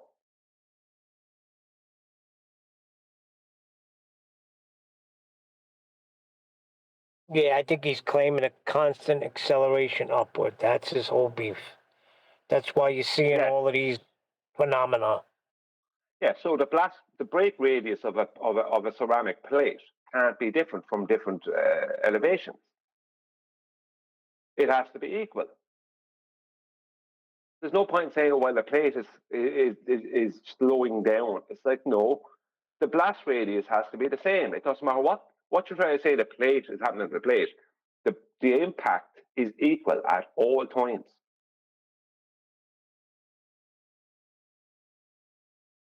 Yeah, it would have to be. The impact, no matter what you're trying to say the plate is doing, whereas it's slowing down from when you let it go. And if you let it go from a higher altitude, it's at the richness. It's like, let's just say you let it go from 6 foot and it slows down to 800 miles per hour, as opposed to the constant 1,000 miles per hour that the Earth is moving up at, let's just say. I don't know what speed he's saying it's moving up at, but whatever. And you let a plate go from 12 foot, that's double the height, right? And let's just say from 12 foot, it slows down to 400 miles per hour, right? So it's moving at 600, the plate. The first one is moving at 800, and the second plate is moving at 400, according to him, slowing down to 400. So the plate is moving, but the plate isn't moving at anything within his paradigm. That's what he's forgetting. So each plate, doesn't matter what you do, because each plate are getting hit by the same force. What's breaking the plate? The force. That's what's breaking the plate. So he's saying when I let go of the plate, that's starting to change. It's not moving at a constant 1,000 miles per hour anymore. It's conserving momentum, and it's slowing down. Right. This is what he's saying. Right. So, for what, it doesn't matter what the plate is doing. The impact is equal. It doesn't matter, like a plate at stationary, right, or a plate moving at 800 miles per hour, or something at 1,000 miles per hour. What's the difference? If it's a constant 1,000 miles per hour, it's still going to be the same impact.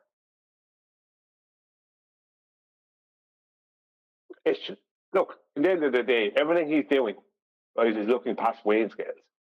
Everything, every single part of what he's doing is looking straight past weighing scales. The thing that debunks him. Clouds, rain, all these things, they all debunk him. How does gas go up?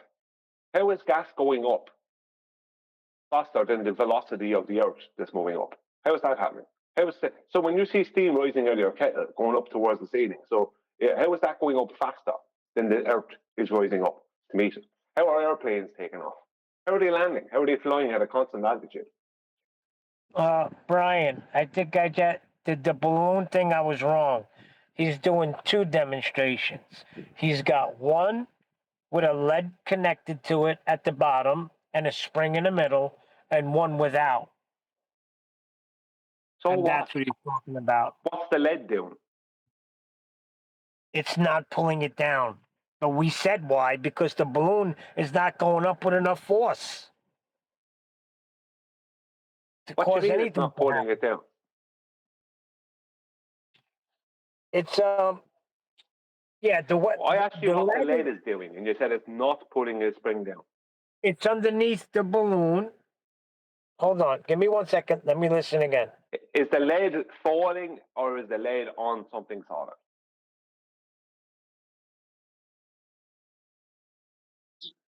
A simple spring.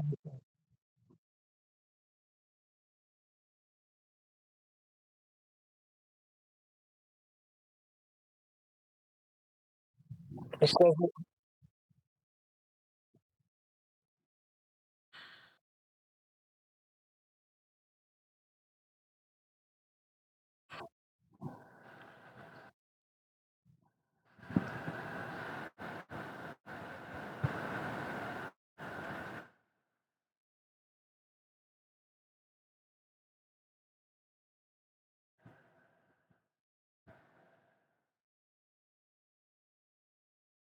I gotta listen again. I gotta listen from the beginning, and I'll come back with it because I can't understand his accent. He's got 2 demonstrations. He pulls the platform away, and the one with the lead attached to it stays elongated the whole way up, and the one without the lead attached to it doesn't. So what is he proving, though? I don't get it.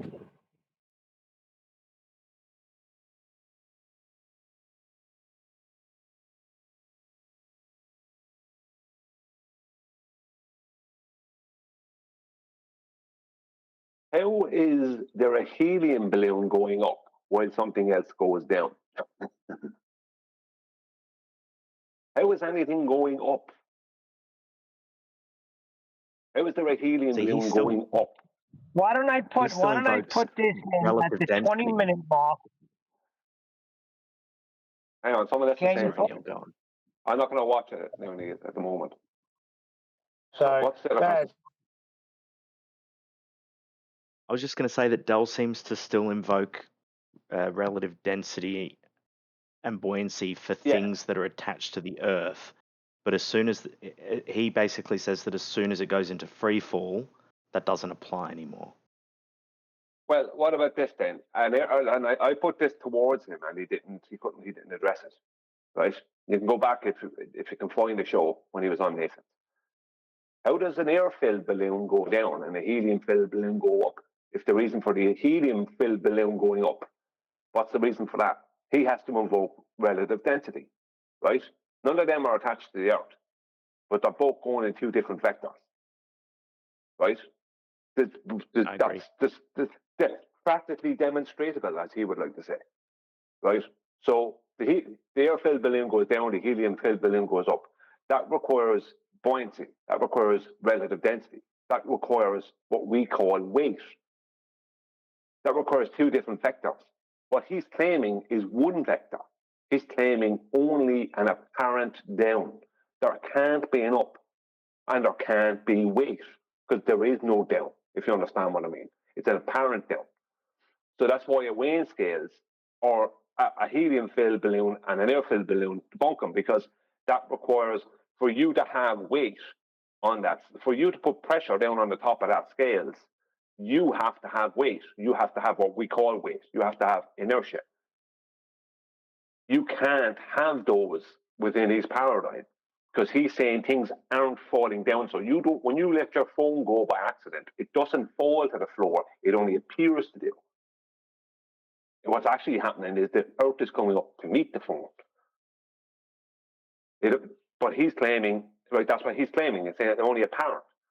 But if that's the case, then I don't have weight when I stand on a weighing scales. Nothing can have weight, but yet things do. Sure, but that means. But hypothetically, if I was floating in free space and the ground was coming up beneath my feet, as I suppose it would be in Dell's paradigm, and there were scales on the floor being pushed up to my feet, you'd register a reading on the scales, wouldn't you? Based on what he's saying. Why would it? You don't have any weight. Yeah, but it's still pressure. Pressure on the scales is going to any. register something. But you don't. What pressure? Pressure is weight. You don't have that. The pressure you need to cause the scales. See, it doesn't matter if the scales. It doesn't matter if the scales is on. A stationary floor or a floor that's moving up. That doesn't matter, right? Because that does not. How a scales works, right? Is you putting pressure down on it. Now, there's no way for you to put pressure down on it if you don't have weight. You don't have inertia. What you're doing is you're taking reality and you're trying to mix it in with his paradigm, and this is what he'll do. But you don't have the thing you need to have within his paradigm to cause that to happen. Because It's the same thing I said to him with the weighing scale. If your phone is not falling in that paradigm, it only appears to fall. So that means it doesn't have weight, and he admitted weight is only apparent. It's not actually real. Right? This is what he said. He admitted to that. And he can't not admit to it because that's what he's claiming. So how are you putting pressure on that scales? Because the scales requires a downward pressure and something solid underneath it. It doesn't matter if it's stationary or moving up. If you don't have weight, then you can't put pressure on that. You're weightless. Yeah. That's the point. How can something be weightless put pressure on scales? Let me just tell you, if we want, I put the... Just let me finish this. How can something that's weightless put pressure on the scales? Go on, then. So the only reason I would call you out on this... in Master B. If he wants to play it from the 20-minute mark, you'll hear the helium balloon thing, and then you could better understand it. It's up to Nathan. I was just going to say, Brian, and feel free to shut me down if I'm wrong, because it's entirely possible that I am. I vaguely remember a few months ago you were trying to demonstrate to somebody how a single molecule of gas in a container would still be exerting pressure. And I remember in your explanation, you suggested that there was a scale on the top of the container, and that single molecule would be bouncing around infinitely within this container, and you would be asking, how would you know if there was pressure? Would it be because it would register something on the scale, even if the scale was on the top? So Yeah, and that was a yeah, but demonstration that's of pressure. So forgive me if I've misunderstood what you were saying. no. What you're saying is correct, but that's different from what Bell is saying, because that's not about weight. That's about the molecule of gas has kinetic energy, so it's moving with the kinetic energy. So that gives it the force. It has force because of that. But in Dell's paradigm, you're weightless. That means you don't have inertia, which means you can't register anything on a scale. You don't have a down. You can't just by purely standing there. You can't put any pressure on that scales just by standing on it. Within his paradigm, you can't put pressure on that scales because you're weightless. But can the scales apply the pressure on you? How? If they have to press against you. You'd have to have inertia for them to press against. But that's what I'm saying. In Dell's paradigm, if we were assuming that the ground was moving up towards you, which, by the way, I think is preposterous, but I'm just playing devil's advocate, that the ground was moving up towards you and the scale was on the ground, and obviously the ground would be pushing up and putting pressure on you.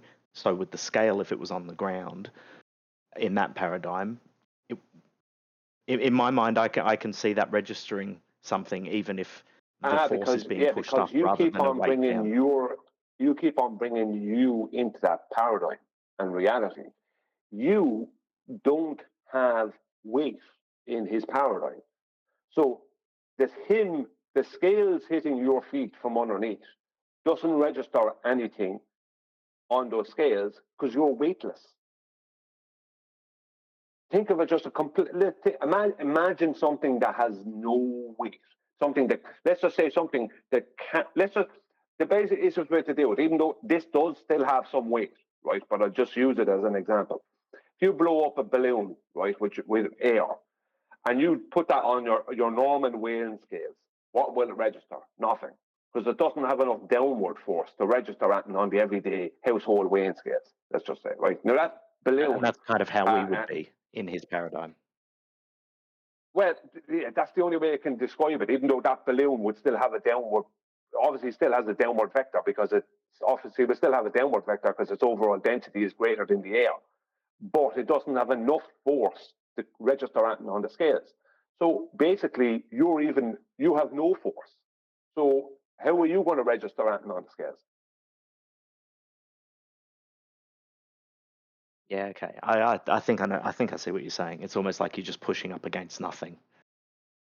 Yeah, you're pushing. That's the point. He's pushing up. The scales are being pushed up against nothing because nothing has a downward vector. See, his own claim, the fact that weighing scales and how they work, as I said, it doesn't matter if they're on something stationary or something moving up. You stand on something moving up, they still work the same.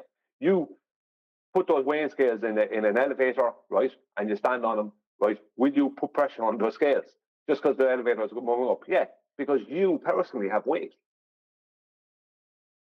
But in his paradigm, you don't have weight. It doesn't exist. So that means that can't happen. But the problem is, like you, most people will bring themselves, which is from reality, into that paradigm, and they'll make it work because they'll think, yeah, because the scale's going to hit me and put pressure, forgetting that they don't have any inertia. They don't have any weight. They're weightless. So they can't So essentially, what you just said, the scales are pushing up against nothing. That's exactly it. And that just shows how ridiculous his claims are. I appreciate the explanation, mate. Thank you. No worries. I enjoyed it. Thanks.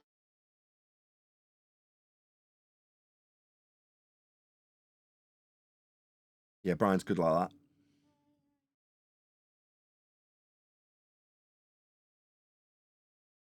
All right. He's all right.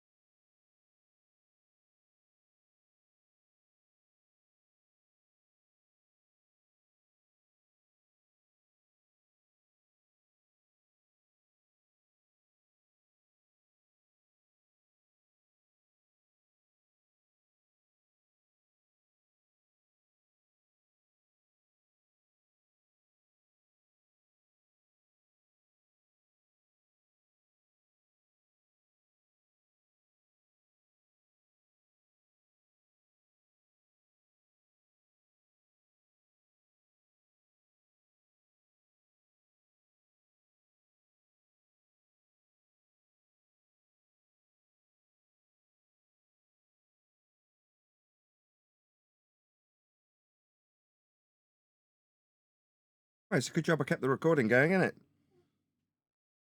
Oh, I'm back there. Sorry, I had to step away. How come the live show went on so long, Nathan? Because we were covering what I thought was quite a good video.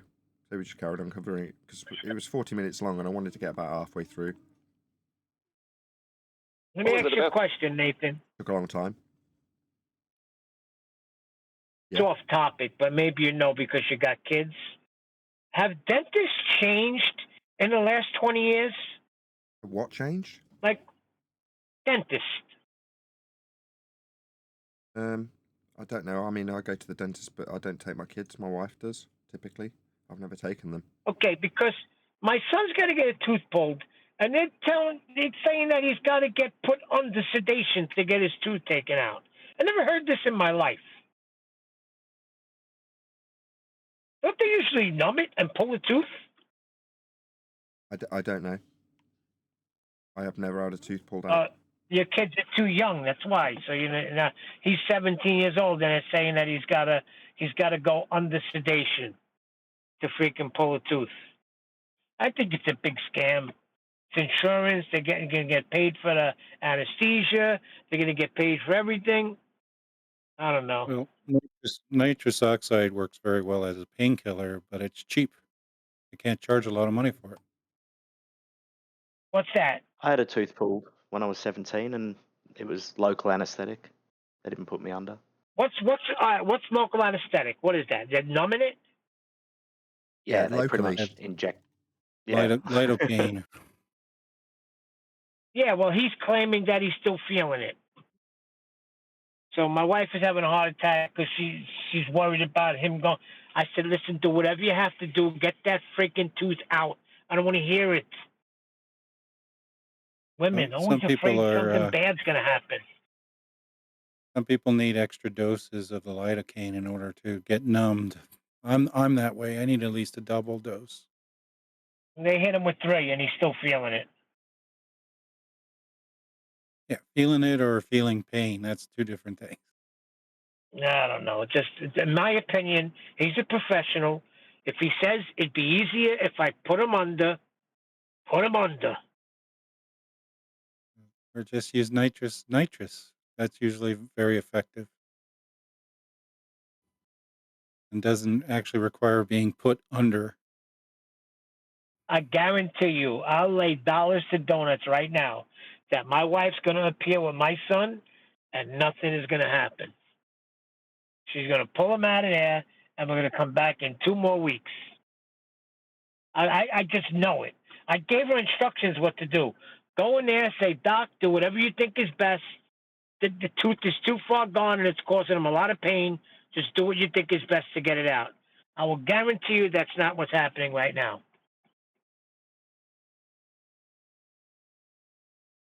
You could have solved all The this with a problem piece is of the string and a internet. I'm doorknob. going to tell you what the problem is. The problem is the internet. They got all of these freaking things on the internet. How somebody went under anesthesia, they went under for a little tooth thing and they died. Okay, 1 in fucking how many million?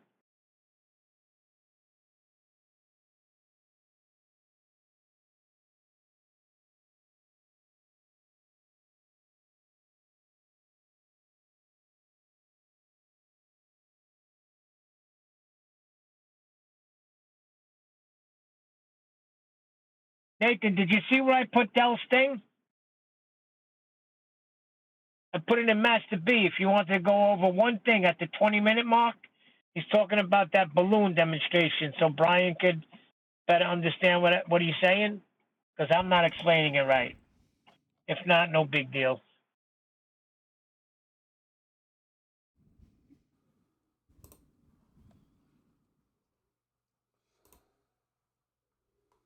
Acceleration, yet all accelerometers, all practicality detects no physical downwards acceleration, and what we get is a rhetoric, a word salad of there's a force acting on all matter and accelerating it downwards uniformly. So while I'm holding a little vessel and there's an air bubble rising through it, this downward force, again, if it was a downward force, the air would be going in that direction. But hey ho, as I'm holding it and this air bubble's rising with this downward flow. Yeah, accelerometers, right, are set that They can only work in an inertial plane. That's how accelerometers work. They require an inertial plane. This thing about where you're showing them up in the air and they don't show anything, they're being set that way. Right? That's that's a calculation, electronic thing. They require an inertial plane. That's the first thing. Go on. Dell tries to claim that water in a bottle with a bit of air in it is an accelerometer. So he uses that as his demonstration. He doesn't use an electronic one. Yeah, he's going to get up to the balloon right now. In a couple of minutes, he's going to get to the balloon.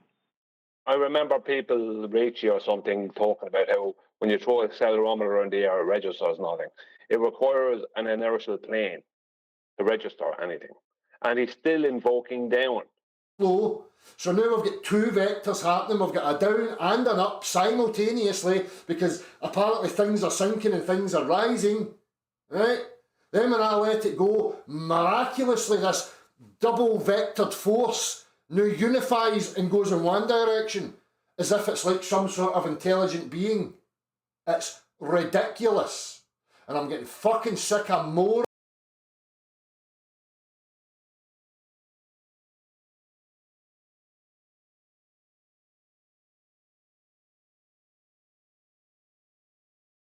Yeah, I didn't know he swore there.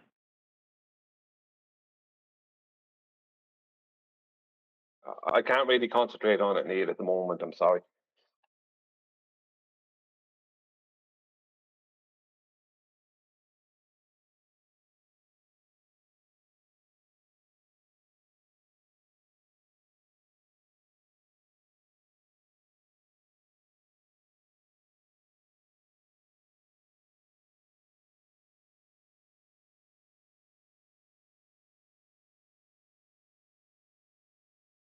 Yeah, I think it's at the 22-minute mark, but I figured 20 will cover everything. That's fine. He's a numpty.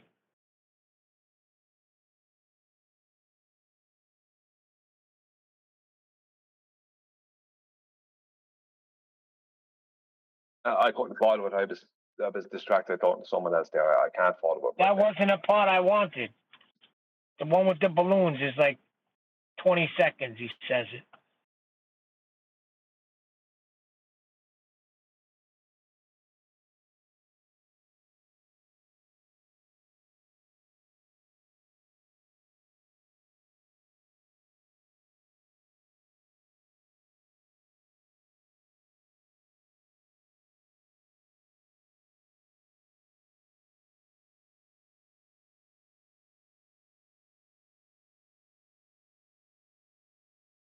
What happened to Refracted today? He wasn't around, right?